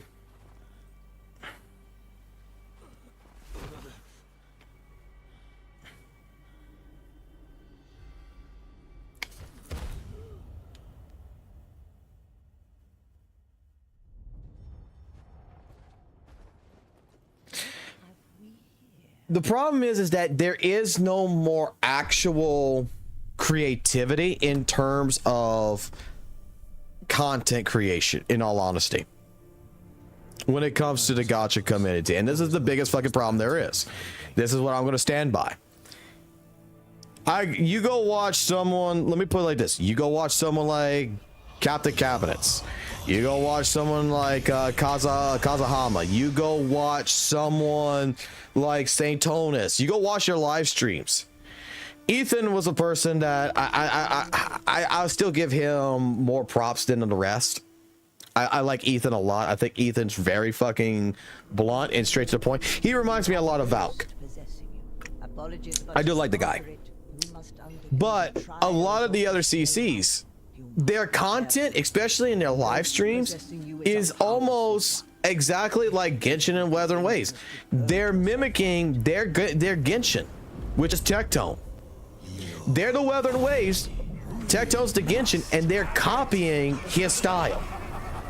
They're trying to add a little bit of flair here and there to try to identify themselves as something different.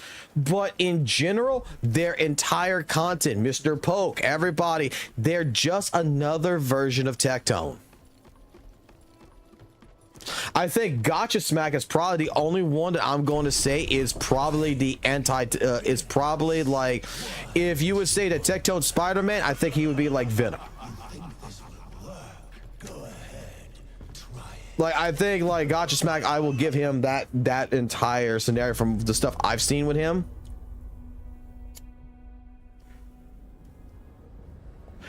He's the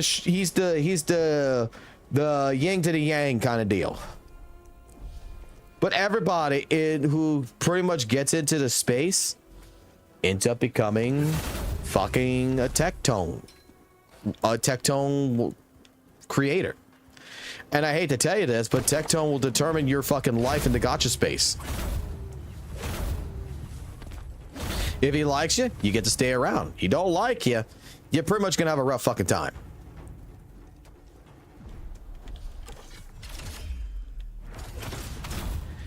He's daddy of the gacha space.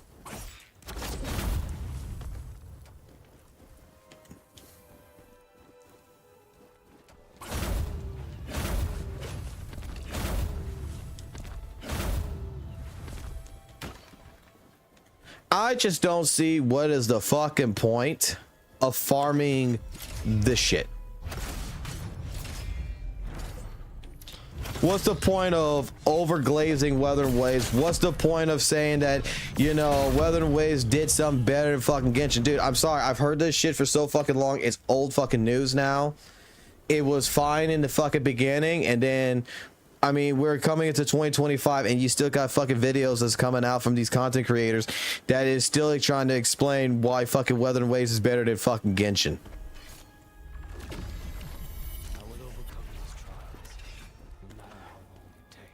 I really don't give a fuck. And I'm pretty sure that a majority of the community would also kind of feel the same way. It's like, yeah, I've heard this 100 fucking times still. Like, this is like the third fucking time this week I've heard this line.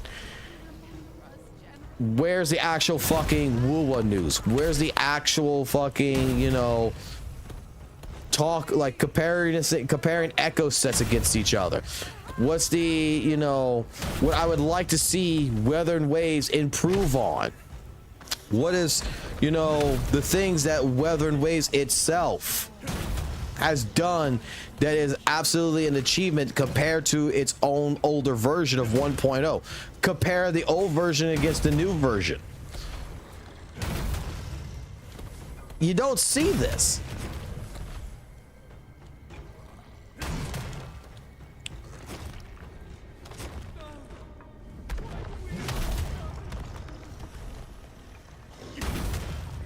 And then now they're doing this argument bullshit where it's like, oh, ZZZ's combat versus fucking Weathering Waves combat. ZZZ has a better combat system. It's like they're two different fucking games, and honestly, fucking ZZZ's combat system is Simon fucking Says.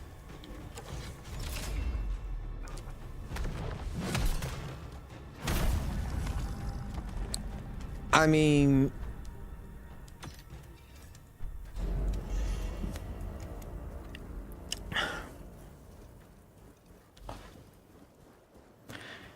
So you survived that one. it's like that one fucking video that I made a long time ago where this fucking girl fucking was stating that fucking she preferred Honkai Star Rail over fucking over Weathering Waves. And that's fine, right? Like, hey, it's fine. She prefers Honkai Star Rail over Weathering Waves. I don't mind that. What I mind is that she completely is putting out misinformation that, you know, like Weathering Waves doesn't have a reward system. It doesn't do this, it doesn't do that, when it actually does.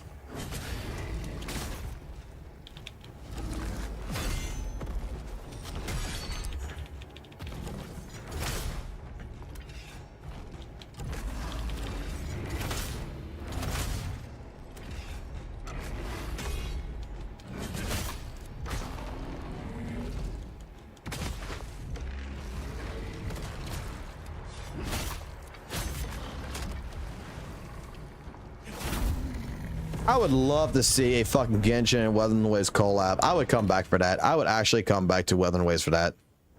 100%.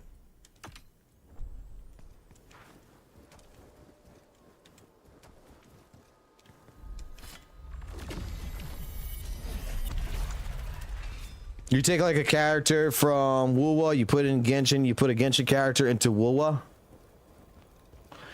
And just be like, hey, look, Hoyoverse and Kuro Games is working together just to shut up so many fucking creators who pretty much hate Hoyo. Now, I know they're going to be like, oh, look at this Genshin character. Look how much better it plays in Wuwa. I know that would be the fucking argument.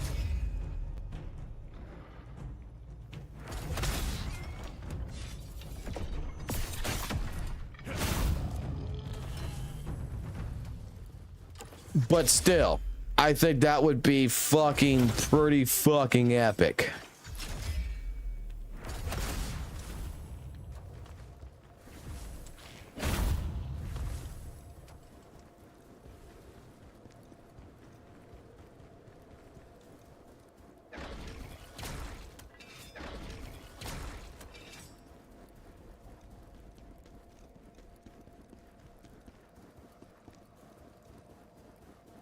But that's what that's the thing. That's the reason why, like, you know, you can say what you want,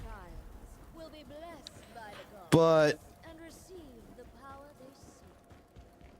Gato was never wrong about the fucking content of Weathering Waves. Like, he was wrong in some sense, but he wasn't wrong. The dude was absolutely correct in my personal opinion when it comes down to the different types of content out there.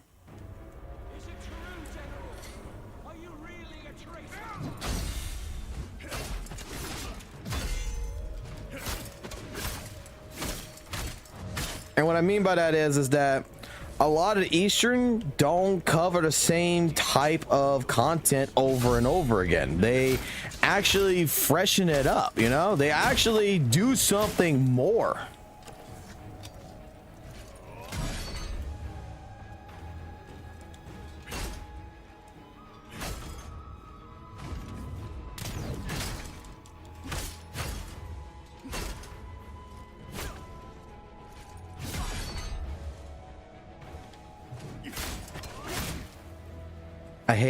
I hate this entire fucking, this is the one thing I do not like about this fight. It's not about turns no more. It's about manipulating the attack pattern. Because depending on your distance or whatever, there is something going on in this fight right here where sometimes you're just sitting there for a solid fucking 20 seconds staring down at each other in this game. And as soon as I hit my button, he hits his button. It's like, Who do you think you are? oh wait, I don't want to do that. I don't want to do that. Mighty hero? Take this one off. We'll do that. I don't need 3 hits. I need 2 hits.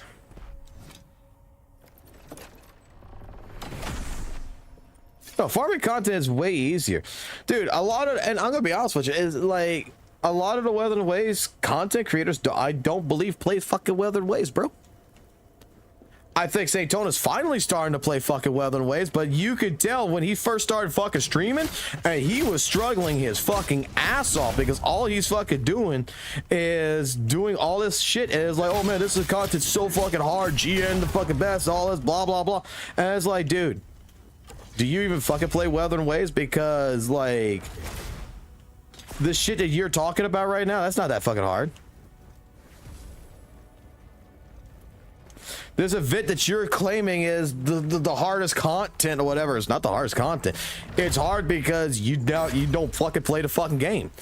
And then actually with him fucking live streaming and with 2.0, he's actually fucking playing the game. He's actually gotten fucking better. He's actually learning the fucking game, because when you're gonna make fucking stupid comments about fucking Chang Li, fucking shorekeeper in the JJ team, saying it's like rubbing your balls on glass, dude does not know how that fucking team actually operates apparently.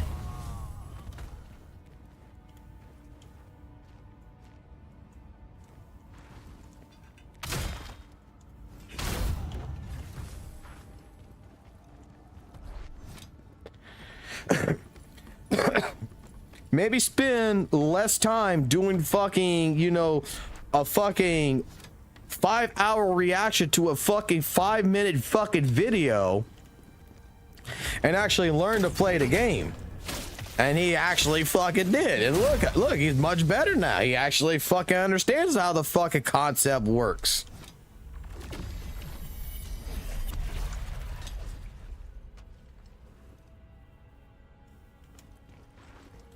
It was with the Tower Adversity and shit in the beginning. Like, you can check out his old live streams, like some of the older live streams on his fucking YouTube channel, unless he fucking deleted them.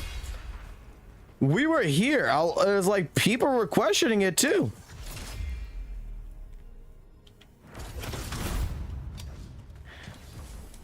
Fucking saying certain fucking characters suck, all this other good shit. He was the one that was saying that, you know, for a long time period that Camellia had a fucking like a hard fucking kit to learn, that she was not an easy fucking character, which like V said, he's like, apparently was according to V, he thought it was more like a joust against me, when it's like, I don't give a fuck if it wasn't. Oh, that was actually nice, doing that double shit.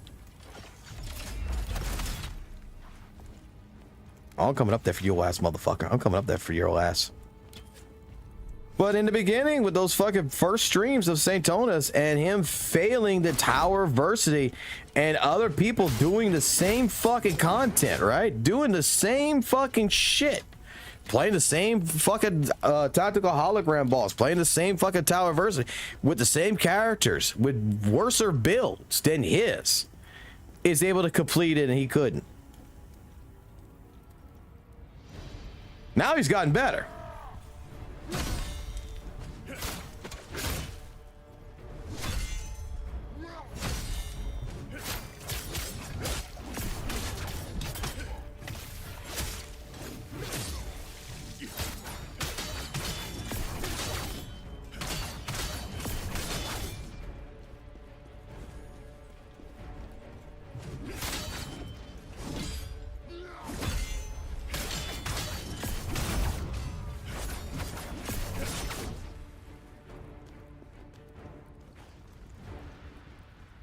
Don't know why, but to me, the guy needs to lay off of Genshin. Which, I mean, I think he's gotten better on. I'm not gonna lie. But it still comes up, and it's like completely a spiteful hate. Like I said, I'm guessing Genshin must have had a waifu or something. He got upset.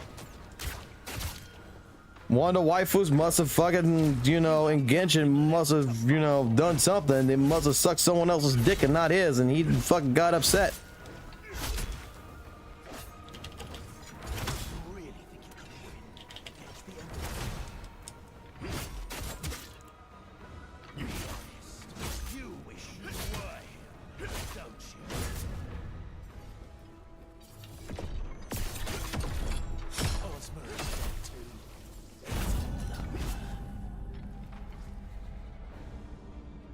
But I mean, My friend, I will avenge you.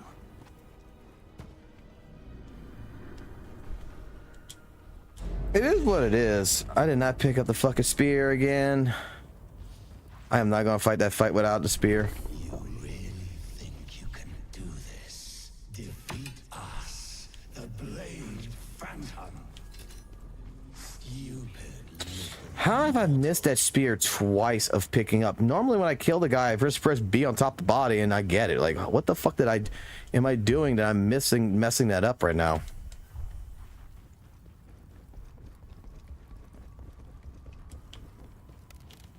What time is it, by the way? I got 10 minutes. I got 10 minutes and then I gotta go.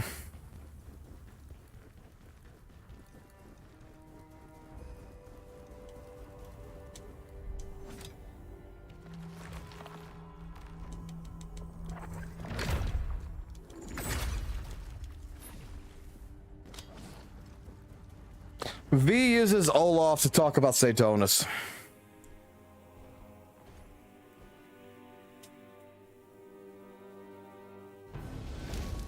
You dare try to defy us.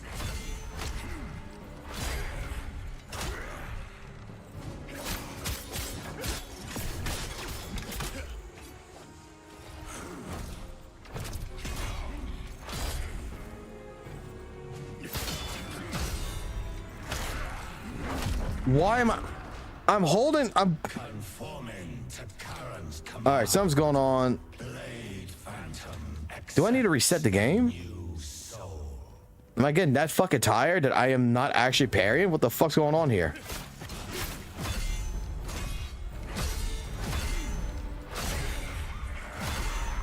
Yeah, it's supposed to be fucking like that.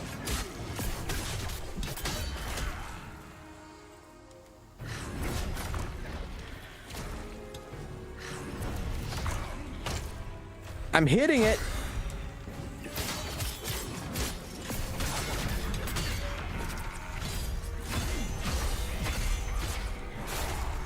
Wow. Yeah, something's going on here. Because I hit every single one of those buttons. I know I parried that shit.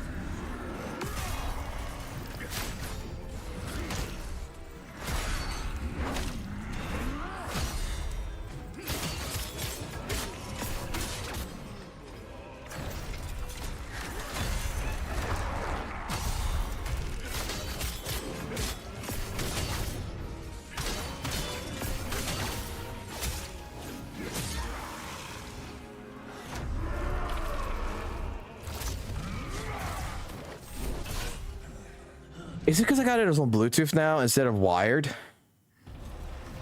Don't think I got input delay.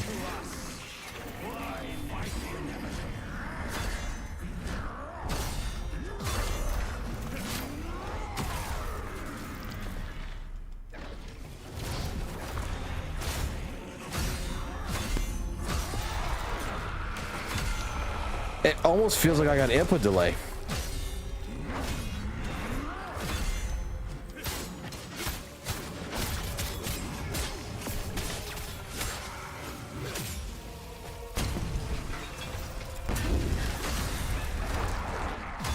It's like I gotta go a second sooner.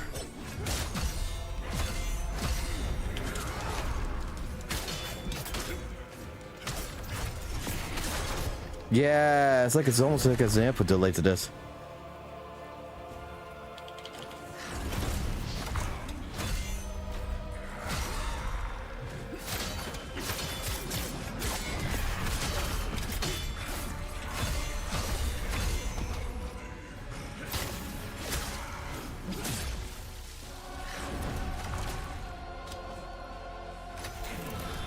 Okay, this is make or break it here. Let's go teleport, block, block, block, normal, and my counter didn't come off. Okay, well, this run's dead.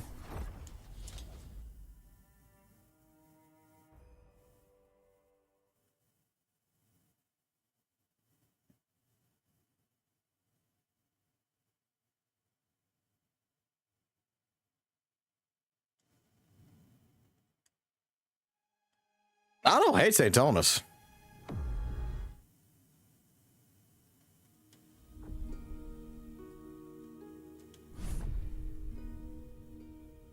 I know he hates me.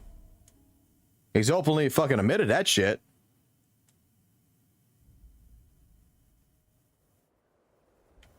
I don't hate St. Thomas. I just think that St. Thomas likes to spread some misinformation here and there that only goes to his benefit. There's a lot of things that when he talks about certain things that I can't agree with it. What happened? Like normally with St. Thomas, I've always agreed 90% of the time with him.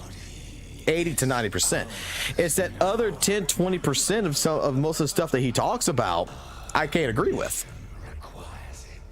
It's filler information. It's it's either, you know, flutter information, it's bullshit, it's basically non-relevant, and it's basically pure misinformation, or it's basically just an attack on Genshin. That's how I feel. I don't hate the guy. No. Stop. Because I don't know the guy to hate the guy.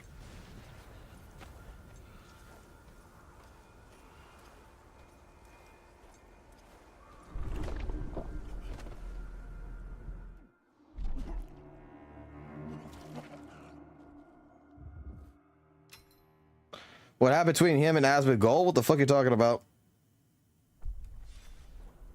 I need to find a way out of here.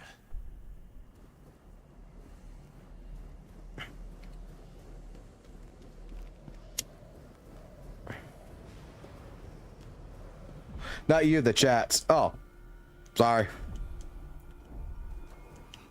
Where is he?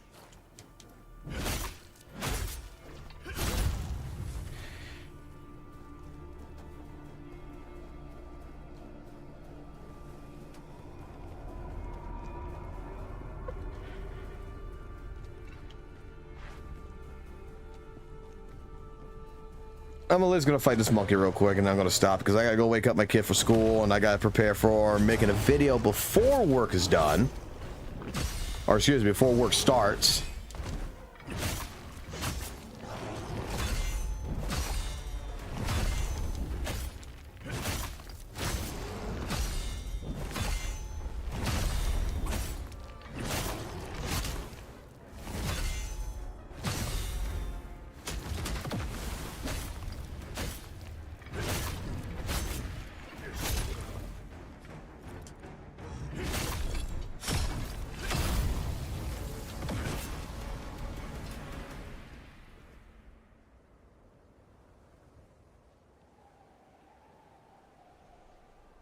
Oh, basically the Elon Musk with Asmod Gold. I've heard about that shit.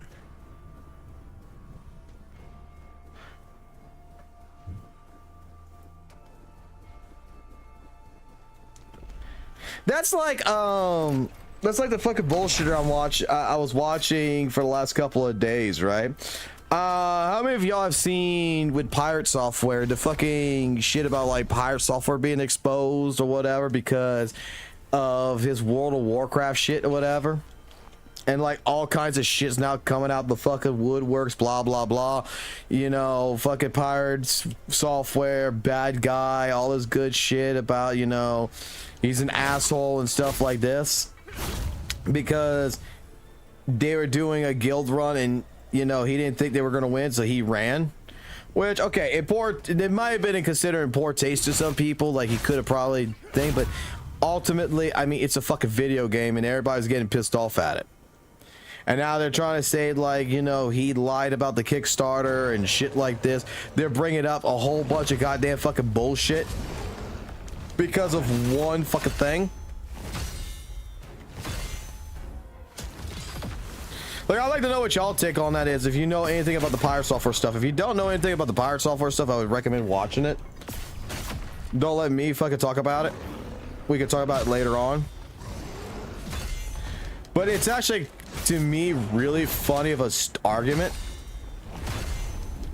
Because, I mean, I don't think Thor is like a bad guy. And everybody's trying to paint this picture like Thor is a shitty person right now. Like, I've seen so many fucking videos on YouTube trying to paint him as a bad person. They're bringing up so much shit of his past and everything else, and like trying to counteract that he's a bad person or some shit. It's like, dude, they had a fucking thing that happened with him and his guild. That shit happened. It's over. It's done with. And now we're going to fucking go against him. Like, I like Thor. I think Thor is actually a great fucking streamer. I think he's actually one of the nicest people.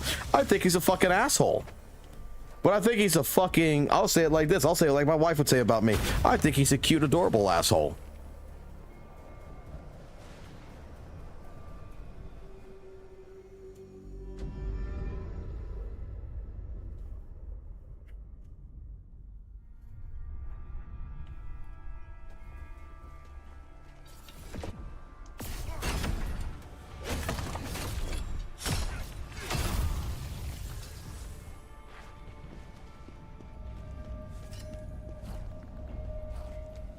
I don't think Saint buys his subscribers. I think those are legitimate subscribers. I think they're majority Tectone fans, though. Like, I'm gonna be honest with you. I'll be 100% honest with you. And take this however y'all want, right? You can take this however you want. But this is my honest opinion about, like, the Saint Tonus and Tectone stuff. If Tectone never once talked to Saint Tonus, never would have gotten involved in any which way, shape, form with Saint Tonus' career in the Bua gacha space, Saint Tonus wouldn't be where he's at right now. Like, legitimately, he needs to thank Tectone every single day. He did not do this on his own. He did this because Tectone built him up.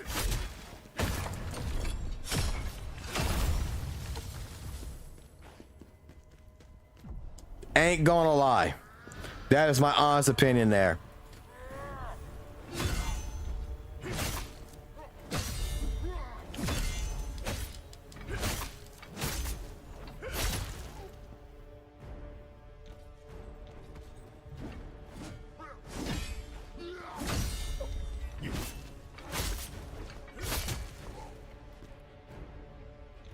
Like, the reason why I say Tonus is the way he is and his content has changed is because of Tectone.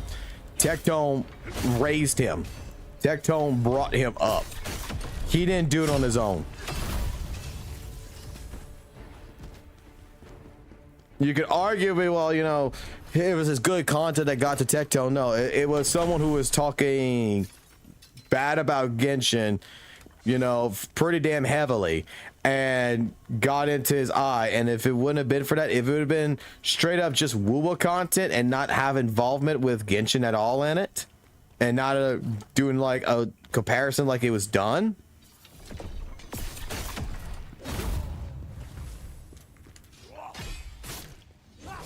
legitimately St. Thomas wouldn't be where he's at right now.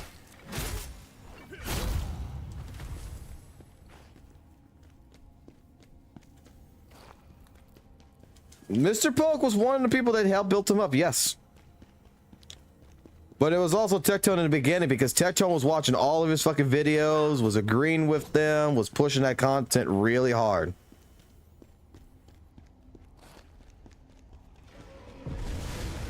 And then Mr. Polk, with that fucking apology video, we need to apologize to Curl, is like, oh, I'm making a parody of this shit.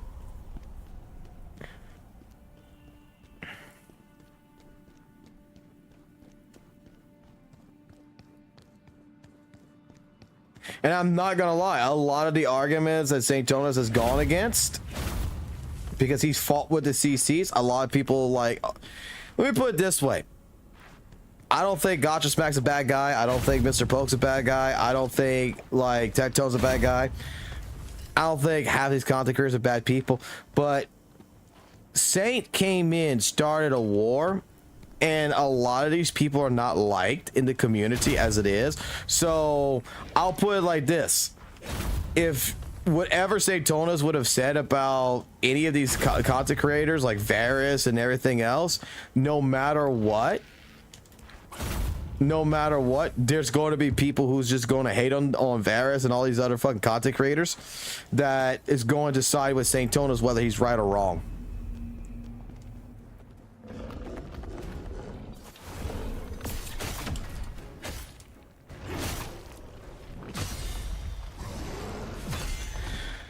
Like, look, there's people out there, man. Like, I could be right about something. Dude, I'm automatically wrong. Because I said it. Because people just don't like me. There's a lot of times you could go pull out a lot of my old streams. I can show you a lot of my old streams. I can show you a lot of my old videos where me and St. Tonas said the same exact thing in different wording. But I was considered wrong and St. Tonas was considered right. But it's the same exact thing. We're arguing about the same exact event. We're arguing about this. We're arguing basically for the same purpose.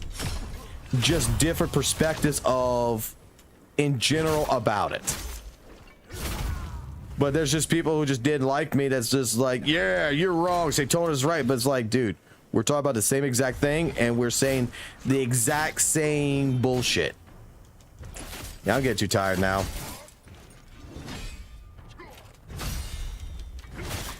I did not block any of his shit in the beginning.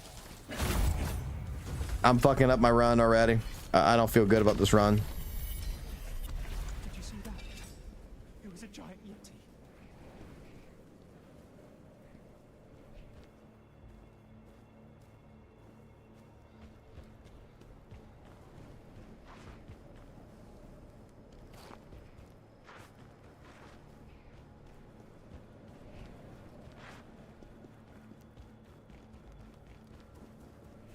Oh yeah, even list free in my brain. 100%. I gave free rip back in the head. Because you guys bring it up all the fucking time. I gotta sit here play Metal Gear fucking Rising. Man, I'm gonna hear the first thing in my fucking stream. I'm gonna hear, did you hear about St. Tonas? I don't watch the guy's content no more.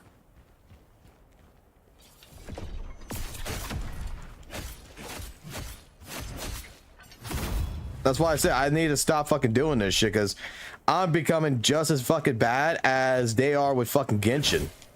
Because we keep talking about this shit. I take responsibility for that.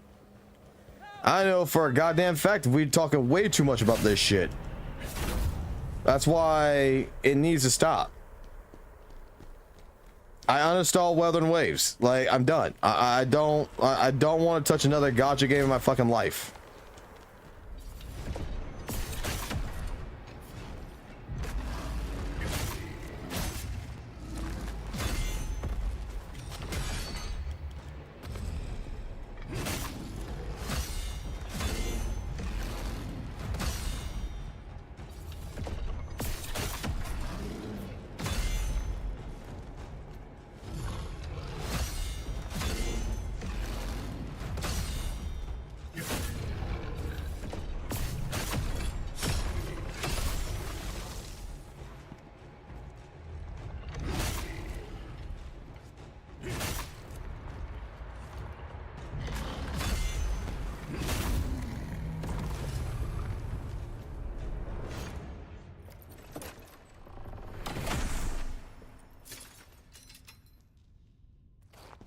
Yep, we completely are.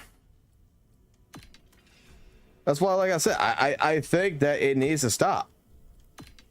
Like, I'm not even playing Wuthering Waves. Like, I get a fucking video here sent. Oh, did you see this tier list video from St. Tones or this and that? And it's just like, come on, man.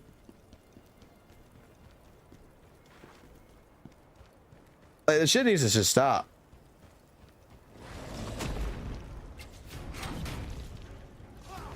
We can talk about this shit blue to our fucking face. It's not going to change shit.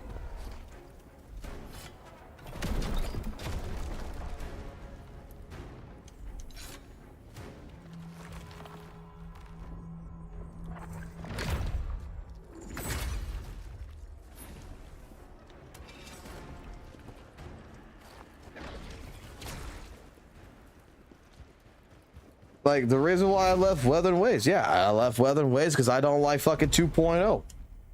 I don't like where Wuthering Waves is going at. You know, I mean, it's not a hard thing to fucking say. I don't like the community.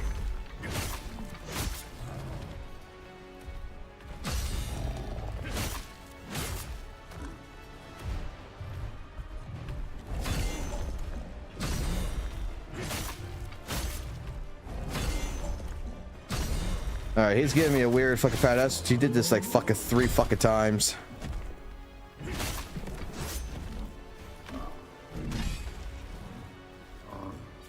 Why is it giving me like this 3 fucking times?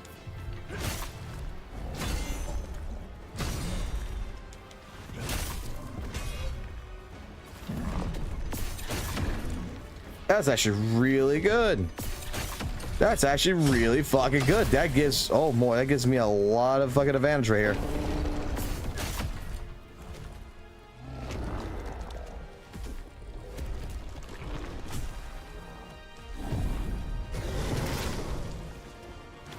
Cause like, I don't even start talking about fucking Satan or anything in my live stream until someone brings it up, because I'm not afraid to fucking talk whatever everybody wants to talk about.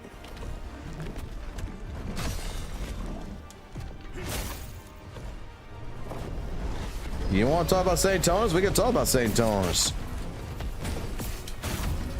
It's not gonna change nothing. Let's be completely fucking honest here. It's not gonna fucking change anything.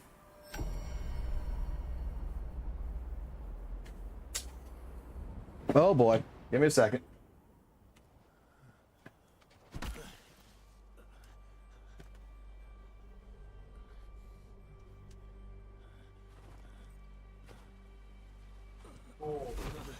Oh, you're late almost. Hurry up.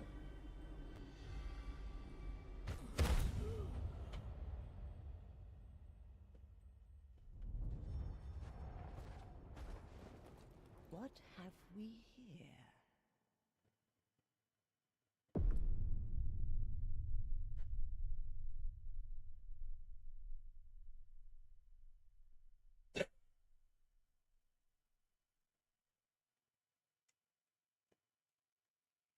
Sorry about that. My kid's almost late for school.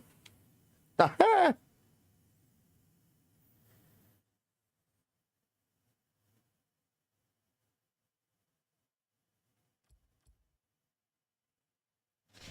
here's a rule I'm going to put in for myself, okay?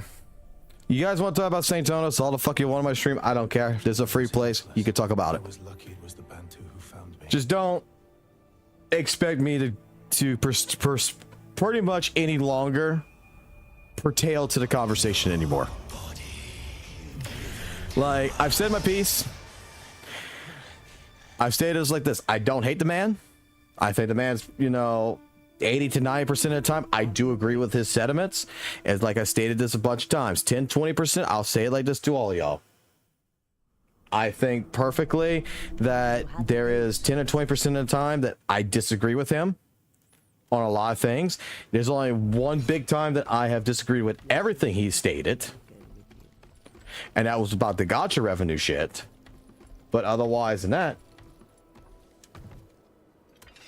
peace up. Otherwise than that,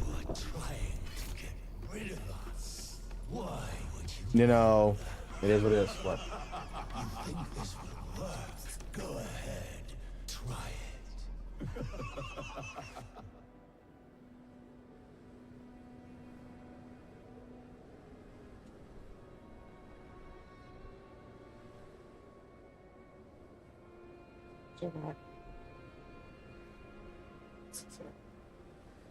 One second, I'll be right back.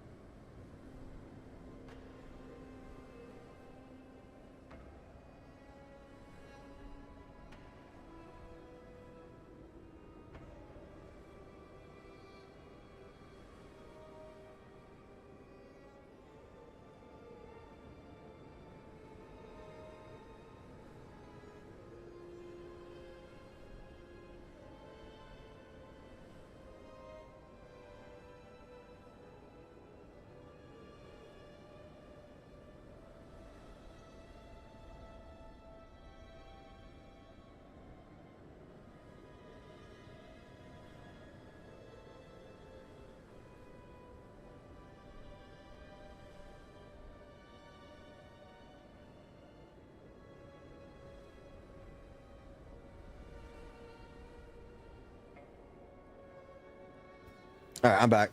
Sorry about that. I don't know who Rube or Genizard is, but I'll say it like this. Do you want to know what my opinion is on who is actually really like good content creators for Weathering Waves, Genshin, ZZZ, and all this? I'll be completely fucking honest. I'll give you my personal opinion who I think, you know, I actually admire. I'll even say it like this, okay? I think Tectone is actually a good fucking streamer. I think he's actually fucking one of the best fucking smartest fucking people I've fucking met. Guy may act like a retard, but the guy is fucking goddamn smart as shit. Okay? Straight up. Man's actually a fucking borderline fucking genius, if anything. He knows the market the best out of everybody else. There is not a single person who knows the market better than him. But Braxophone is a good fucking content creator for a lot of stuff. I actually do like EO. I think EO actually is a good content creator. I mean, yeah, he double backs a little bit here and there, but the guy genuinely, I think, is really good. What the heck happened there? You know what? Fuck you. Here, take a fucking goddamn spear in the ass.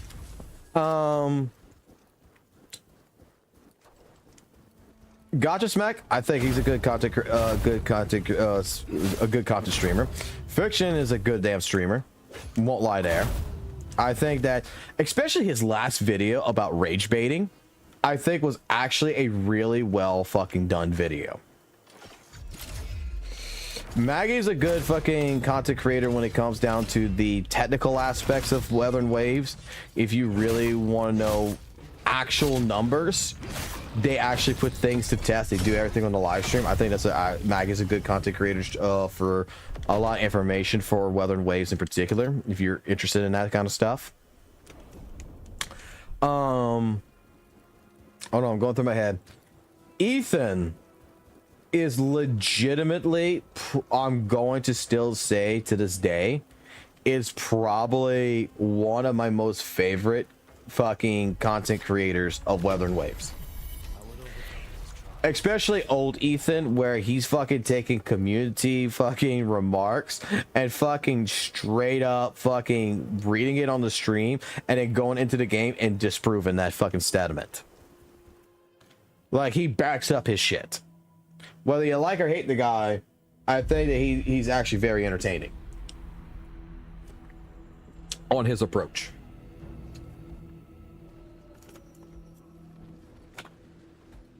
I do like V's content, even though I'm not gonna lie, V has taken a lot of the same approach as every other WUA CC does, pretty much.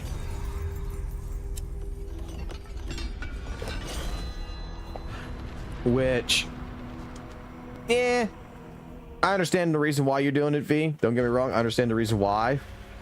It's not like you're really older content, but hey, you gotta do what you gotta do if you want to get if you want that monetization, bro. If you want that money, you gotta work for that money. Totally get it. I don't give a fuck about the money.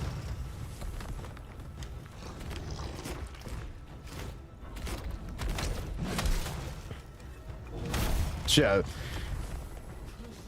Shit, I'm starting to lose subscribers because I'm playing this game over fucking Weather and Waves. I don't care.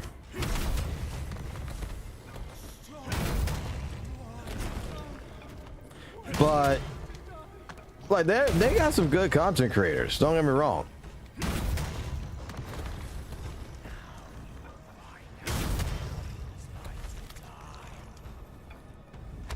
I think a lot of these content creators though get pretty much buried,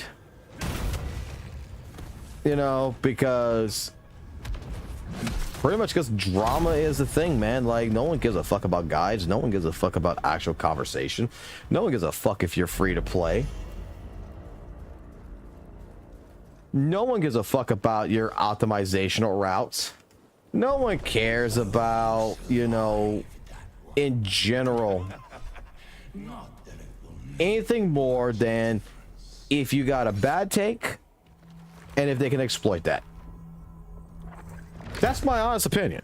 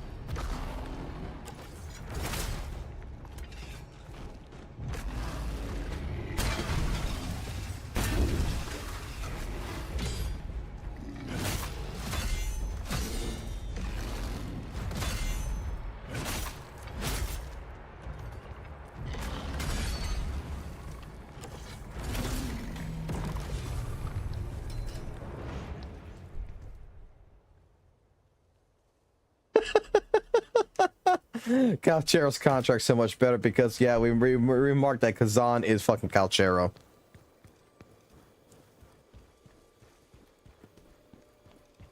No, Tectone is smart when it comes to how the internet works. Like, what Sardo is saying, like, from my statement where you disagree that I say that Tectone's smart, is that's the point. The point is that Tectone legitimately may act like a complete buffoon, a complete moron on a live stream. But it's like a fighting game. Every single one of those streams, all that content, he knows how to play the system. That is something that a lot of people don't understand how to do.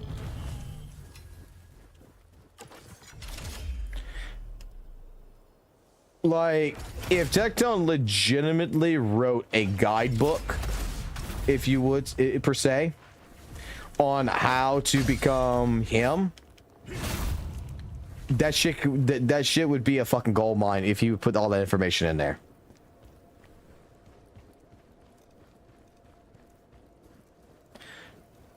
But that's the point. The point is that just like the Gato situation versus Tectone versus Gato, right? I guarantee you, fucking Tectone gave absolutely two shits about that conversation. He didn't fucking care about none of that drama.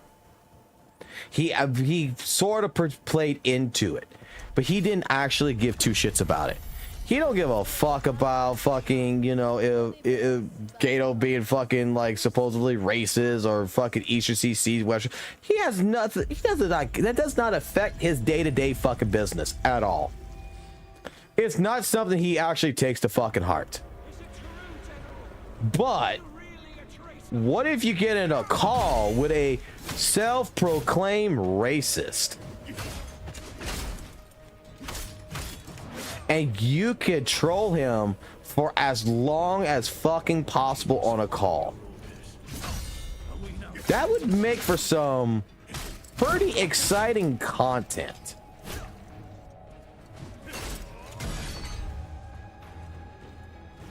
That is what people will eat up, because just like you have like TV shows like Survivor, Big Brother House, TLC's fucking channels, none but about midgets and shit like this, with fucking, you know, all the kind of fucking family drama bullshit, the Hoarders, everything. It's all drama, drama, drama, drama.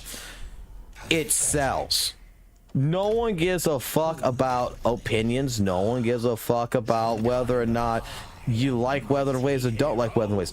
What they care about is that right now they can use it as content, because what is pretty much, let's put it like this, how the Gato thing is not even being brought up no more except by few people like myself right now, right?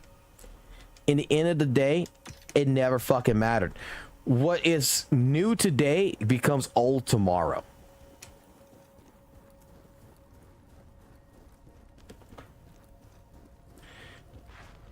What Mr. Polk's doing on Twitter right now, like, it's not gonna last. It's not gonna be there for fucking years. You know, it's new today, it'll be old tomorrow. At the end of the day, it don't matter. That's how that's how the game works.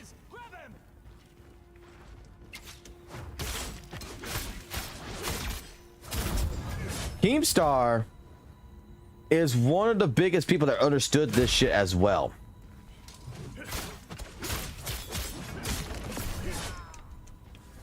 I mean, look at fucking what we got a channel, Drama Alert, bro, because drama fucking sells. Philip DeFranco, all these fucking channels, Ray William Johnson, it's all, these are channels that exist because they understand what people are interested in. They're interested in fucking a story about someone who fucked up in some way, shape, form, and they need to cover it.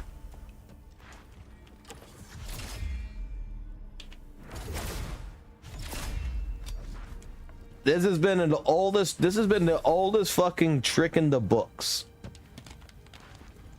FGC fucking did on purpose to create villains. So that way you had always had this situation where you would root for one person over another person, the good guy versus bad guy scenario.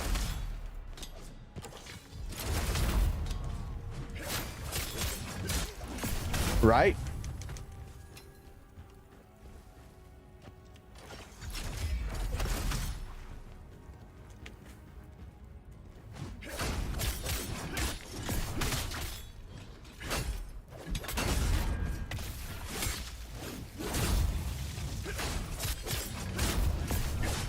I mean, that's how it's played.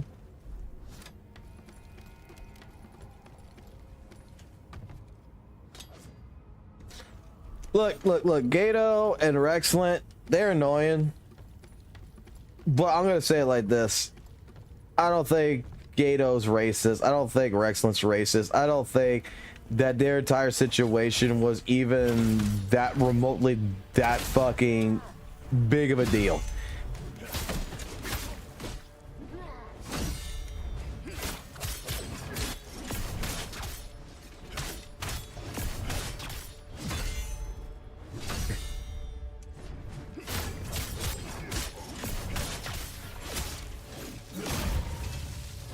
The statements that was made by them was just what it was. It was fucking statements. Like, I don't think they honestly give a fuck about shit. I think that, you know, when you see people say this kind of stuff and things happen, it's like easy fucking farming. I mean, didn't they have like a fucking gotcha cast like back sometime early last year where like everybody was like upset in it because there was no drama being done? They couldn't farm no drama.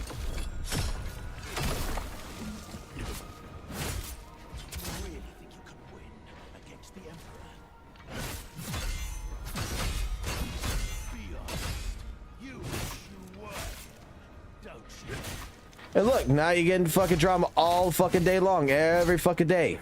Ozma is dead. Hey, stop being so aggressive, motherfucker. Oh, that goes my run. Well, I need to stop anyway.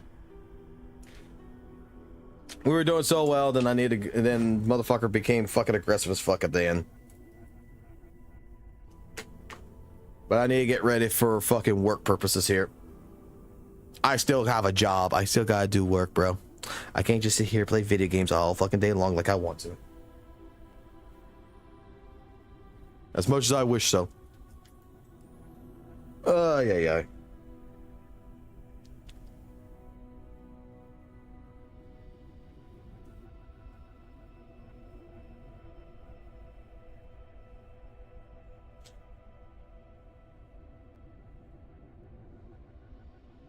But yeah, I mean, in general, it is what it is. And sooner or later, I mean, you know, either you like it or you don't like it. You like the drama, you don't like the drama. It is what it is. But I'm calling it. You guys have a good morning wherever you're at. I might pop back in later, but I gotta get prepared for some other stuff, so I'll chat back with y'all later on. Have a good one. For peace.